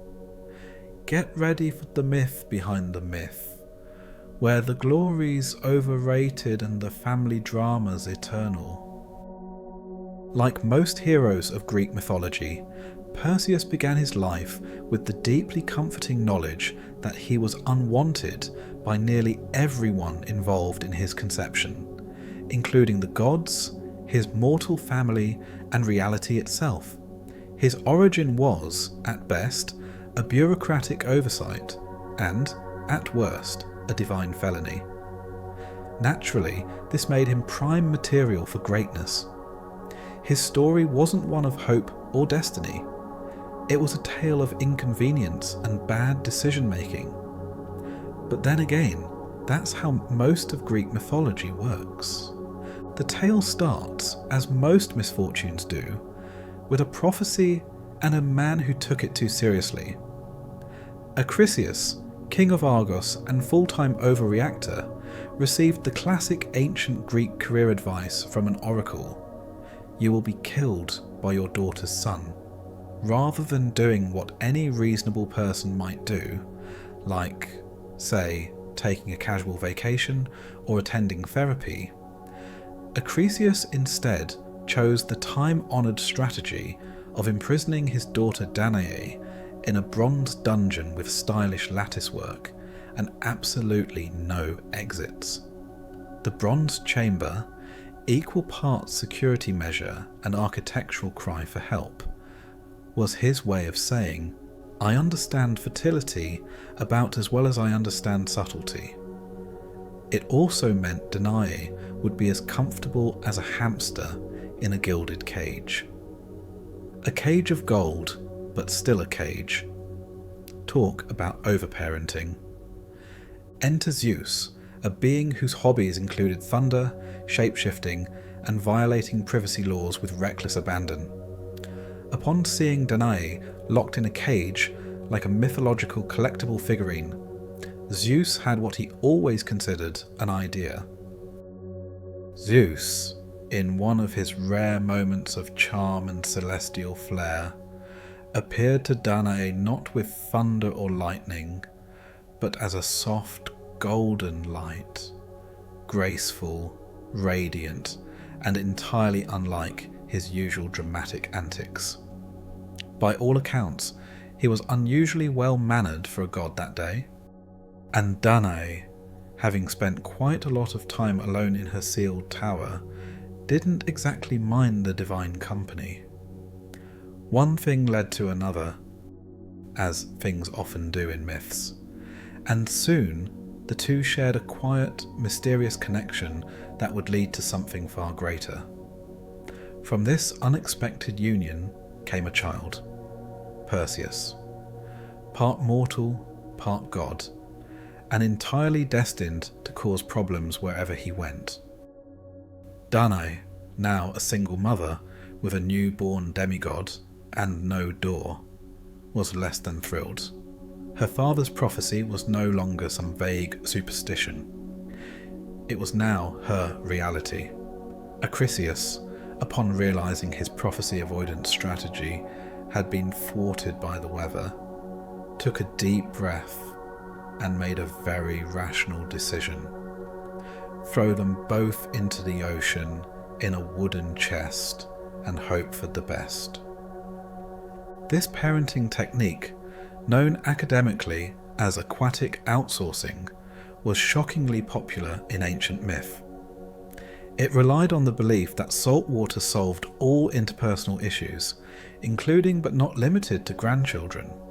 Achilles, ever the visionary, sealed up his daughter, Plotter, and grandson, and set them adrift with the kind of confidence only found in men who confuse paranoia with problem solving. After all, if you can't keep your daughter locked away in a cage, the next best thing is drowning her future in the ocean, right? The chest, less of a vessel and more of a divine bassinet/coffin, drifted across the Aegean with all the navigational precision of a tossed shoe. The gods, as ever, were watching. Poseidon, or perhaps just the winds, nudged the chest across the water, as if to remind the universe that bad parenting was never truly a private affair. Fortunately, Greek gods operated under the principle that poor decisions made by mortals required over-the-top celestial intervention. The sea, that capricious travel agent of destiny, guided the box to the island of Seriphos, because nothing says fresh start like washing up on the shores of an island governed by a future problem disguised as a minor king. At this point in the story, Perseus was still an infant, meaning his main contributions to myth were sleeping, crying, and unknowingly being used as leverage in future political schemes. Danae, now both castaway and daycare provider, was taken in by a fisherman named Dictys, whose name, despite sounding like an unfortunate medical condition, turned out to be one of the few decent humans in the story. Dictys, brother to King Polydectes, raised Perseus as his own. This ensured that the boy would grow up fed, sheltered, and only slightly cursed. Perseus's childhood on Seriphos was uneventful by Greek standards, which meant it only contained mild divine neglect, several existential threats, and a steady diet of unresolved trauma. His mother, having given birth to the child of a weather pattern, spent her days avoiding royal attention and wondering whether she was technically still imprisoned or now just unhappily stationary. Of course, the real fun began when Perseus reached adolescence, and the gods, those unreliable divine influencers, decided that his life needed more action. Now, it's important to note that in Greek mythology, being a demigod was about as desirable as being the victim of an elaborate prank. Sure, you get some godly perks, super strength for instance, but mostly it just means that every single deity and mortal within a 10-mile radius expects you to perform feats that no mortal should ever be asked to accomplish.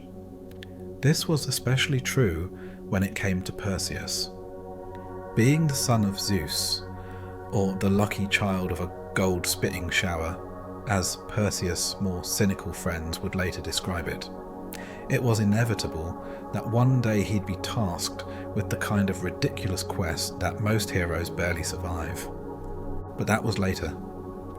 For now, Perseus was still just a teenager, probably angsty, and perhaps hoping for some sense of normalcy. He didn't know it yet, but his calm existence was about to be shattered by a king with poor impulse control. Enter Polydectes, the king of Seriphos, who had a very specific idea about how Perseus was going to spend his time. This wasn't a man who appreciated boundaries. Polydectes, who had been harbouring the common misconception that Danae might actually fall in love with him if he could just be annoying enough, soon set his sights on Perseus. The reason for this sudden interest was, of course, purely selfish. You see, Polydectes wanted Perseus out of the way, not because he feared the boy, but because a king needs to have the peace and quiet to impose his romantic and tyrannical will on a woman who was very, very uninterested. Now, let's pause here for a moment to examine the divine male mindset, as exemplified by Zeus, Polydectes, and all the other men in this story. To a god or king, the woman is always the prize, and the hero's job is to win her by any means necessary. This means that when Polydectes finally decided that Danae must be his, he took an approach that was less "let's date" and more "let's subject your son to an impossible quest, and then we'll see what happens." This led him to the most infamous request in Perseus's life, bringing him the head of Medusa. Polydectes, ever the passive-aggressive romantic, had decided that Perseus needed a quest. An impossible one, of course, because nothing says I love you like sending someone on a dangerous errand to retrieve the head of a terrifying monster. But Perseus, whose primary concerns up to that point had been fishing and surviving his godly family tree, had no idea how much trouble he was about to get into. The man, at least, had no reason to suspect he was about to be embroiled in a cosmic mess involving magical sandals, a bag for severed heads, and one of the more unfortunate women in all of Greek mythology. As the boy stood at the crossroads of his mythical career, he could hardly have known what awaited him. He wasn't equipped for a journey that would involve divine intervention, cutting off someone's head for fame, and the tragic misunderstanding that would later define his love life. All he knew was that he was about to embark on an errand that would involve a terrifying monster, a sea monster, a lady in distress, and a whole lot of shiny magical gear, none of which would make his life any less complicated. Zeus, meanwhile, continued to be aggressively absent. Like many divine fathers before him, his involvement peaked at conception and tapered off into vague weather supports and the occasional unsolicited magical gift.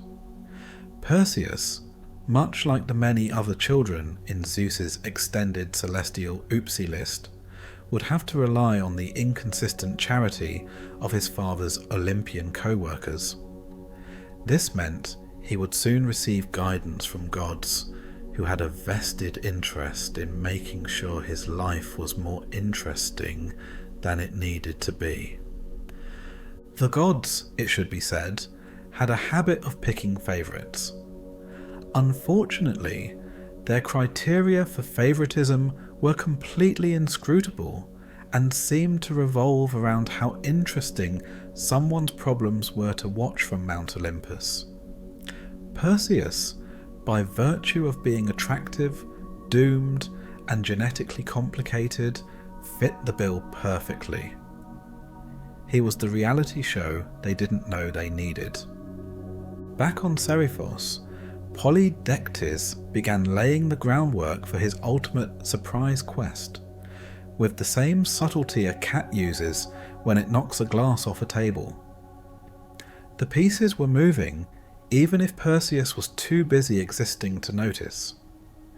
He was, after all, young, strong, and carrying the emotional intelligence of someone who had been raised by trauma survivors in a fishing village. He had no idea he was about to be recruited for a suicide mission disguised as a polite request. All of this, of course, was merely the beginning. Perseus's true legend had yet to be forged. He hadn't decapitated anyone notable, hadn't been gifted weapons with unnecessary flair, hadn't traumatized a sea monster into submission with his girlfriend's eyes, or founded any dynasties. He was still pre-iconic. All he had was a divine deadbeat dad, a traumatized mother, a royal stalker, and a sea that refused to mind its business.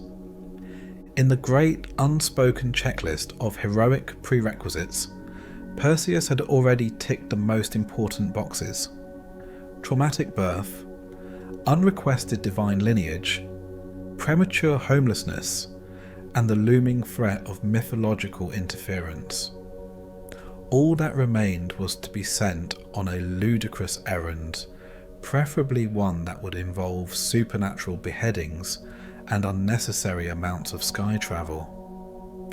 And that part, glorious, ridiculous, entirely avoidable, that part was coming soon. Because in Greek mythology, every quiet moment is just a dramatic entrance waiting to happen. If there's one thing ancient kings loved more than marrying women who visibly hated them, It was getting rid of the men who stood in the way of that misguided goal. Enter Polydectes, ruler of the tranquil island of Seriphos, and walking proof that absolute power mainly attracts absolute mediocrity. Polydectes had a problem. He had developed a deep, obsessive fondness for Danae, a woman who had rejected him with the subtlety of an earthquake. And as with most mythological men facing romantic rejection, his response was not to reflect, grow, or take the hint. Instead, he decided to ruin someone else's life. Perseus, by this point a strapping young demigod raised on fish, salt air, and mother-induced paranoia, stood squarely between Polydectes and his fantasy wedding. Not that Perseus had done anything wrong. His greatest sin so far was existing, which, in mythological circles, is usually more than enough. Danae, for her part, was just trying to live in peace and avoid being claimed like unguarded luggage. But this was Seriphos, not a reasonable universe.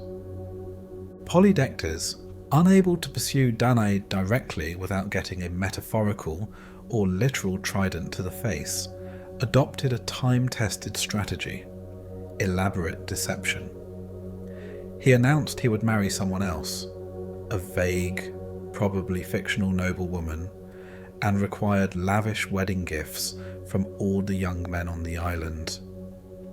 Think of it as a royal registry, except instead of towels and cookware, everyone was expected to bring exotic, impossible to acquire items that could only be found if you were foolish enough to go looking.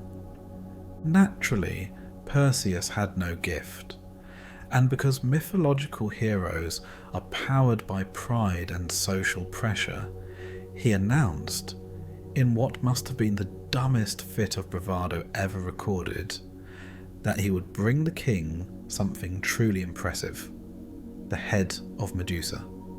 Not just a gift, a severed head, from a creature whose primary skill set included turning people into decorative gravel. It was, by any metric, the worst wedding present imaginable, but Polydectes, delighted by the opportunity to weaponize teenage ego, accepted the offer without blinking. It was, after all, the perfect solution to two of his biggest problems: 1. Perseus being alive, and 2. Perseus continuing to be alive. The task was absurd. Medusa was one of the Gorgons, and not even the most charming one. She had snakes for hair, a gaze that could fossilize a thunderstorm, and the general attitude of someone who'd been cursed by the gods and was no longer in the mood to entertain visitors. Her sisters were immortal, just to make things interesting, and the island they lived on didn't appear on any map, largely because the cartographers had a strong self-preservation instinct. But Greek mythology rarely lets logic interfere with story structure. Perseus, now saddled with a death quest he had volunteered for out of sheer insecurity, found himself in the unenviable position of having to prepare for it with absolutely nothing. No weapons, no map, no support staff. Just the vague sense that this was probably going to be educational. Fortunately, divine nepotism soon kicked in.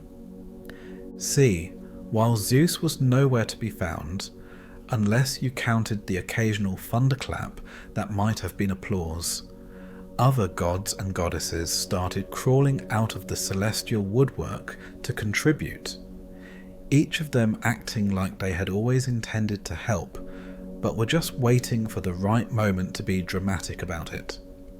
Athena, who had a personal vendetta against Medusa, don't ask, decided this was the perfect opportunity to live vicariously through a demigod.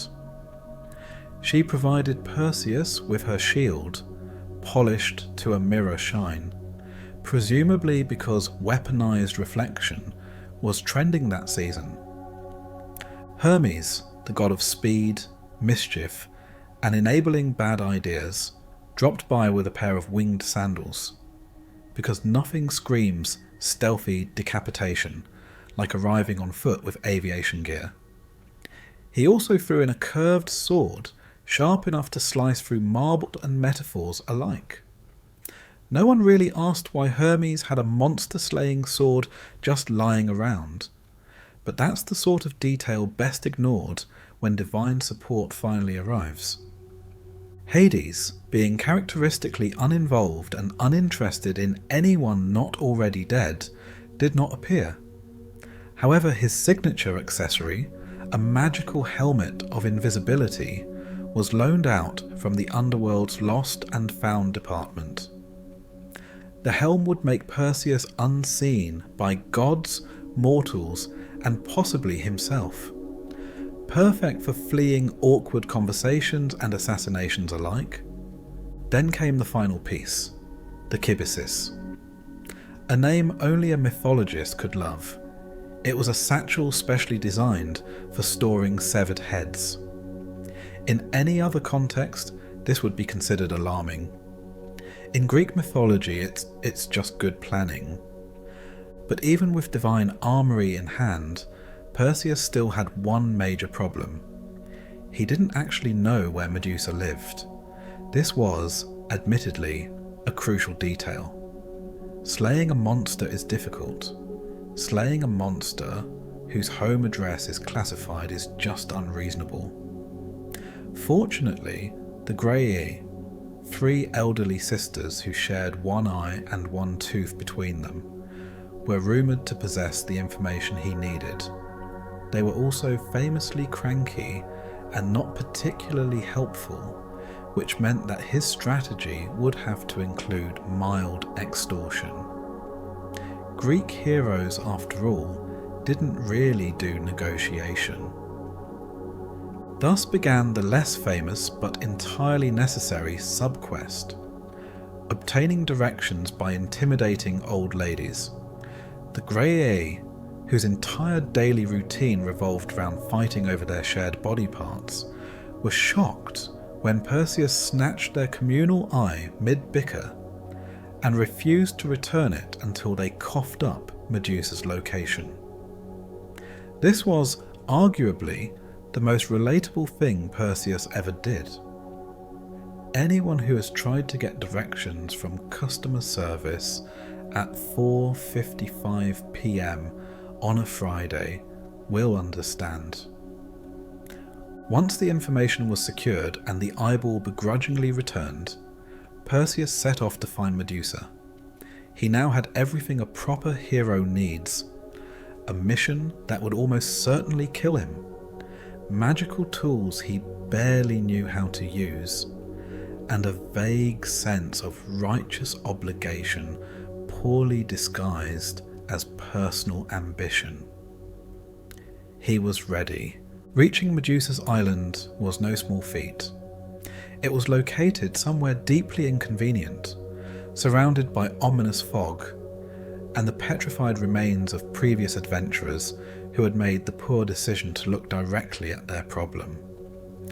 Perseus, showing rare foresight for a man whose plan involved airborne beheading, chose instead to fly in using Hermes' sandals and navigate using Athena's shield as a mirror. This made him the first recorded instance of reverse parkour. The island itself was what decorators might call post-apocalyptic chic. Statues littered the landscape, none of them artistic, all of them deeply alarmed.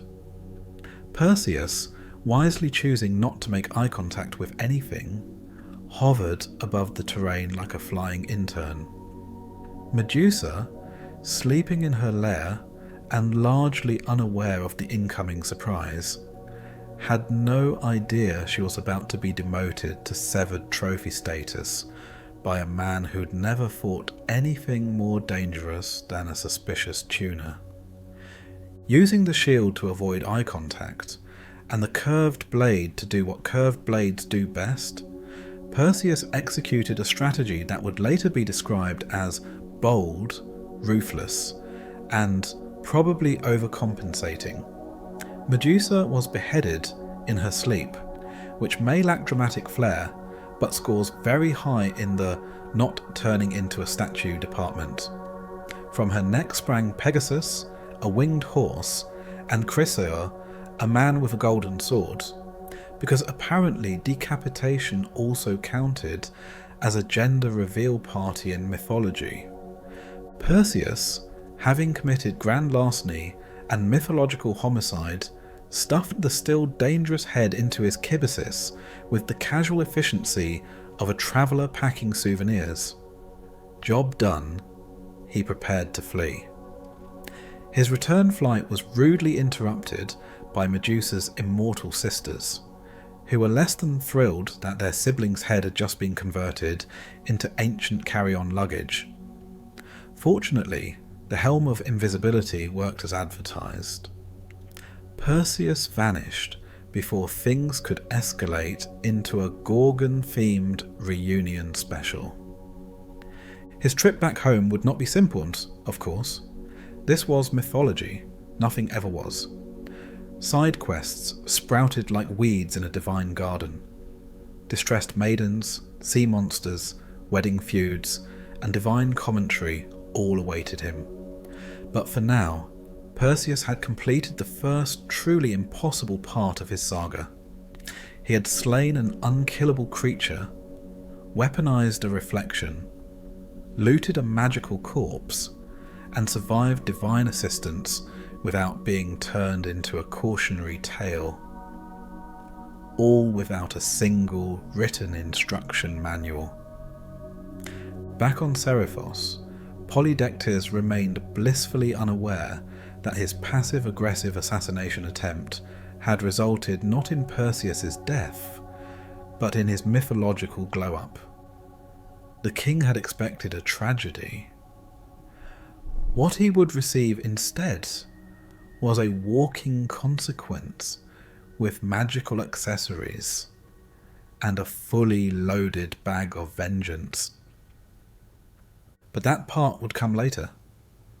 For now, Perseus was just a man flying across the sky, slightly traumatized, probably exhausted, carrying a monster's head in a magical purse. A hero, technically.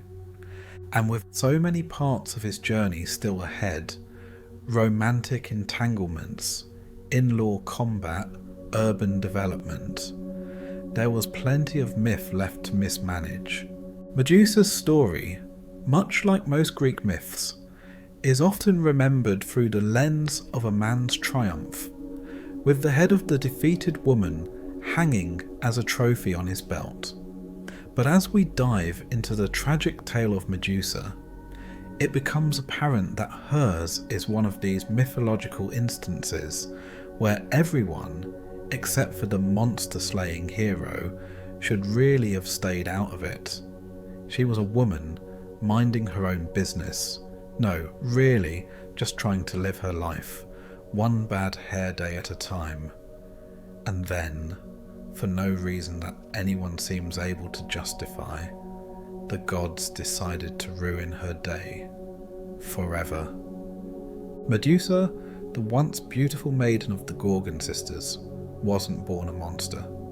She was a woman, just like any other, probably trying to do something normal, like deciding whether she should go out on a Saturday or stay home and binge-watch Greek tragedies. She was stunningly beautiful. The type of woman whose hair, when the wind caught it, made all the nearby trees jealous. She had admirers, as any self-respecting mythological woman would, but it was her beauty that caught the eye of Poseidon, who, in a move that can only be described as aggressively non-consensual, decided to claim her as his own. Now, in Greek mythology, Claiming a woman often means doing something that would immediately land you in jail by modern standards. Poseidon, being a god and therefore above any moral or legal restrictions, went to Medusa's sanctuary. Yes, that's right, her temple. A place where she had gone to seek protection. And there, right in the sacred space, took her in the least sacred way possible. To make matters worse, Athena, who somehow had the audacity to be offended by a little god-on maiden violence, took it personally and decided that Medusa needed to be punished.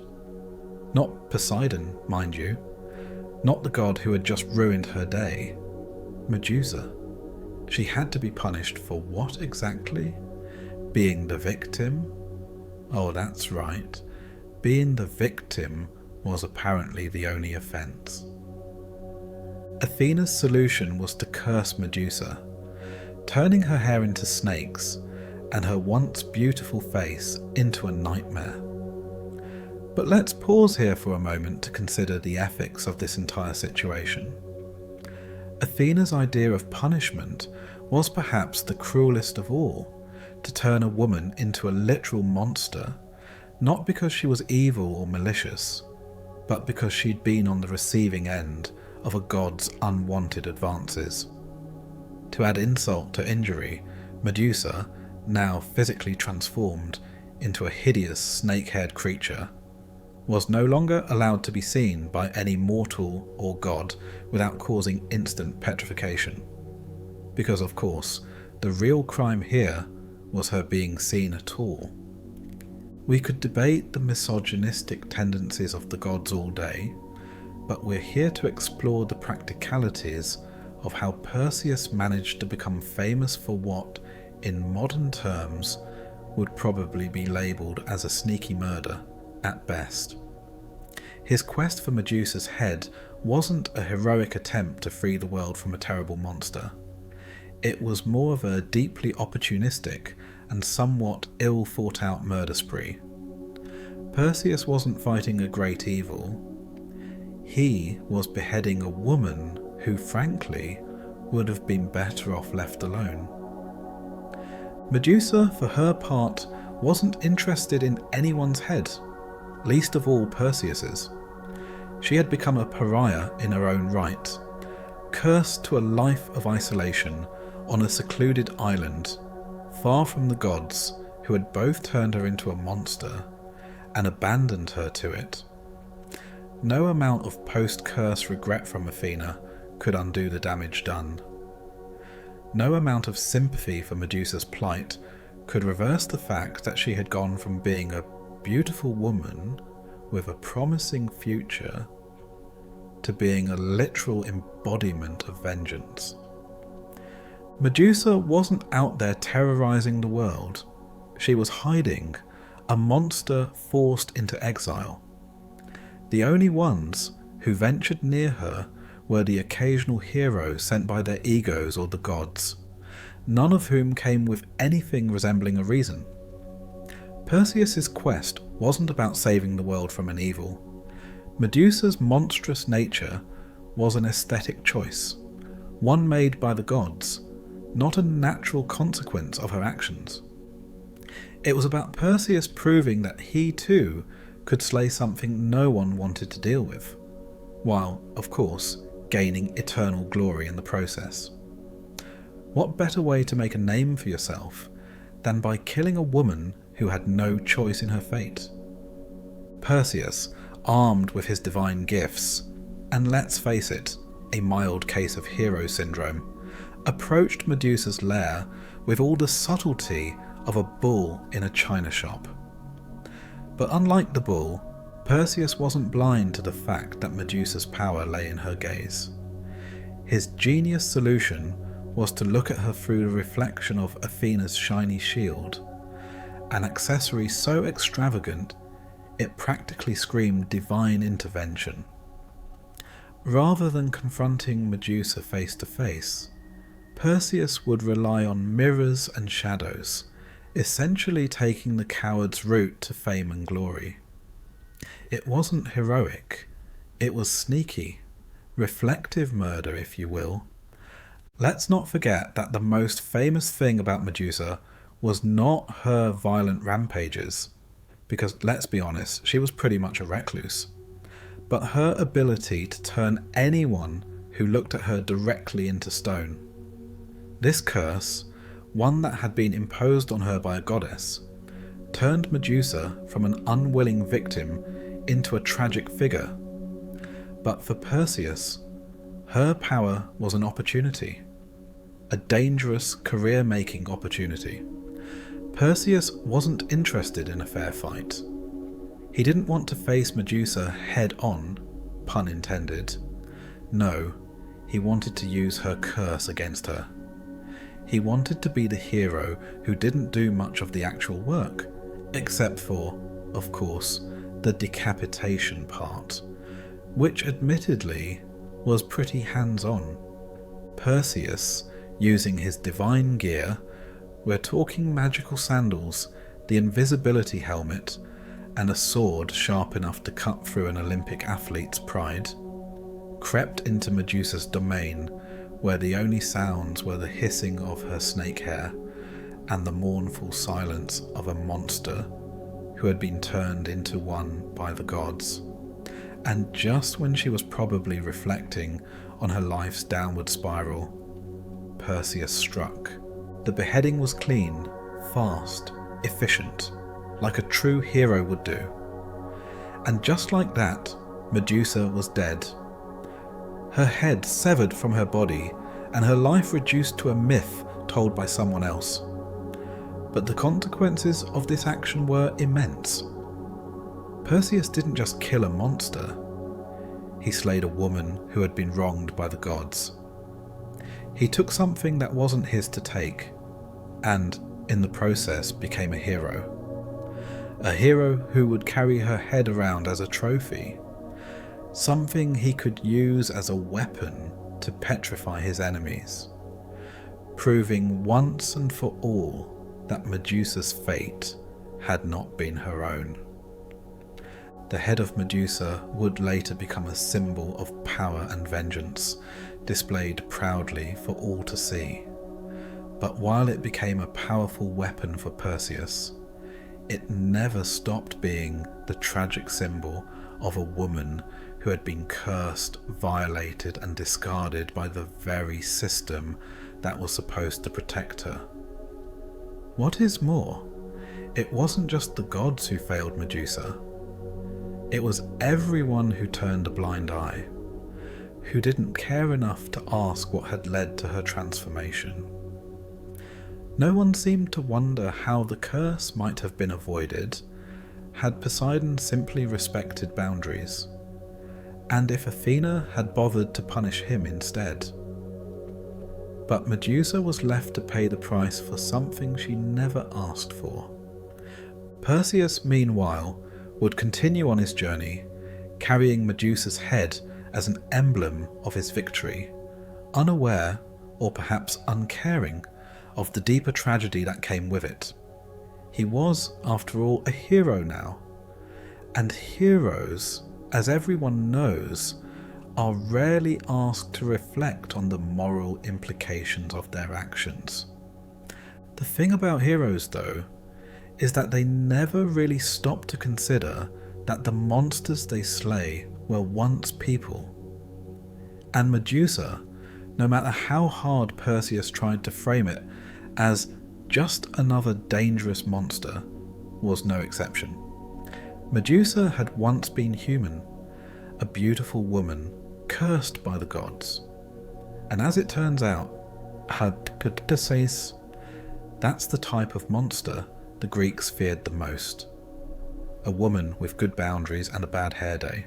Perseus was a man who had already made a name for himself, albeit mostly due to his knack for beheading mythological creatures and generally being in the right place at the right time, with the right magical accessories.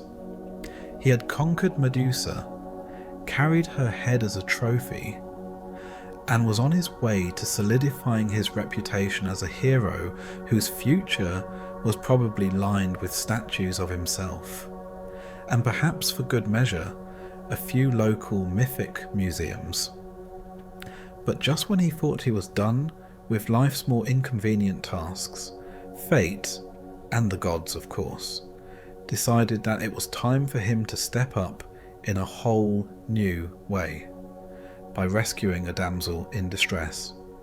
And, as it turns out, the ancient matchmaking methods were about as subtle as a Trojan horse on fire. Enter Andromeda, the woman who would eventually become Perseus's wife. And, like most of Perseus's life choices, this one came with chains, sea monsters, and some very questionable family dynamics. But before we get to that part, let's take a moment to appreciate the kind of dating strategy that ancient Greek heroes employed. While today's romance involves dates, text messages, and awkward small talk over dinner, Perseus and Andromeda's love story began in the traditional Greek fashion, with a monster, a rock, and a family who thought throwing their daughter to the sea was an appropriate way to handle a bad reputation. Andromeda's story began, as most Greek tragedies do, with her parents, namely her mother, Queen Cassiopeia, who was famous for her truly magnificent sense of self-worth. She wasn't just content with being a queen, she had to make sure everyone knew it. In an attempt to secure her place in the world's beauty rankings, Cassiopeia decided to brag, loudly of course, that her beauty surpassed that of the Nereids, the sea nymphs. This was, without a doubt, the ancient Greek equivalent of yelling at a group of teenagers that you were the superior dancer at the club.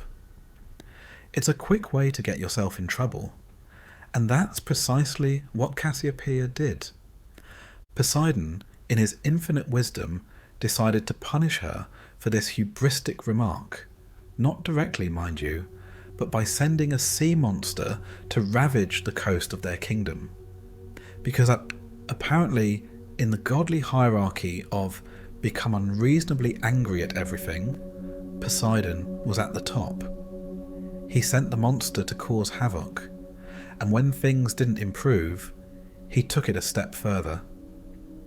Oh, and by the way, he might have said, you should chain your daughter to a rock for good measure.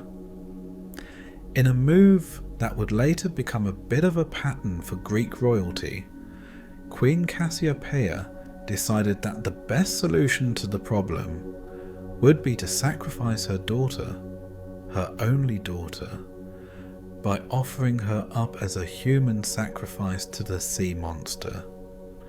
What's a little family sacrifice when your pride is at stake? Andromeda, the unfortunate victim of her mother's vanity, found herself chained to a rock in the middle of the sea, awaiting a truly terrible fate. You know, the usual. Her life wasn't much of a life at this point. She was merely the object of a parental error, and the sea monster was on its way to eat her. This is when Perseus made his entrance, heroically flying in on his magical sandals, because when you've just killed a gorgon and decapitated a sea monster's sister, a maiden chained to a rock is just the next logical step. Now, let's break this down a bit, because there's so much happening here that it's hard to know where to start. First of all, there's the slight problem that Perseus had no idea what he was getting into. He wasn't embarking on this mission for Andromeda's sake. No. He wasn't about to slay the monster for love or for some greater cause. His motivation was, as it often was with heroes, entirely self-serving. He just happened to be passing through and noticed the damsel in distress, and, more importantly, an opportunity for another high-profile act of heroism. This was essentially Greek dating in its finest form. I'll save you, but you should totally be into me afterwards. What's more, the rescue wasn't exactly the picture of romantic finesse. There was no heartwarming, slow-motion, hand-in-hand escape from the sea monster. No, Perseus just killed the beast. Effortlessly, one assumes. Because what kind of hero would he be if he didn't? The monster was really just an obstacle in the way of his next great adventure. Once it was out of the way, Perseus swooped in, probably smirking to himself, and untied Andromeda. She was saved, but not because of any deep bond or true admiration. Perseus wasn't looking to sweep her off her feet. He was more focused on adding another chapter to his ever-expanding heroic resume. For Andromeda, it was a mixed bag. On one hand, she was quite literally chained to a rock for a period that no one could really specify, and this hero came out of nowhere and killed a monster to free her. On the other hand, he was also a stranger who had done this because it was his job, his very specific, divinely motivated job. She wasn't his first choice. She wasn't even on his to-do list. But in the ancient world, where fate and divine whims ruled everything, she was the next lucky, or unlucky, depending on how you look at it, woman in line for the next heroic rescue. Now, for those of you familiar with Greek mythology, you know how these things go. When a hero rescues a woman, there's always the obligatory "you should marry me" now part. This is where the Greeks really start to diverge from modern dating rituals. In today's world, this might involve flowers, chocolates, a dinner reservation, and a few overly dramatic declarations of love. In the ancient world, it was simply, "I just saved your life, now marry me." And that's essentially what Perseus did. The negotiation for Andromeda's hand was less about getting to know each other and more about, "Well, I've killed the monster. What more do you want from me?" Andromeda, having been chained to a rock for what could only be described as the world's worst extended vacation, didn't really have much choice in the matter. It wasn't like she had a roster of potential suitors waiting for her to get back to land. There wasn't a massive pool of eligible bachelors at her disposal. So, in a turn of events that was both romantic and a little bit transactional, Andromeda agreed to marry Perseus, not out of overwhelming love, but because, well, what else was she going to do? Be kidnapped by a sea monster, or go on an adventure with this guy who has magical sandals? You can see how the options were limited, but this is where things get interesting. You might think that Andromeda, having just been freed from a certain watery doom, would be all about gratitude and kisses. However, her family, specifically her mother and father, did not see this situation in the same romantic light. Remember, Andromeda's parents had essentially offered her up as a sacrifice to appease Poseidon's wrath. Her father, King Theseus, was as responsible as anyone for the debacle. So when Perseus swooped in, saved Andromeda, and then asked for her hand in marriage, her parents' reaction wasn't exactly full of "let's throw a wedding" enthusiasm. No, Theseus and Cassiopeia, the parents of the bride, had some opinions. And those opinions were based on the fact that, despite the heroic rescue, their daughter's reputation was still tied to the whole sacrificing her to a sea monster debacle. This made family dynamics a little awkward. You know, standard in-law territory, the old "I love my daughter but don't trust you yet" dance. Naturally, there was some resistance. After all, Andromeda had been chained to a rock for a reason, and that reason wasn't just bad parenting, it was that her beauty, her very existence, had caused Poseidon to unleash chaos on their kingdom. And now, this handsome stranger with questionable motivations was coming to claim her as his wife? What was the catch? Would Perseus turn out to be just another son-in-law disaster? Would he get along with the family? Could he even be trusted to take care of the family business? That is, the monster slaying. What followed, as with most Greek marriages, was a delicate series of negotiations, compromises, and some minor squabbling. Cepheus and Cassiopeia, even in the face of the divine favour Perseus had just acquired, still had to wrestle with their own pride and stubbornness. It wasn't until a grand party, a Greek wedding of course, and the assurance of safety for all concerned, that Perseus and Andromeda were officially married, presumably to the sound of several nervous sighs from the bride's family. It wasn't the most romantic engagement in history, but it was certainly dramatic. Andromeda, having been chained to a rock and rescued by a passing hero, was now embarking on her new life with a man who had, quite literally, saved her from death by sea monster. But with that rescue came the baggage of heroism, public recognition, divine support, and, let's be real, an almost pathological obsession with beheading things that crossed his path.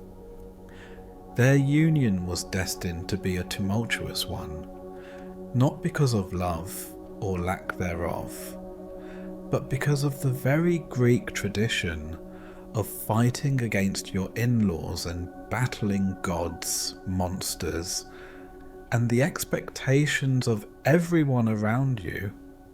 What else could you expect when heroes were the ones defining the rules of courtship? After a lifetime of slaying monsters, rescuing women who probably didn't ask for it, and generally being the kind of hero who needed a lot of magical accessories to get through a single day, Perseus finally decided that maybe it was time to step back. He had completed the requisite number of heroic deeds, beheading Medusa, saving Andromeda, confronting sea monsters, and of course accumulating trophies along the way, and was now ready for something quieter. Something less filled with gory decapitations and unsolicited quests. What could possibly go wrong when you're a demigod trying to retire at the ripe old age of 30-something?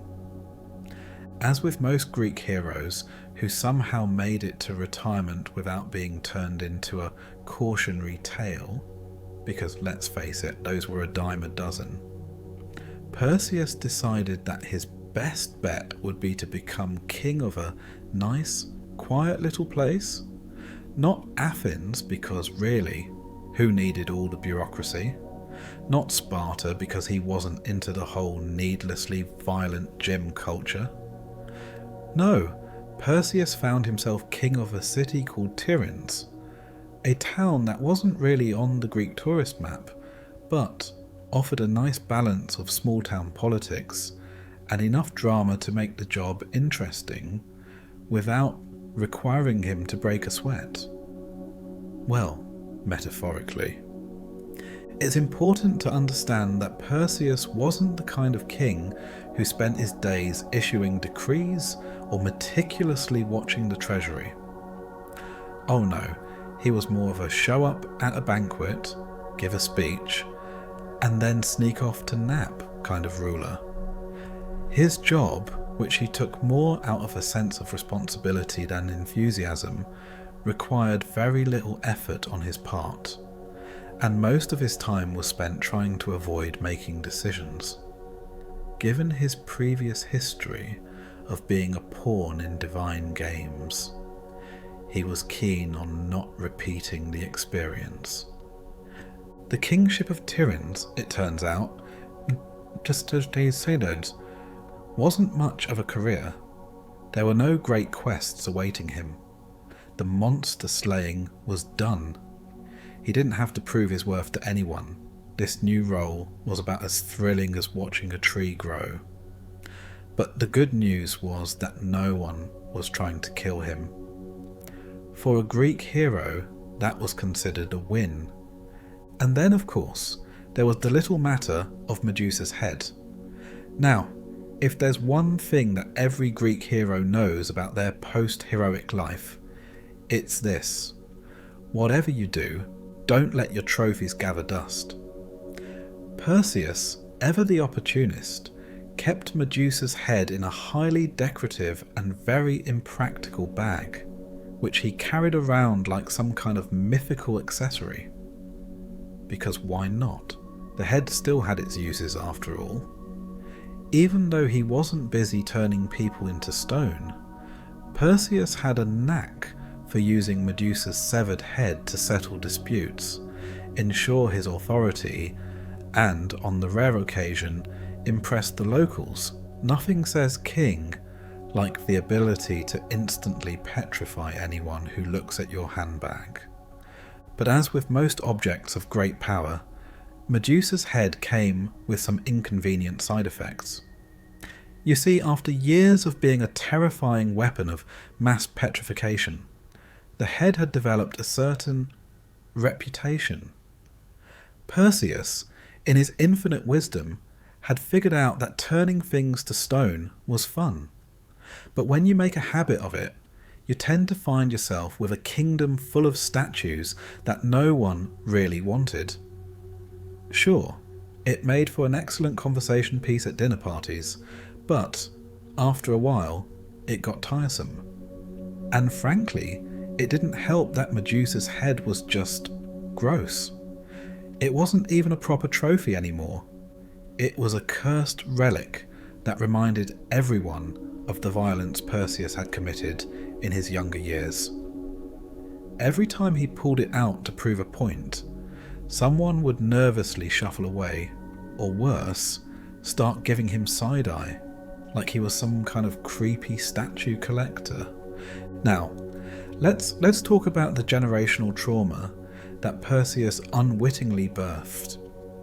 You see, when you're a Greek hero, your actions tend to ripple through the ages. Your children, grandchildren, and random future descendants are all dragged into your messes, whether they like it or not. And sure enough, Perseus's bloodline, which should have been marked by legendary greatness, became one of mythic dysfunction. His son, for example, was the unfortunate founder of a family cursed to always be the target of gods and mortals alike. This wasn't a one-off curse, it was a full-blown family affair. Being the child of Perseus was, at best, a mixed blessing, and at worst, a highly impractical life choice. This is the kind of thing that happens when your father is a god who only shows up when it's convenient. Generational trauma delivered straight to your doorstep. As for Perseus, well, he wasn't exactly the most nurturing father. He was more of a keep your head down and let the gods sort it out kind of dad. In fact, he was about as emotionally available as a statue, though not nearly as helpful. He spent most of his days mulling over his heroic past, wondering whether he had done enough to deserve this dull, peaceful retirement. But here's the thing, being a hero doesn't just end because you stop slaying monsters. The mythic baggage doesn't vanish. The weight of your past deeds, the expectations of your fame, and the fact that you've somehow built a legacy on the backs of women who had the misfortune to be involved with you, well, it all follows you like an ancient stone-cold ghost. And then there's the issue of aging. This is a part of heroism that is hardly ever addressed in the annals of myth. Perseus had been celebrated as a godlike figure for years. He'd slain Medusa, rescued Andromeda, and taken down the odd monster or two. But no one told him that immortality wasn't part of the contract. He wasn't going to live forever, and as he aged, the world he had once dominated with charm, sword, and winged sandals seemed to move on without him. His fame had begun to fade, like the last drops of a cup of wine poured out in the heat of the day. In his quieter moments, as he sat on his throne and stared out at the kingdom he had once saved, Perseus had to confront the truth. He was just another former hero who would soon become a footnote in someone else's myth. And let's be honest, most Greek heroes don't get the graceful retirements they deserve. No one hands them a golden watch or a cosy cabin by the sea to spend their last years in peace. Instead, they fade into obscurity, replaced by the new wave of mythic figures, the Achilleses and Heracleses of the world, who will go on to write their own, far more dramatic legacies. Perseus wasn't immune to the crushing loneliness that often accompanies fading fame. Sure, he had a nice throne, a few loyal subjects who weren't petrified, and a beautiful wife, Andromeda. But the glory days of slaying monsters and vanquishing evil were long gone. The gods, of course, had moved on to their next favourite mortal, and Perseus was left to do what every ageing hero does: reflect on the absurdity of his past life choices. Perhaps he had, just for a moment, entertained the idea that heroism wasn't all it was cracked up to be. Maybe, just maybe, he should have spent less time trying to impress the gods, and more time enjoying the mundane joys of life. But that's the thing with Greek heroes. They were always on to the next big thing, always just one quest away from finding out whether they were truly immortal. And in the end, Perseus was left to wonder whether any of it had really been worth it. And that's where we find him now, at the end of his story, staring out over his kingdom, Medusa's head tucked away in its dusty bag, knowing full well that his legacy would live on in myths told by poets who were more interested in the violence than the man behind it. His children would carry on his name, likely embroiled in their own heroic disasters. And the gods, who had long since abandoned him to his fate, would continue to meddle in mortal affairs, leaving Perseus to wonder if anyone would ever remember that once upon a time he was the one who slayed Medusa, the hero who carried the head of a monster for the sake of a trophy. But hey, that's the thing with legends, isn't it? They live on long after you've turned to dust, usually in the form of statues that don't age gracefully. And as for Perseus, he had one thing to be proud of. He was no longer the young hero chasing glory.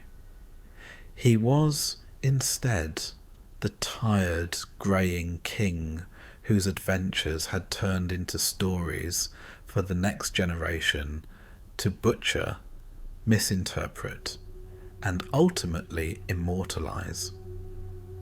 It wasn't glamorous, it wasn't graceful, but it was, after all, his. And with that, Perseus settled into his post-heroic life, content in the knowledge that his legacy, much like his former glory, would eventually fade into myth. The end, or rather the beginning of something else, because heroism was rarely finished when it was time to rest.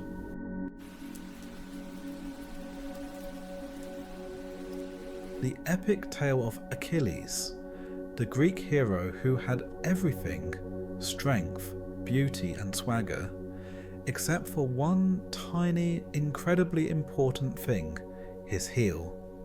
We'll dive into the surprisingly relatable saga of a man who could slay gods, but couldn't be bothered to protect his one weak spot. Achilles was born a hero, which in ancient Greek terms meant he was either destined for greatness or destined to die very young, preferably both for dramatic effect. His life began like most legends, with a sea goddess, a reluctant king, a skipped paternity test, and a prophecy that ruined everything before it even started. Thetis, Achilles' mother, was a minor sea deity, which meant she had the power to command the waves, transform into various aquatic creatures, and be generally ignored by the major gods unless they needed a convenient plot device. Zeus, ever the opportunist, took one look at her and considered adding her to his growing collection of divine conquests. This was back when Zeus was still under the illusion that every woman, mortal, nymph, or occasionally a tree was just waiting to be seduced by an omnipotent sky pervert. Unfortunately for him, a prophecy ruined the mood. It stated that Thetis would bear a son stronger than his father. This was the ancient Greek equivalent of a nuclear deterrent. Not even Zeus, with his ego stretched over Mount Olympus like a circus tent, wanted to create a child who might one day bench press the cosmos and dethrone him. For once in his career, Zeus chose restraint. In Greek mythology, this moment is rarer than a healthy father-son relationship. So, Thetis was married off to a mortal instead, Peleus, a man best known for being reasonably handsome and not accidentally sleeping with his sister. The gods, determined to make the best of a doomed union, hosted a wedding feast. It went about as well as any divine social event. One uninvited guest crashed the party, threw a golden apple labelled "to the fairest," and indirectly launched the Trojan War 20 years early. Achilles hadn't even been born yet, and his life was already being written by chaos agents with a flair for melodrama. Once pregnant, Thetis embraced motherhood with the calm, nurturing energy of someone trying to cheat death with home remedies. She had one goal: make her baby immortal. Unfortunately, there were no guidebooks for this. Immortality was usually handed out arbitrarily by the gods to heroes, demigods, and occasionally a cow. Thetis, however, took matters into her own slippery, saltwater hands. Her first attempt was the infamous heel-dip method. She held Achilles by the ankle and dunked him into the river Styx, a magical waterway that granted invulnerability because nothing says safe like submerging an infant in death-adjacent fluids. The result?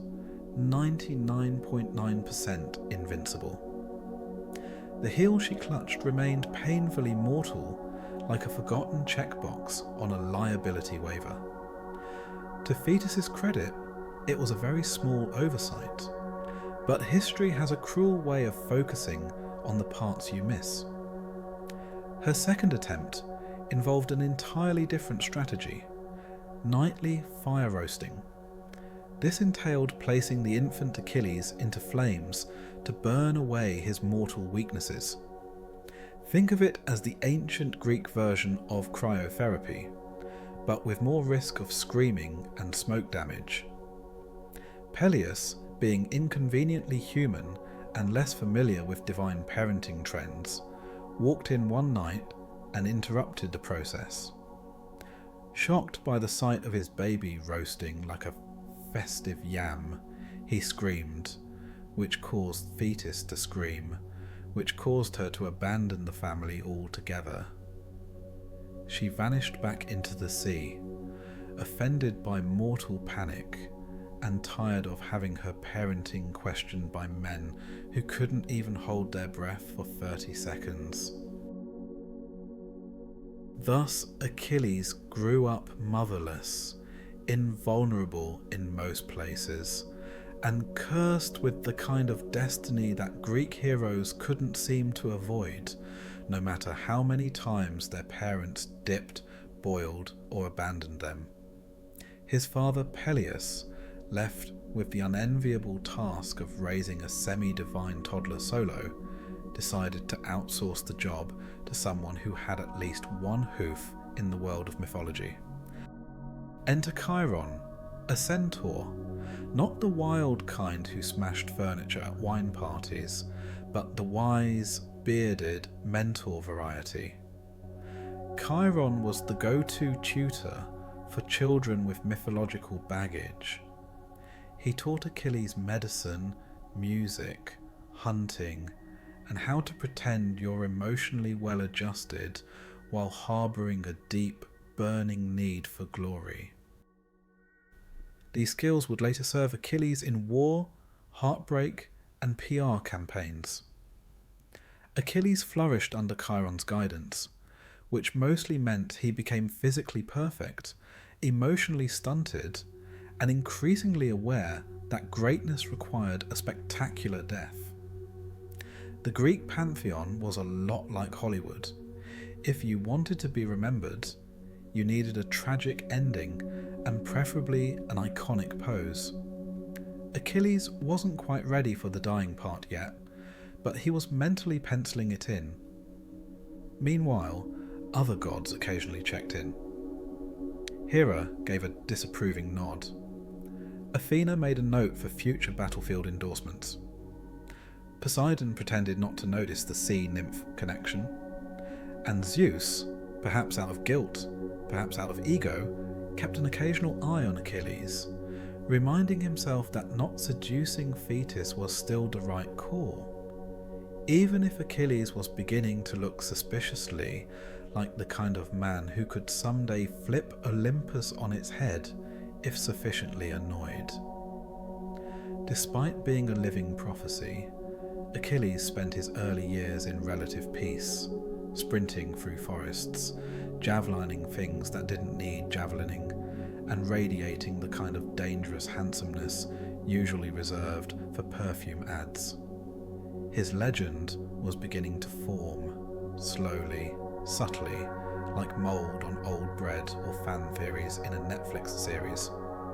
But even legends need a catalyst, and for Achilles, that catalyst was fate, which in Greek mythology functioned like a clingy X, impossible to avoid and always showing up at the worst possible time.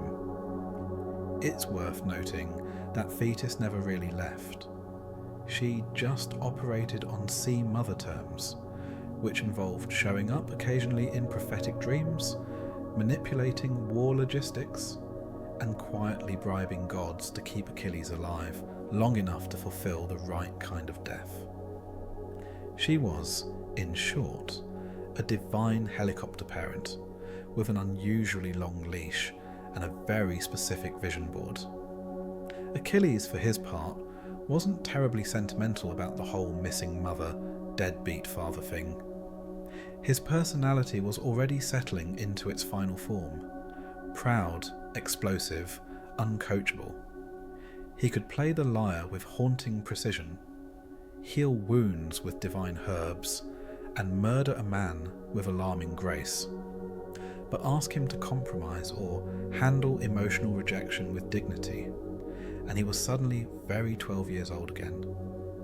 He was aware of his strength, and worse, so was everyone else. Rumours about the boy who could outrun the wind and punch through armour made their way across kingdoms. He hadn't yet picked a fight with history, but it was clear from the way it looked at him that it was only a matter of time. Meanwhile, mortals continued to make terrible decisions. Across the sea, a prince named Paris would soon steal the wrong woman, launch 1,000 ships, and turn an entire city into a metaphor. The gods were circling, bets were being placed, and Achilles' name was slowly being etched into the guest list of fate's biggest, bloodiest event, the Trojan War. For now, though, he remained in prelude, invulnerable except where it counted, raised by a centaur, groomed by prophecy, and completely unaware that his legacy would someday be reduced to a vulnerable footnote and a controversial heel. Achilles was ready. Or more accurately, he would be ready just as soon as someone figured out how to lure him into a war without mentioning the part where he definitely, absolutely 100% would die. But that was a problem for another part. Achilles' childhood was, to put it mildly, a little unusual.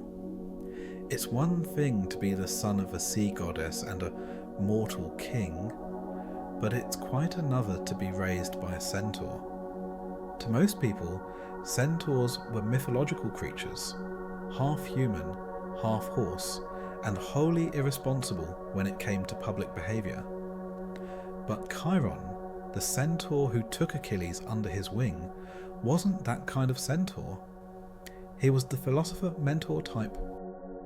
So much so that it was hard to remember he also had hooves and a tail.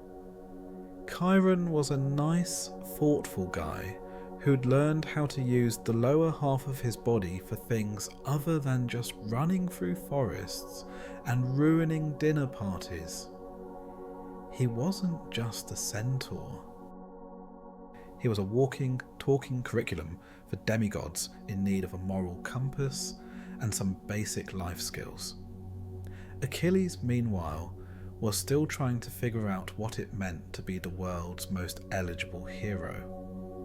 Spoiler alert, he didn't figure it out, and the world, like a child with a crayon, was too busy scribbling over his destiny to let him.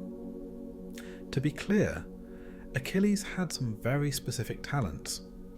He could fight like a thunderstorm wrapped in leather, and had the sort of good looks that made gods pause their eternal arguments, and gods and mortals alike rearranged their schedules for a second look. He didn't, however, know how to properly deal with an emotional crisis, which was odd, considering he was practically built for one. As a child, Achilles was tutored in all the necessary hero skills. This, of course, was essentially a crash course in aggression and lyre plucking, because why not mix epic combat skills with being an emotional wreck who can carry a tune? Achieving legendary status in Greek mythology required the right balance of violence, artistic expression, and casual narcissism. But Achilles, being Achilles, took more interest in the wrestling and sword-fighting parts, largely because they didn't require feelings, which was convenient since he was still working on understanding his own. Training with Chiron was as idyllic as it was traumatic. Achilles learned to wield a sword like someone whose emotions could only be expressed through actions that left people either very dead or very impressed. Chiron, for his part, taught him things like basic ethics and how to keep a cool head, which for Achilles meant how to not instantly murder people when someone says something mildly irritating. Chiron also introduced him to the joys of playing the lyre, which Achilles took to with all the enthusiasm of someone asked to play a kazoo at a funeral. Playing the lyre was a good way to let off some steam after a particularly violent wrestling match, but it wasn't going to keep your name alive for centuries. Being able to play a sad song after decapitating your enemies wasn't what legends were made of. They needed a certain level of emotional complexity, which Achilles had yet to develop.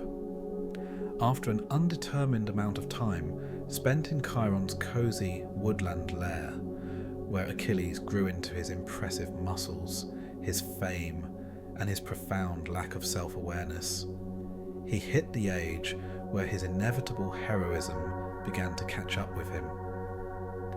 As it turns out, being a famous demigod with a giant target on your chest doesn't make for the best childhood. But the Greeks were notoriously bad at protecting their children from their own destinies.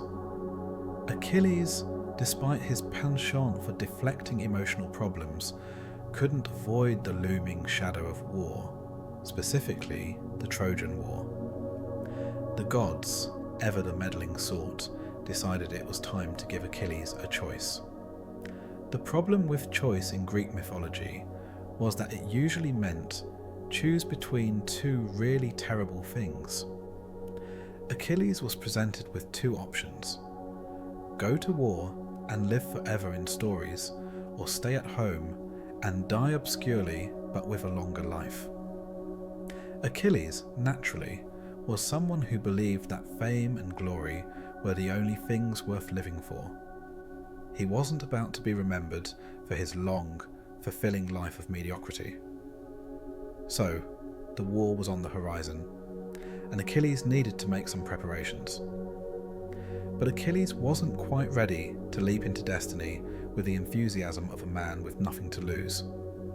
So, in a move that would later be celebrated as the greatest act of passive resistance in the history of demigods, Achilles decided to avoid the war altogether. He did this by doing what any child of a sea goddess would. He went into hiding. Now, hiding as a demigod doesn't just mean going off to your room to sulk, and maybe journal about it for an hour.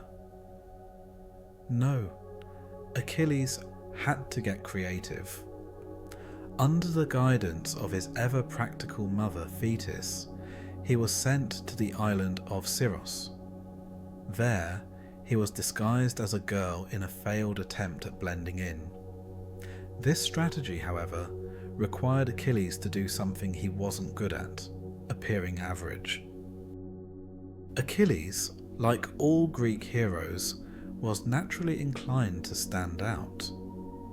He was the kind of person who could walk into a room and instantly draw the attention of every single person in it, whether they wanted to look at him or not, which, as it turns out, was less than ideal when you're trying to pose as a nondescript young lady. Thetis, forever the stage mom, went all out with the disguise. She dressed Achilles in a flowery gown and stuffed his chest with fabric. She even gave him a name, Pyrrha, a name so bland that even the village elders would be too distracted by how unremarkable it sounded to realise they were hosting an uninvited hero. Achilles, for his part, made an excellent girl, by Greek standards. He played his part so well that no one was the wiser for about a week. But Achilles had a problem that not even the most well-crafted disguise could fix. He was too good-looking. Unfortunately, being too good-looking has its drawbacks. Even when disguised as a girl, Achilles had a way of radiating an unnerving level of beauty. The other women on the island couldn't help but notice, and soon Achilles was the centre of attention, which is always a bad sign when you're trying to stay under the radar. And there was also the matter of his superior strength. It's hard to pretend you're just a regular young woman when you can casually throw boulders across a field. Not to mention, Achilles had a remarkable ability to wield his weapons even when they were poorly disguised as ladies' accessories. The entire scheme fell apart when Achilles, in a moment of youthful exuberance, decided to throw a discus for fun. The sound of the discus soaring through the air, followed by a dramatic thud as it landed in the sand, was enough to draw attention. The ruse was up, and suddenly Achilles was faced with a choice: continue living on a remote island with a bunch of women who would eventually wonder why he looked like he could wrestle an ox, or accept his fate and go fight in the Trojan War. He chose the latter, because even the mildest war was a step up from wearing a dress and pretending to be something he clearly was not. As if the gods were playing a cruel joke on him, Achilles was then presented with the news that his old friend Odysseus was the one to trick him out of hiding.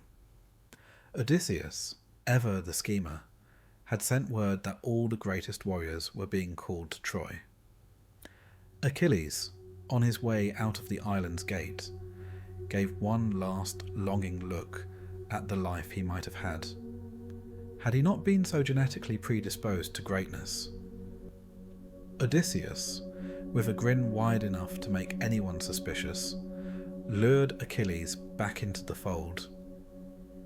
He didn't even need to use the word on the street method that would have made anyone else nervous.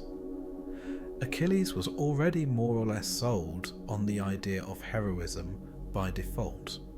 So, Achilles returned to the world of battle, now fully armed with the skills that Chiron had taught him, none of which were particularly useful unless you wanted to make a dramatic entrance, and most of which involved a lot of raw strength and no emotional regulation whatsoever.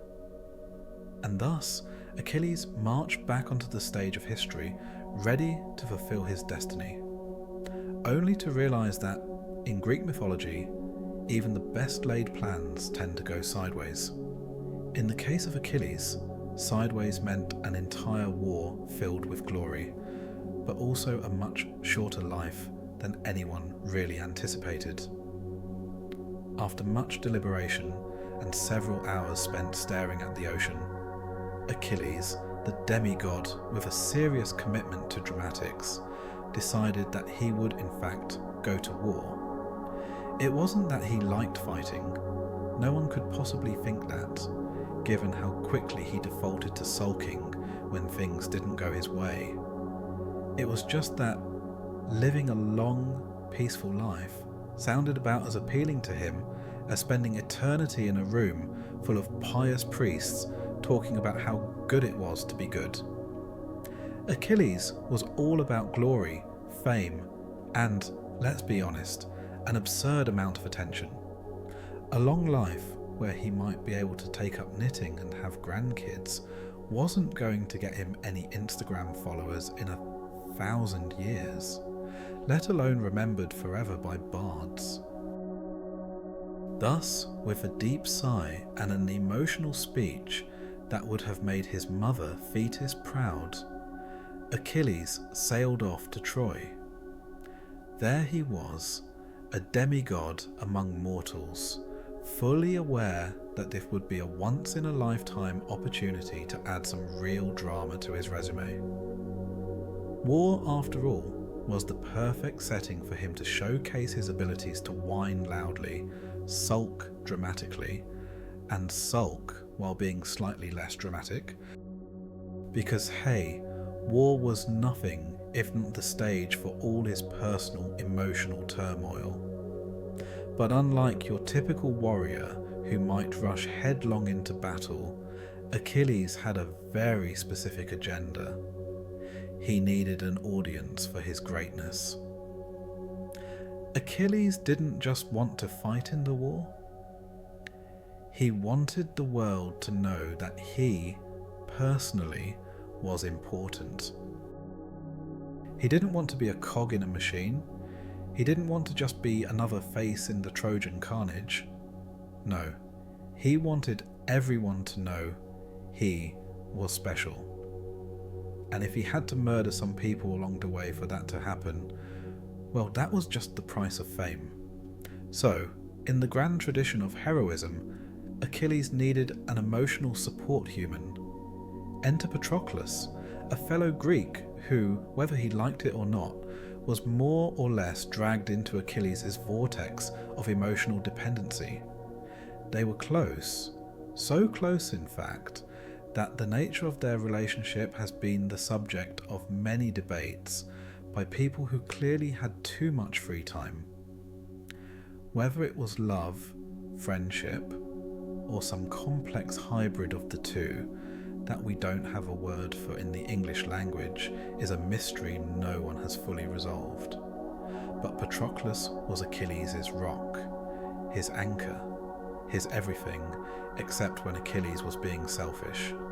And then Patroclus was essentially his unpaid therapist.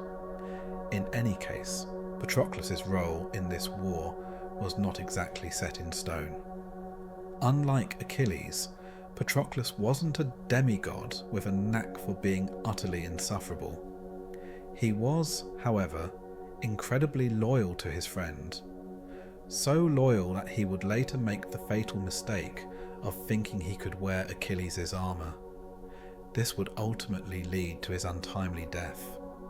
But that came later. For now, Patroclus was just Achilles' emotional support companion in a land full of battle-hardened, hormonally imbalanced men.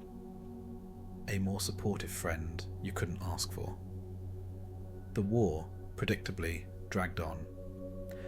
If there's one thing the Greeks and Trojans knew how to do, it was prolong a conflict for a decade without accomplishing much of anything.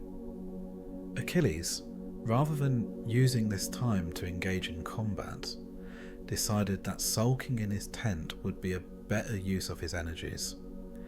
It was the perfect location for him to brood, sharpen his weapons with intensity, and endlessly debate his sense of self-worth. And then, of course, there was the issue of leadership. Agamemnon, the king of the Greeks, and the ultimate picture of bad management, had an unfortunate knack for making terrible decisions at the worst possible times. For starters, he managed to anger Achilles by taking Perseus, a prize he had no real claim to, but decided was now his. To Achilles, this was a declaration of war, except the war wasn't on Troy, it was on his sense of entitlement. In a move that would later be described as slightly overdramatic by historians, and annoying by anyone who had to listen to him, Achilles refused to fight. It wasn't that Achilles was afraid to die, or that he didn't think the war was worth winning. It was that, in Achilles' world, not getting enough recognition was worse than death. Being disrespected by Agamemnon was, for Achilles, the equivalent of being told your art was nice by a pretentious critic with a bad haircut. He was mad, furious. So mad that he packed up his emotional baggage and decided, rather than fighting, he would sit in his tent and sharpen his sword, just in case anyone came by to see how awesome he looked doing it. In his sulking state, Achilles' temper was only made worse by the continuous string of defeats the Greeks suffered without his involvement. It was all very predictable. Without their best warrior on the front lines, the Greeks began to lose ground. And when things started to get a bit too dire, Patroclus, ever the optimist, begged Achilles to join the fight once again. But no. Achilles wasn't about to just forgive and forget his perceived disrespect. Instead, he sulked some more, a lot more. He needed to feel that everyone knew just how mad he was. And so, naturally, Patroclus, who had clearly developed a martyr complex in his friendship with Achilles, took matters into his own hands. He borrowed Achilles' armour, because if he was going to die, he may as well die looking like a demigod, and led the Myrmidons into battle. If you're wondering what Achilles was doing during all of this, sharpening his sword, again, really getting into it. When Patroclus was killed in battle, Achilles was, to put it mildly, upset. He had probably expected a great deal of praise for not getting involved in the war until the very last possible moment.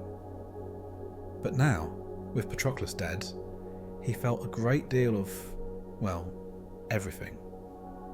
And by everything, I mean rage, guilt, a bit more rage, and a desire to make sure everyone knew just how dramatic he could be when someone took his best friend away from him. Thus, Achilles sprang into action, his self-pity fueling the flames of his legendary temper. He made it his personal mission to avenge Patroclus' death by doing what he did best, murdering people with excessive flair. But this time, he wasn't just murdering for glory. He was murdering for revenge. Revenge and glory, obviously. After all, a hero without revenge is just a guy with a sword. So, Achilles went on a rampage, killing Trojans left and right with all the charm and subtlety of a freight train. Finally, the moment of ultimate catharsis arrived. Hector, Prince of the Trojans, was standing in front of Achilles, ready for the inevitable. Hector had been the only person to really give Achilles a run for his money in the heroism department. But Achilles, driven by grief, rage, and a profound need to be the best at absolutely everything, struck him down. And then came the dramatic flourish. Achilles, with all the tact of a spoiled child, dragged Hector's body around the battlefield behind his chariot. Picture it. A grown man, a hero in his own mind, dragging a dead body like it was a particularly ugly midlife crisis sports car. It wasn't just about killing Hector. It was about showing the world that Achilles was the only one who deserved to be remembered. The gods watched in silence, not sure whether to feel pity for Hector or just admit that Achilles had taken his tantrum to the next level. As the body of Hector was dragged through the dirt, the gods may have exchanged glances and sighed, but the decision had been made, and Achilles had made his statement. He was unstoppable. He was not only a killer, he was an artist of revenge. And all of it was leading to an inevitable conclusion that everyone involved should have seen coming. The only thing Achilles had left to fight for was the fleeting, fragile concept of glory. And boy, was he going to fight for it. Achilles wasn't the kind of person who would ever be caught dead having a normal relationship. The entire idea of emotional availability was so foreign to him that he might as well have been asked to bake a souffle while juggling flaming swords. Emotionally volatile? Yes. Allergic to authority? Definitely. But when it came to romance, well, Achilles managed to craft quite a colourful portfolio, though colourful might be a bit of a stretch, considering he didn't do subtlety or commitment. His approach to love was more akin to a stamp collection, fragile, temporary, and ultimately not terribly well thought out. Let's start with Briseis. Briseis, the lovely war prize Achilles had borrowed from Agamemnon. Despite the fact that she was technically the spoils of war, and that Achilles had essentially taken her as a prize the way a child grabs the last cookie in a jar, he ended up getting rather attached. This attachment, which was probably closer to infatuation than healthy affection, only grew more intense when Agamemnon, in a classic display of bad decision-making, demanded her back. The loss of Briseis was, for Achilles, the equivalent of being told your pet hamster had been adopted by someone with a more exciting life. It wasn't about love. It was about the principle of the thing. Achilles had a very particular brand of love, one that could be described as possession masquerading as devotion. When he didn't get his way, like when Briseis was taken from him, he was furious. And when Achilles was furious, you could count on a 10,000 word soliloquy about how unfair life was. how unappreciated he was, and how nobody understood his greatness. This was followed by a complete withdrawal from any productive action, instead opting to brood in his tent, sulking as if Agamemnon had stolen his favourite childhood toy. While Achilles' attachment to Briseis was certainly inconvenient, it wasn't without merit. After all, he was the kind of person who could only love someone once they had been ripped away from him. When she was returned to him after his tantrum of epic proportions, you'd think he would have been overjoyed.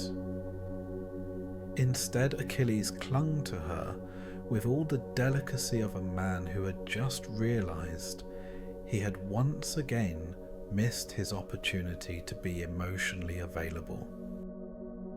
But Briseis wasn't the only person Achilles had some form of relationship with. In fact, there were rumours, many rumours, about his feelings for Patroclus. The nature of their relationship has baffled scholars for centuries, and their debates are likely the only thing more entertaining than Achilles' actual heroism. Were they just friends? Were they lovers? Was there some form of unspoken bond between them that transcended the usual categories of Greek masculinity? Who knows? What we do know is that Achilles was definitely attached to Patroclus in a way that went beyond mere camaraderie. And let's not get into the academic debates that raged over their relationship. Those are the kinds of things you'd have to endure if you went back in time to one of those Greek philosophy salons, where everyone wore laurel wreaths and gestured excessively. Was it love? Was it brotherhood? Was it both? They'd ask, as if their opinions on the matter had any real bearing on Achilles' actions, or whether or not they could cure his chronic emotional constipation. Achilles was the first to acknowledge that being emotionally unavailable was his brand. He wasn't deliberately standoffish. It was more of an involuntary trait. He didn't know how to communicate affection because, as previously stated, he was far better at loving people once they were gone. So, while some may have speculated that his relationship with Patroclus was, in fact, one of the greatest love stories of the ancient world, Achilles was too busy sulking to give it much thought. After all, the relationship was only really important once Patroclus was dead. You see, Achilles' love life had a pattern. He would get close to someone, be impossibly beautiful, which was both an asset and a burden, and then, for reasons no one could quite explain, he'd either break things off or let the relationship fall apart. And when that person was no longer around to be emotionally confusing, then Achilles would go into full-on grieving romantic mode. This meant he had a tendency to look fondly on relationships once they were in the past. Nothing says true love like mourning someone after they have already been tragically killed. And let's talk about that beautiful face for a second. Achilles was, as one might expect, a handsome fellow. He looked like the kind of man who would appear on the cover of a Greek romance novel, preferably one where he was brooding on a cliff, staring off into the sunset. His beauty, however, wasn't exactly a ticket to emotional stability. If anything, it only complicated matters, because when you're that beautiful, it's easy to convince yourself that everyone should worship the ground you walk on, whether or not you actually have the emotional maturity to handle it. In fact, his beauty did nothing to help his emotional availability. Achilles, like many emotionally unavailable individuals, was great at receiving attention, but terrible at maintaining a connection. When Briseis was taken from him, he sulked. When Patroclus was killed, he launched into a revenge-fueled spree. All the while, he was inwardly convinced that his actions were justified because, well, Achilles was special. And if people didn't get that, then they were just too simple-minded to understand his magnificence. But his greatest and most tragic love story, as we know, came after Patroclus' death. It was then, as Achilles stood over his friend's grave, that he realised how deeply he had really loved him. Of course, this revelation came too late, far too late, and was more a reflection of Achilles' inability to process emotions in a timely manner than any genuine attempt to understand love. Patroclus' death brought out the most heart-rending qualities in Achilles. The desperation to feel something that wasn't just rage, the overwhelming need for revenge, and a sense of crushing guilt. But guilt in Achilles was about as useful as a dead man's last breath. When you're that beautiful and that dramatic, you don't have time to reflect on your failings. Instead, you strike down your enemies, and then, later, in private moments of quiet self-loathing, you gaze into a mirror and think about how sad it all is. This would have been the perfect setup for Achilles to pen some tragic poetry about lost love, but instead, he got lost in his own heroism and his burning desire to be the best at everything. And let's not forget the fact that, after all of this, Achilles became something of a tragic heartthrob, a figure adored by bards, poets and people with an odd fondness for unrequited grief. He was the archetype of the hero who could never have what he wanted. He was the classic tragic hero, the misunderstood man with a heart full of unattainable desires, a man who couldn't figure out how to love anyone unless they were dead and cold. Achilles, in a sense, was a pioneer in the field of tragic heartthrobs long before the term was ever invented. He set the stage for all those later heartthrobs who would brood through the centuries, countless romantics who would idealize the dead lover. He was the first, the original, the one who made it acceptable to mope dramatically over a lost relationship and then tell people you were just processing. If Achilles had a modern equivalent, it would probably involve wearing a leather jacket and refusing to speak to anyone unless they could appreciate the depth of his suffering. But as the stories go, he would continue this tragic cycle, forever chasing something he could never quite grasp. Not love, not peace, and certainly not any kind of emotional maturity. Achilles was great at making a scene, but when it came to actual relationships, well, his track record was, let's say, unfinished. Achilles' death was, in many ways, as anticlimactic as his entire career. After all, the man had survived countless battles, faced gods, and slaughtered the best of Troy's finest, only to be felled by the most poetic form of irony imaginable, a single arrow to the heel.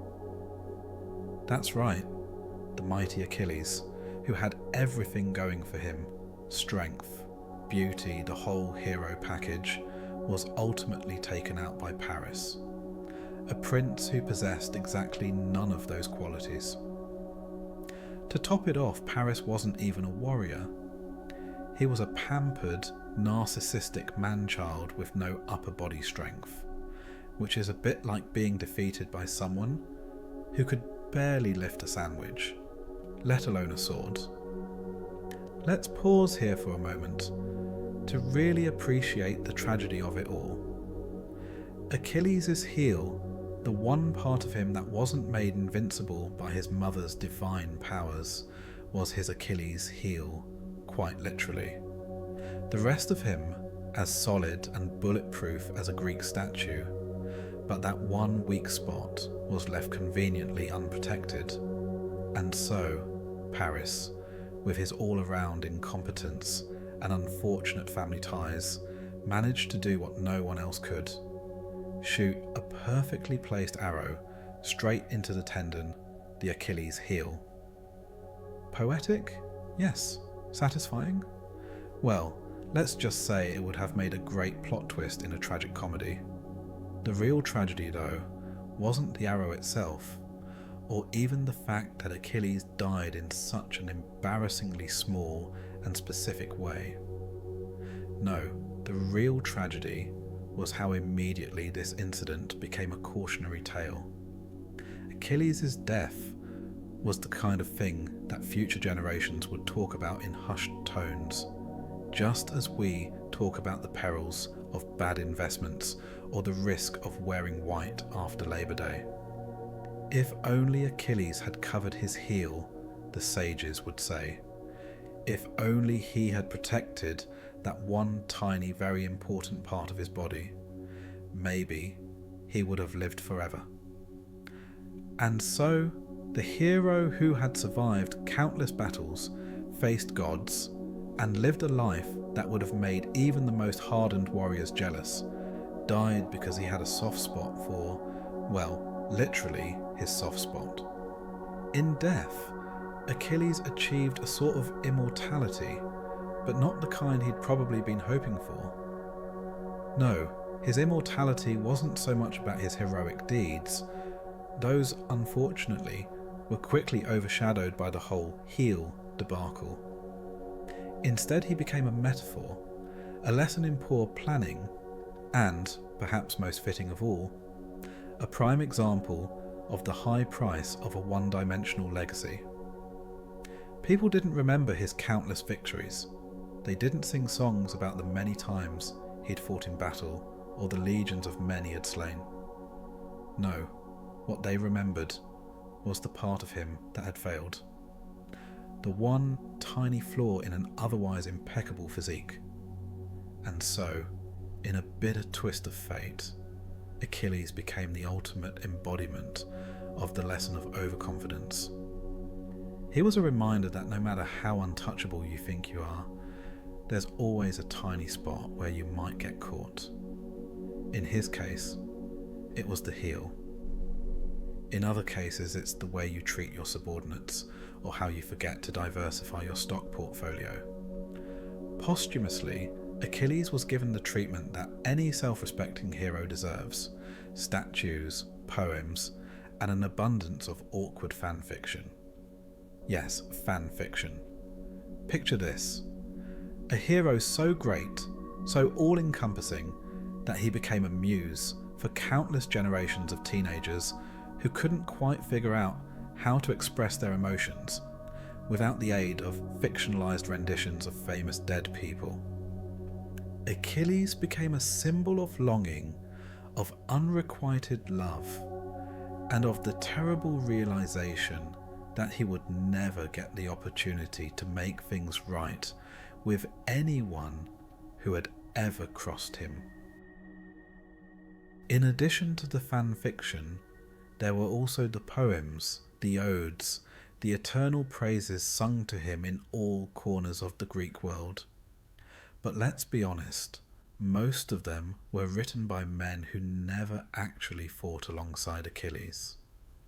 No, these were the poets, the artists, the people who hadn't been in the trenches with him, but had all the time in the world to reflect on his myth. And in their reflections, they painted Achilles as a tragic figure, the most tragic of heroes, whose one misstep had led to his untimely end. Meanwhile, in the world of branding, the name Achilles became synonymous with glory and power. If Achilles had lived in the modern era, he would have had a line of Nike shoes named after him. specifically a line of shoes that focused on durability, except for the heel. They'd be sold with the slogan, "Just do it, but watch your step," and a cheeky disclaimer warning that while the shoes were great for running, they didn't offer full protection in case of extreme ankle injury. But the branding didn't stop there. Achilles was everywhere. Statues of him adorned the cities of Greece, his image carved into the finest marble, as if to say, "Look, this guy is so important that we've immortalized his body, even if that body didn't have a proper Achilles' protection plan." And while his battle skills were certainly mentioned, his real claim to fame was his vulnerability. In a world obsessed with perfection, Achilles became the symbol of the one thing that could bring down even the mightiest of men, a tiny flaw that was too easily ignored. Achilles probably would have preferred to be remembered for his strength, his skill in battle, or even his leadership, but no, he would be known for that damn heel. His ghost, if he had any say in the matter, probably spent eternity asking, why couldn't they just focus on the important stuff? The war, the rage, the fact that I was basically unstoppable in every other way? But that, my friends, is the price of legacy. The things people remember are rarely the things you'd want them to remember. So there Achilles sat in the great halls of the underworld, probably looking at the statues and wondering why his heel had become the focal point of his legacy. Wouldn't it have been nice if people had remembered him for the warrior he was? Instead, his immortality was reduced to a marketing campaign, a cautionary tale about the dangers of overconfidence, paired with a catchy slogan and a logo that would survive millennia. But here's the thing about Achilles. He didn't really have any say in this. The ancient Greeks didn't focus on his deepest moments of introspection or his growth as a leader. They focused on the drama, the flaws, the thing that went wrong. In fact, they probably loved the drama more than they loved the actual heroism. After all, who cares about consistent excellence when you can have tragic failure with style? Achilles became the tragic heartthrob long before tragic heartthrobs were cool, and like all true tragic heroes, he paid the price for it. His body, once the perfect specimen of Greek beauty, became a symbol for the thing that everyone knew was going to take him down eventually. Achilles didn't get to choose what part of him would be immortalized. The gods didn't let him pick the legacy he would leave behind. Instead, they gave him the heel, a symbol of fragility in a world that was obsessed with perfection. But that, dear reader, is what happens when you die young and beautiful. You get immortalized not for the things that made you great, but for the one thing that everyone remembers.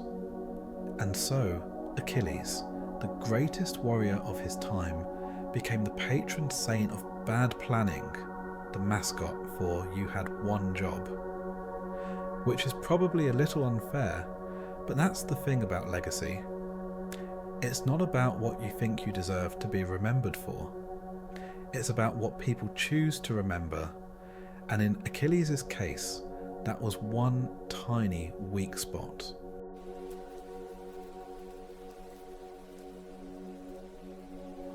In an age when gods meddled in mortal lives and heroes chased glory, none embarked on a voyage as bold as Jason.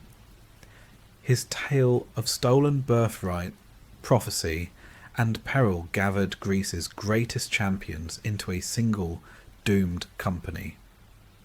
This is the story of Jason and the Argonauts. Every hero's tale begins long before the hero is old enough to wield a sword or climb aboard a ship.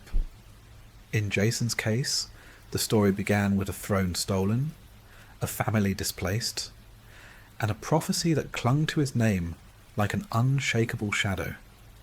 Jason was the son of Aeson, rightful king of Iolcus, a city that had already grown weary of divine intrigues and royal disputes. Aeson was no mighty warrior nor scheming tyrant, but rather a steady ruler who had the misfortune of being related to a man with an ambition sharper than any spear. That man was Peleus, Aeson's half-brother. Where Aeson saw governance as stewardship, Peleus saw it as a game of survival, where victory belonged to those ruthless enough to take what they wanted. Peleus seized the throne not with the grace of a statesman, but with the cunning of a wolf. The usurpation was swift and decisive, leaving Aeson powerless and Jason, still a child, vulnerable to the designs of his uncle. Peleus might have killed the boy outright, but prophecies have a way of unsettling even the most determined tyrants. An oracle had whispered that Peleus should beware the man who would appear before him wearing only one sandal. Such a figure, it was said, would be the instrument of his undoing. Peleus, like all rulers haunted by prophecy, could not ignore the omen. He spared Jason's life, perhaps hoping to control the boy's fate rather than extinguish it. Aeson, fearing for his son's survival, entrusted him to the care of the centaur Chiron, that unlikely tutor of heroes who lived in the solitude of the mountains. There, Jason would grow far from the dangers of court politics, and under the watchful eye of a creature who understood both the nobility and the folly of mankind.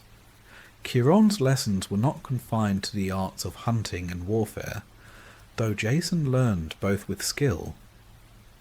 The centaur taught him the patience of the forest, the balance of the bow, and the healing properties of herbs, for a hero's wounds were as inevitable as his victories. More importantly, Jason learned from Chiron the art of leadership, not as domination, but as a kind of stewardship, an ability to inspire trust and cooperation in others. For in the sagas of old, the greatest heroes were rarely those who triumphed alone, but those who carried with them companions willing to follow them into peril. As Jason grew into manhood, the world around him seemed to murmur with expectation. The prophecy remained, as prophecies do, like a distant thundercloud promising a storm. Jason was no ordinary youth. He had the bearing of one chosen by fate, though whether fate would crown him or crush him remained unseen. The turning point came when Jason, now grown, set out to claim his rightful place in Iolcus. His journey was unremarkable until he came to a river swollen with rain. There he encountered an old woman struggling to cross. Jason, trained in both compassion and strength, lifted her and carried her across the torrent. In doing so, he lost one of his sandals to the rushing waters. The act seemed trivial at the time, a small price for an act of kindness. But as with all such moments, it would resound far beyond its occasion. For the old woman was no ordinary mortal. She was Hera in disguise, goddess and queen of Olympus, who had long despised Peleus for his disregard of the gods and his arrogance as a ruler. By aiding her, Jason secured Hera's quiet favour, though he could not yet know how essential her interventions would be. He arrived in Iolcus with only one sandal, his appearance at once humble and charged with the weight of prophecy. When Peleus saw him, recognition passed over the usurper like a chill wind. The oracle's words had materialized before his very eyes. Yet prophecies are rarely so direct. Peleus, unwilling to kill Jason outright and thereby tempt the wrath of gods, sought another path. If the prophecy could not be averted, perhaps it could be manipulated. He devised a challenge meant not to crown Jason, but to destroy him, dressing it as a noble test of heroism. He commanded Jason to prove his worth by journeying to the distant land of Colchis and retrieving the golden fleece. The fleece was no mere ornament. It was the shining hide of a divine ram, a relic of miraculous power, hung in a sacred grove and guarded by a sleepless serpent. It represented not only wealth and kingship, but also the impossible, a prize no mortal could seize without divine aid. To send Jason after it was to send him into certain doom, cloaked in the language of honour and destiny. Peleus reasoned that if Jason perished, the prophecy would be neutralized. If by some miracle he succeeded, Peleus would still be free of the task himself, his rival exhausted by impossible trials. Jason, however, did not see the trap for what it was. He accepted the challenge with the confidence of youth, and the sense that his life had always been leaning towards this moment. To retrieve the golden fleece was to restore his family's honour, to reclaim the throne of Iolcus, and to carve his place among the legends of Greece. Perhaps he also sensed that his life, shaped by exile and prophecy, would never find peace in anonymity. He would either rise to glory or be undone in pursuit of it, and both outcomes seemed preferable to obscurity. Thus, with the consent of Hera, the resentment of Peleus, and the unshaken resolve of his own heart, Jason set in motion one of the greatest adventures the Greek world would ever know.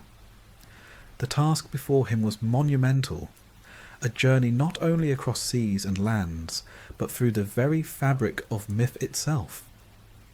He would not undertake it alone. Heroes from across Greece would soon gather to his cause, drawn by the promise of glory, friendship, or simply the desire to etch their names into the fabric of eternity. But for now, it was enough that Jason had accepted the burden of destiny, one sandal short of a full prophecy. His eyes set on Colchis and the gleam of a prize that waited across the edge of the world. The voyage had not yet begun, but the current of fate had already shifted. The stolen throne of Iolcus trembled. The gods turned their gaze to the mortal seas. And Jason, son of Aeson, prepared to become not merely a claimant to a crown, but the leader of an expedition that would test the limits of what it meant to be human. A quest of such magnitude demanded more than courage. It demanded a vessel capable of carrying not just men, but destiny itself. Jason's acceptance of Peleus' challenge spread across Greece like wildfire. Whispers of the Golden Fleece stirred old warriors and young adventurers alike, each one hearing in it the promise of immortality. For myths are nourished not only by gods, but by those who dare to grasp at glory. And so, before companions could be assembled, a ship had to be built. A ship unlike any the world had ever seen. The task fell to Argus, a craftsman of rare skill whose hand seemed guided by the divine. Under the quiet oversight of Athena, goddess of wisdom and craft, he constructed a vessel of unprecedented strength and beauty. This was the Argo, a ship long and slender, swift as an arrow, yet sturdy enough to face the wrath of both sea and storm. Into its prow was fitted a timber carved from the sacred oak of Dodona, a tree whose whispers carried the voice of Zeus himself. This gave the Argo something no other ship possessed, a living spirit, an oracle that would speak in warning and in guidance, a reminder that the gods sailed with them as both protectors and overseers.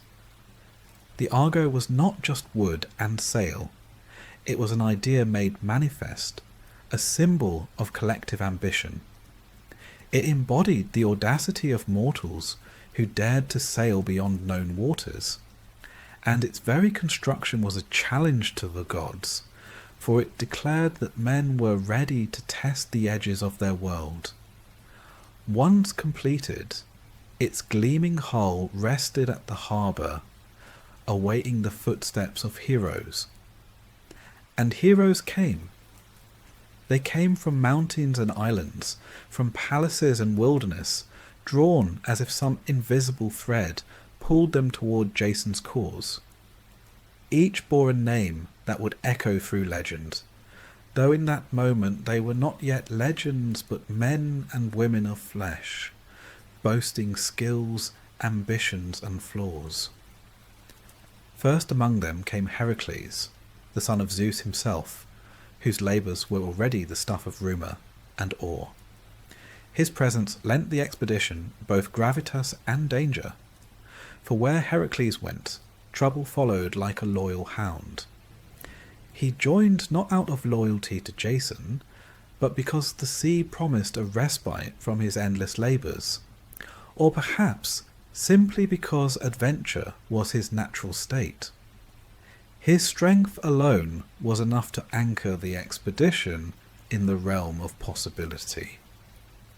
Next was Orpheus, the poet and musician whose songs could charm beasts, trees, and even the stones beneath his feet.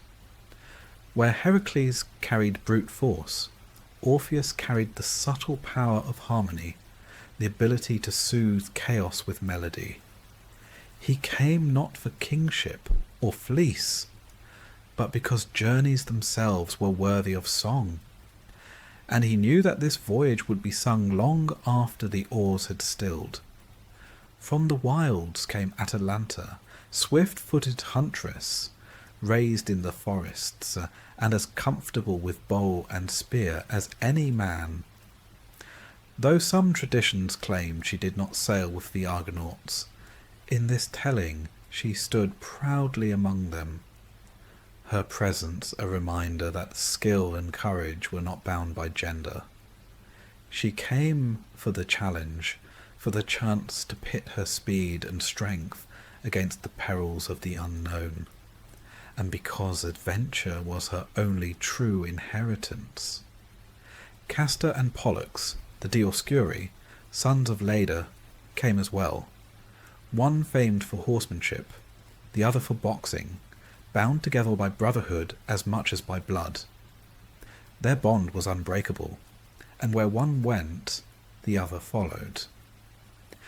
They embodied loyalty itself, and in their partnership the crew would later find a symbol of unyielding solidarity. From the line of Aeacus came Peleus and Telamon, brothers who carried with them the weight of their own ambitions. Peleus would one day sire Achilles, greatest of the warriors at Troy, but in this age he was still a man striving for renown.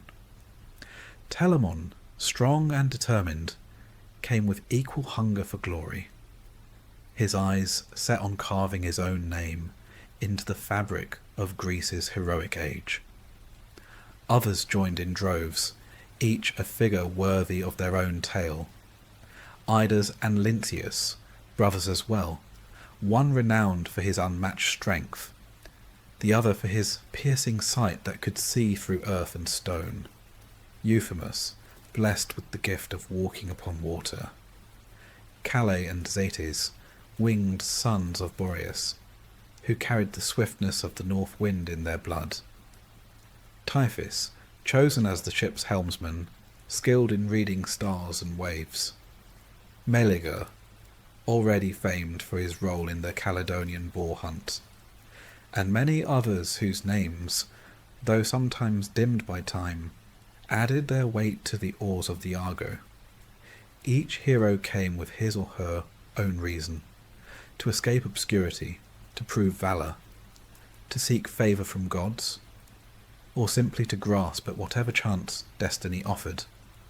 Some joined for friendship, others for rivalry. Together they formed a company both noble and flawed, united not by loyalty to Jason alone, but by the shared hunger for glory. When the Argo at last rested in the harbour, its deck thrumming with the footsteps of heroes, the ship became more than a vessel. It was a living myth, a floating congregation of Greece's most daring. The air buzzed with anticipation, with the weight of possibilities both triumphant and disastrous. Yet woven into their departure was a thread of hubris. For though they were blessed by Athena's craft and Hera's quiet favour, they were also cursed by the jealousies of gods who do not easily tolerate mortal boldness. To gather so many heroes in one place was to invite both admiration and destruction. The Argo carried not only the hopes of Jason and his companions, but also the inevitable doom that clings to every mortal who seeks to rival divine achievement. And so, the day came when the Argo slipped into the water, its oars flashing like wings, its prow cutting a path into the open sea. The voices of their kin and country rose in farewell from the shore. A mingling of pride and dread, for those left behind knew that not all who departed would return. The Argo carried with it both blessing and curse, both courage and folly, both mortal strength and divine meddling. The voyage had begun. Ahead lay islands and storms, monsters and gods, trials both absurd and lethal. But in that moment, as the sea opened before them, the Argonauts were united in purpose, believing themselves invincible, bound together by hope and hubris in equal measure. The oars struck the waves in unison, and with every stroke the world grew smaller behind them and larger before them. The Argo, the ship with a voice of oak and a crew of heroes, moved steadily into the unknown, carrying Jason toward a destiny that would prove both glorious and ruinous. The sea, ever indifferent to mortal ambition, became the first true adversary of the Argonauts. For a time the winds favoured them, and the Argo cut through the waters as if urged on by the gods themselves. Yet heroes cannot remain long without trial, and it was not the sea, but human temptation that first tested their resolve. Their voyage brought them to the island of Lemnos, a place peculiar in both tragedy and opportunity.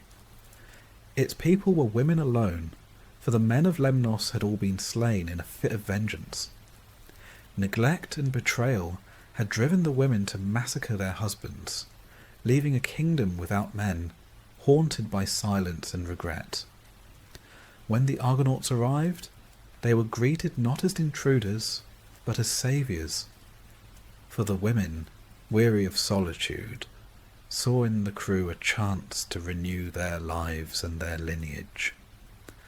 What began as hospitality soon slipped into indulgence. The heroes, welcomed into homes and beds, forgot their quest. Days became weeks, and the Golden Fleece seemed a distant abstraction compared to the immediate comforts of feasting and embrace. Only when Heracles, less enticed than the others and impatient by nature, reminded them of their duty, did they stir from their languor. Reluctantly, they boarded the Argo again, leaving behind a mingling of gratitude and resentment on the shores of Lemnos. Already it was clear that their greatest danger might not always come from monsters, but from within, from the ease with which purpose could dissolve into distraction. Their next stop brought them to the land of the Doliones, whose king Theseus received them with generosity. Supplies were exchanged, and the two peoples parted as friends. Yet fate, ever cruel in its irony, had not finished with them. Driven back by stormy winds to the same shores under the cover of night, the Argonauts were mistaken for enemies. In the confusion of battle, friend clashed with friend, and blood was spilled needlessly. By dawn, the Argonauts discovered to their horror that they had slain their hosts, including King Cyzicus himself. Grief weighed heavily upon them, for this was not the glory of heroes, but the tragedy of misrecognition. A reminder that not all wounds were inflicted by monsters. They buried Cyzicus with honours, offering rites to appease both gods and shades, but no ritual could cleanse them of the knowledge that their own hands had brought about an innocent death.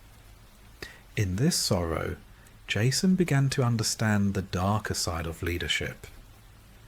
The burden of decisions that could not be undone. The scars that honour could not conceal. Still, the sea pressed them onward. Their next challenge came not from mortals, but from creatures of torment, the Harpies. These winged monsters plagued the blind seer Phineus, snatching food from his lips, leaving him starving though never dead. The Argonauts encountered him wasted and tormented, his knowledge vast yet unusable, for his suffering consumed him. Here the Boreads, Calais and Zetes proved their worth. Gifted with wings from their father Boreas, they pursued the Harpies across the sky, driving them off under the watchful eye of Zeus, who decreed they must not slay the creatures, but merely banish them. Thus freed from his torment, Phineus rewarded the Argonauts not with gold or treasures, but with guidance, a prize far more valuable.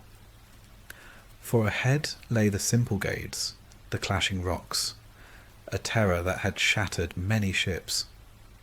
These two great stones, poised like jaws, would slam shut upon any vessel daring to pass between them. Phineus advised the Argonauts to release a dove before attempting the crossing. If the dove passed through safely, the ship should follow quickly. They obeyed. The dove shot between the rocks, losing only a few tail feathers, and the Argonauts rowed with desperate strength. As the stones closed, the Argo slipped through, her stern grazed but intact, the sacred timbers of Dodona whispering with approval. Behind them, the rocks stilled forever, their power broken by the daring of men. The sea beyond opened wide, and the Argonauts knew they had crossed not merely a strait, but a threshold into the deeper unknown.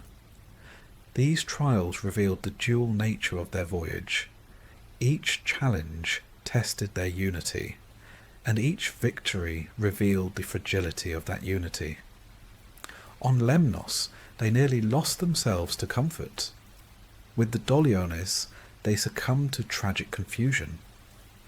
With Phineus and the Harpies, they discovered that salvation often depended not on strength, but on cunning and divine guidance. And with the Symplegades, they proved that survival required not brilliance, but unyielding coordination. Every oar pulling as one. Jason's leadership was not the fiery inspiration of Achilles, nor the cunning strategy of Odysseus. Instead, it was something quieter, built on endurance, on the ability to keep moving forward when hesitation or despair might have broken lesser men. He was no flawless commander, but he held the expedition together, and in the dangerous arithmetic of survival, that was enough. The gods, too, revealed their presence in every trial. Hera's favour shadowed Jason, urging events subtly in his favour, while Zeus permitted both suffering and reprieve, as though the journey itself were a test devised by Olympus. At times, divine aid felt like mercy. At others, it resembled mockery, as if the gods took amusement in watching mortals dance at the edge of doom. The Argo pressed on, scarred by its journey but not broken, carrying within it a crew tempered by both failure and triumph. The sea stretched endlessly before them, each wave concealing new perils. Yet already the legends were growing. The island of women, the accidental slaughter of a king, the defeat of the Harpies, the conquering of the clashing rocks.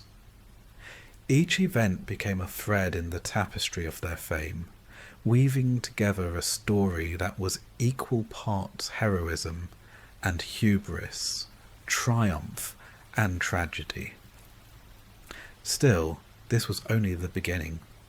Beyond lay Colchis, the land of the Golden Fleece, and challenges far greater than storms or monsters.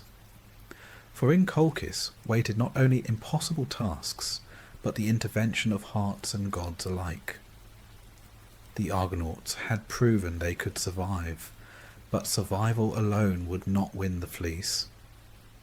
Jason's true test still lay ahead, where leadership would demand not endurance alone, but choices that would bind him forever to both glory and ruin.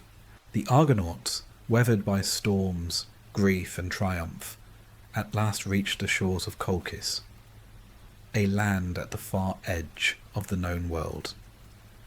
Here the sun seemed to rise closer to the earth, gilding the mountains with a light both beautiful and forbidding. Colchis was ruled by King Aeetes, son of Helios, a man of fiery temper, whose kingdom reflected both wealth and cruelty. The Golden Fleece, the object of Jason's quest, hung within a sacred grove, nailed to the branches of an oak, and guarded by a serpent so vast and sleepless that even the bravest warrior quailed at the thought of facing it. Jason came before Aeetes not as conqueror, but as supplicant, for to claim the fleece he required the king's consent, or at least the semblance of it. Aeetes, however, was not so easily deceived. He recognized in Jason a threat, a foreigner daring to covet what was his by divine inheritance. Yet rather than slay the intruder outright, Aeetes chose a path familiar to tyrants. He set tasks so impossible that they would destroy Jason without staining his own honour. The king demanded that Jason yoke a pair of fire-breathing bulls, creatures forged of bronze, whose hooves struck sparks and whose nostrils belched flame. Once yoked, Jason was to plough a field and sow it with dragon's teeth. From these seeds would spring the earthborn warriors, a host of armed men who would rise from the soil itself, relentless and fierce.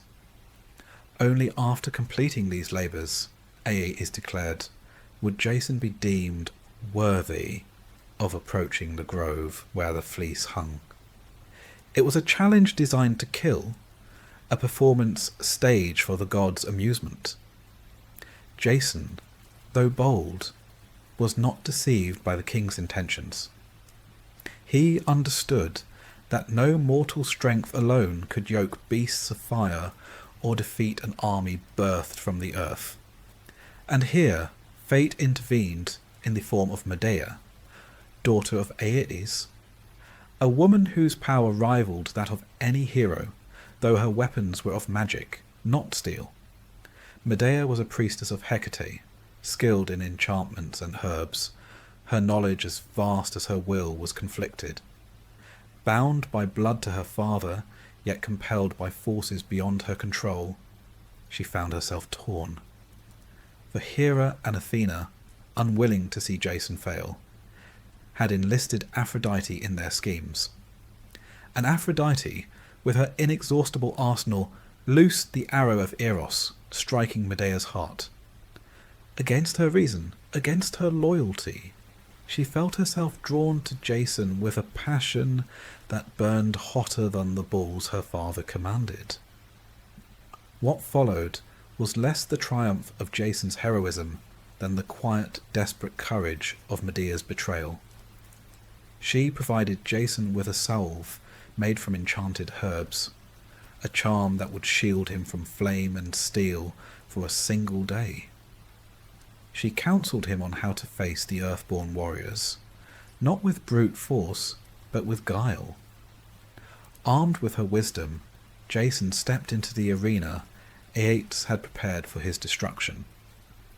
The fire-breathing bulls roared, their hooves scorching the earth. Yet Jason, shielded by Medea's spell, gripped their horns and forced them beneath the yoke. The crowd that gathered gasped, for no mortal had ever subdued the bronze beasts. He ploughed the field, sweat and fire mingling in the air, and sowed the dragon's teeth into the furrows. From the soil rose warriors clad in bronze, swords gleaming, eyes empty of mercy. But Jason, remembering Medea's words, cast a stone among them. Confused, the warriors turned on one another, believing their brothers to be foes. They slaughtered each other until the field lay quiet, soaked not with harvest, but with blood. Aeates, watching from his throne, seethed with rage. Jason had accomplished the impossible, yet the king's heart hardened rather than yielded. The fleece remained out of reach, guarded still by the sleepless serpent, and Aeates plotted to destroy the Argonauts in the night. But Medea, bound now more to Jason than to her father, warned him of the treachery. Thus the theft of the fleece became not an act of heroism, but of love twisted by divine compulsion. In the silence of the sacred grove, Jason and Medea approached the oak, where the fleece glimmered, radiant even in darkness. Before it lay the serpent, vast as a river, its coils endless, its eyes glowing like embers that had never dimmed. Jason, for all his strength, could not have faced such a guardian unaided. Medea, invoking the powers she served, lulled the serpent with spells and herbs, her voice weaving through the night like a net of shadows. Slowly the monster's coils slackened, its eyes drooped, and its body fell into an enchanted sleep. Jason seized the fleece, its golden wool blazing in his arms like captured sunlight. Their triumph, however, was steeped in betrayal, for Medea's aid couldn't remain a secret. To ensure their escape, she committed an act that would forever stain her name and bind her fate to Jason's. Pursued by Aeates' fleet, the Argonauts found themselves trapped, the king's ships closing fast. It was then that Medea lured her younger brother, Apsyrtus, into a meeting under pretence of trust. Accounts differ on the cruelty of what followed. Some say Jason struck the blow, others that Medea herself did. But the result was the same. Apsyrtus was slain, and his body cut into pieces, cast into the sea to delay their father's pursuit as he stopped to gather the fragments. This was no heroic victory, but a desperate crime, a line crossed from which there could be no return. The fleece had been won, but at the cost of kinship and innocence. Medea had severed her ties to her family, her homeland, and her past, choosing instead to bind herself to Jason, a man she barely knew, compelled by love that was as much divine curse as personal choice. The Argonauts, carrying both treasure and blood guilt, fled Colchis into seas that seemed to grow darker with every oar stroke. The golden fleece shimmered, but its radiance could not mask the shadows that clung to it, nor could it erase the knowledge that their triumph had been purchased not by strength of arms alone, but by betrayal, sorcery, and death. Jason was lauded as a hero, yet beneath the golden prize lay the truth. Without Medea, his quest would have ended in fire and blood on the fields of Colchis. The voyage home awaited, but it would not be a return to simple glory. For though they carried the fleece, they also carried the weight of Medea's betrayal, the wrath of Aeetes, and the subtle, relentless gaze of the gods, who had not finished shaping their destinies. The voyage back was no simple retracing of waters, no neat reversal of oar strokes.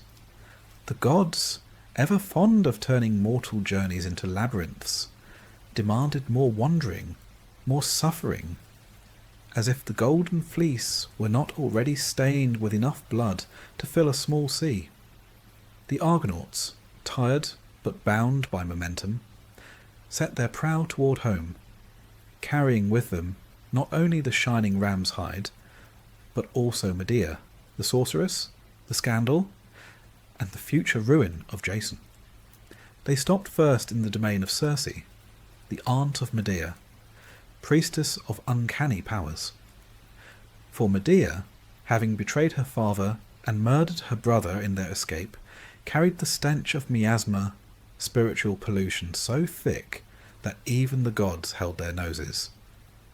Circe performed the ritual purification, muttering ancient words and burning foul herbs, but even she could not scour the stain of familial blood. Purification here was less a true cleansing than a bureaucratic stamp of approval, as though Medea's crimes had merely been filed away in the cosmic ledger under resolved. Jason watched, both relieved and uneasy, for he had taken not just a wife, but an accomplice who could never be free of divine suspicion. Their next challenge lay not in storms or spears, but in song. The Argonauts passed the islands of the Sirens, those cruel singers whose voices promised knowledge and pleasure, but delivered only death upon the rocks. The oarsmen felt the pull of the sound, like memory tugging at the marrow. But Orpheus, that melancholy musician, played his lyre louder, drowning temptation with melody of his own. The siren's song faltered against his counterpoint, proving that music, in the end, may kill as well as save. The men rode on, their ears full of human song rather than divine cruelty, though some never forgot the half-heard notes of the sirens, haunting them long after the sea had faded. Still further trials waited, because no Greek hero ever returned from glory without being battered first by a final absurdity. In Crete stood Talos, a bronze giant left behind by the gods as an early experiment in homeland security. He circled the island's shores, throwing rocks at incoming ships, a one-machine coastguard with no budget cuts. His body contained a single vein of molten ichor, sealed at the ankle with a bronze nail. Medea, always the solution and the problem, bewitched him into madness. Talos stumbled, struck his vulnerable ankle, and spilled his life's fire into the sand, collapsing with a thunder that shook the sea. Another wonder undone, another monstrous guardian silenced, not by Jason's spear or oars, but by the mind and malice of his foreign wife. At last the Argonauts reached Iolcus. The city had not grown nobler in their absence.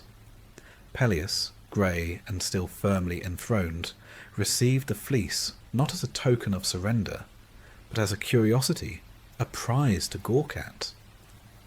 He had demanded Jason fetch it, thinking it an impossible errand, and now that it was brought before him, glowing faintly in its sacred gold, he merely shrugged the way a king shrugs when bureaucracy forces him to acknowledge a minor victory he never expected.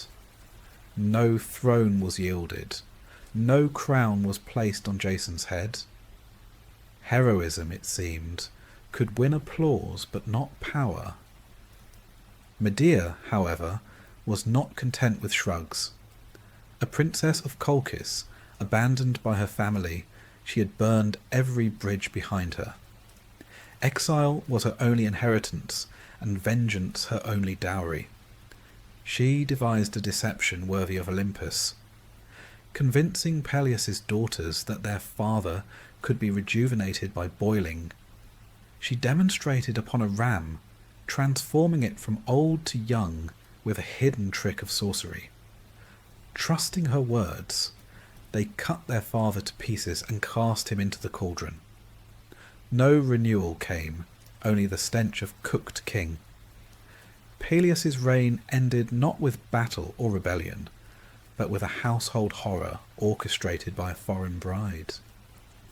Jason had the throne within reach, and yet the act of murder, though not by his hand, stained him. Iolcus cast him out, not as a conqueror but as a scandal. Exile followed. Jason and Medea, left with their children, wandering from city to city, received at first as curiosities and later as cautionary tales. The golden fleece, once a promise of divine favour, now hung like a bad joke, a relic of a quest whose end result was neither kingdom nor peace, but exile and infamy. Jason had gathered the greatest heroes of Greece, crossed seas, slain giants and defied kings, only to find that glory could not be spent like coin, nor worn like a crown. Here lies the irony. The quest had always seemed the making of him, yet it became the unmaking. The fleece won him no throne. The gods had used him as entertainment, a pawn in a game where his suffering served only the purposes of divine narratives. His crew dispersed, each hero drifting into his own minor tale. The Argo herself, once the pride of the sea, was left to rot on a lonely shore, her timbers groaning as though even wood could feel regret. Jason lived on, but not gloriously.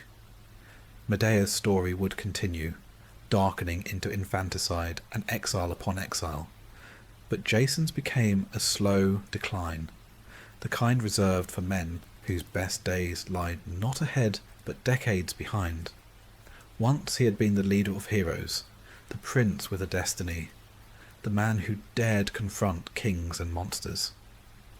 In the end, he was merely an old man who had once touched glory, abandoned by gods and mortals alike. He died ignobly, crushed beneath the rotting hull of the Argo, as though the ship itself, weary of carrying his failures, had chosen to fall upon him. And so Jason's tale became not a hymn of triumph, but a parable. That ambition without wisdom breeds disaster, that divine favour is fickle, and that glory borrowed from the gods carries interest too steep for mortals to pay. He was not remembered as the greatest of Greek heroes. Heracles would take that mantle, Achilles too, but as the man whose shining quest led only to ruin. His story endured, not because it inspired, but because it warned. The Argonauts disbanded, their names scattered like seeds across the wide soil of myth. Some grew into legends of their own, others dwindled into footnotes. But Jason remained the cautionary centre, proof that one may grasp the golden fleece, and still end with nothing but ashes, scandal, and exile. A man who sought a throne, and won only a grave, buried beneath the wreck of the very ship that had once borne him to greatness. Thus ended the voyage of the Argonauts, not with a kingdom, but with a curse of glory.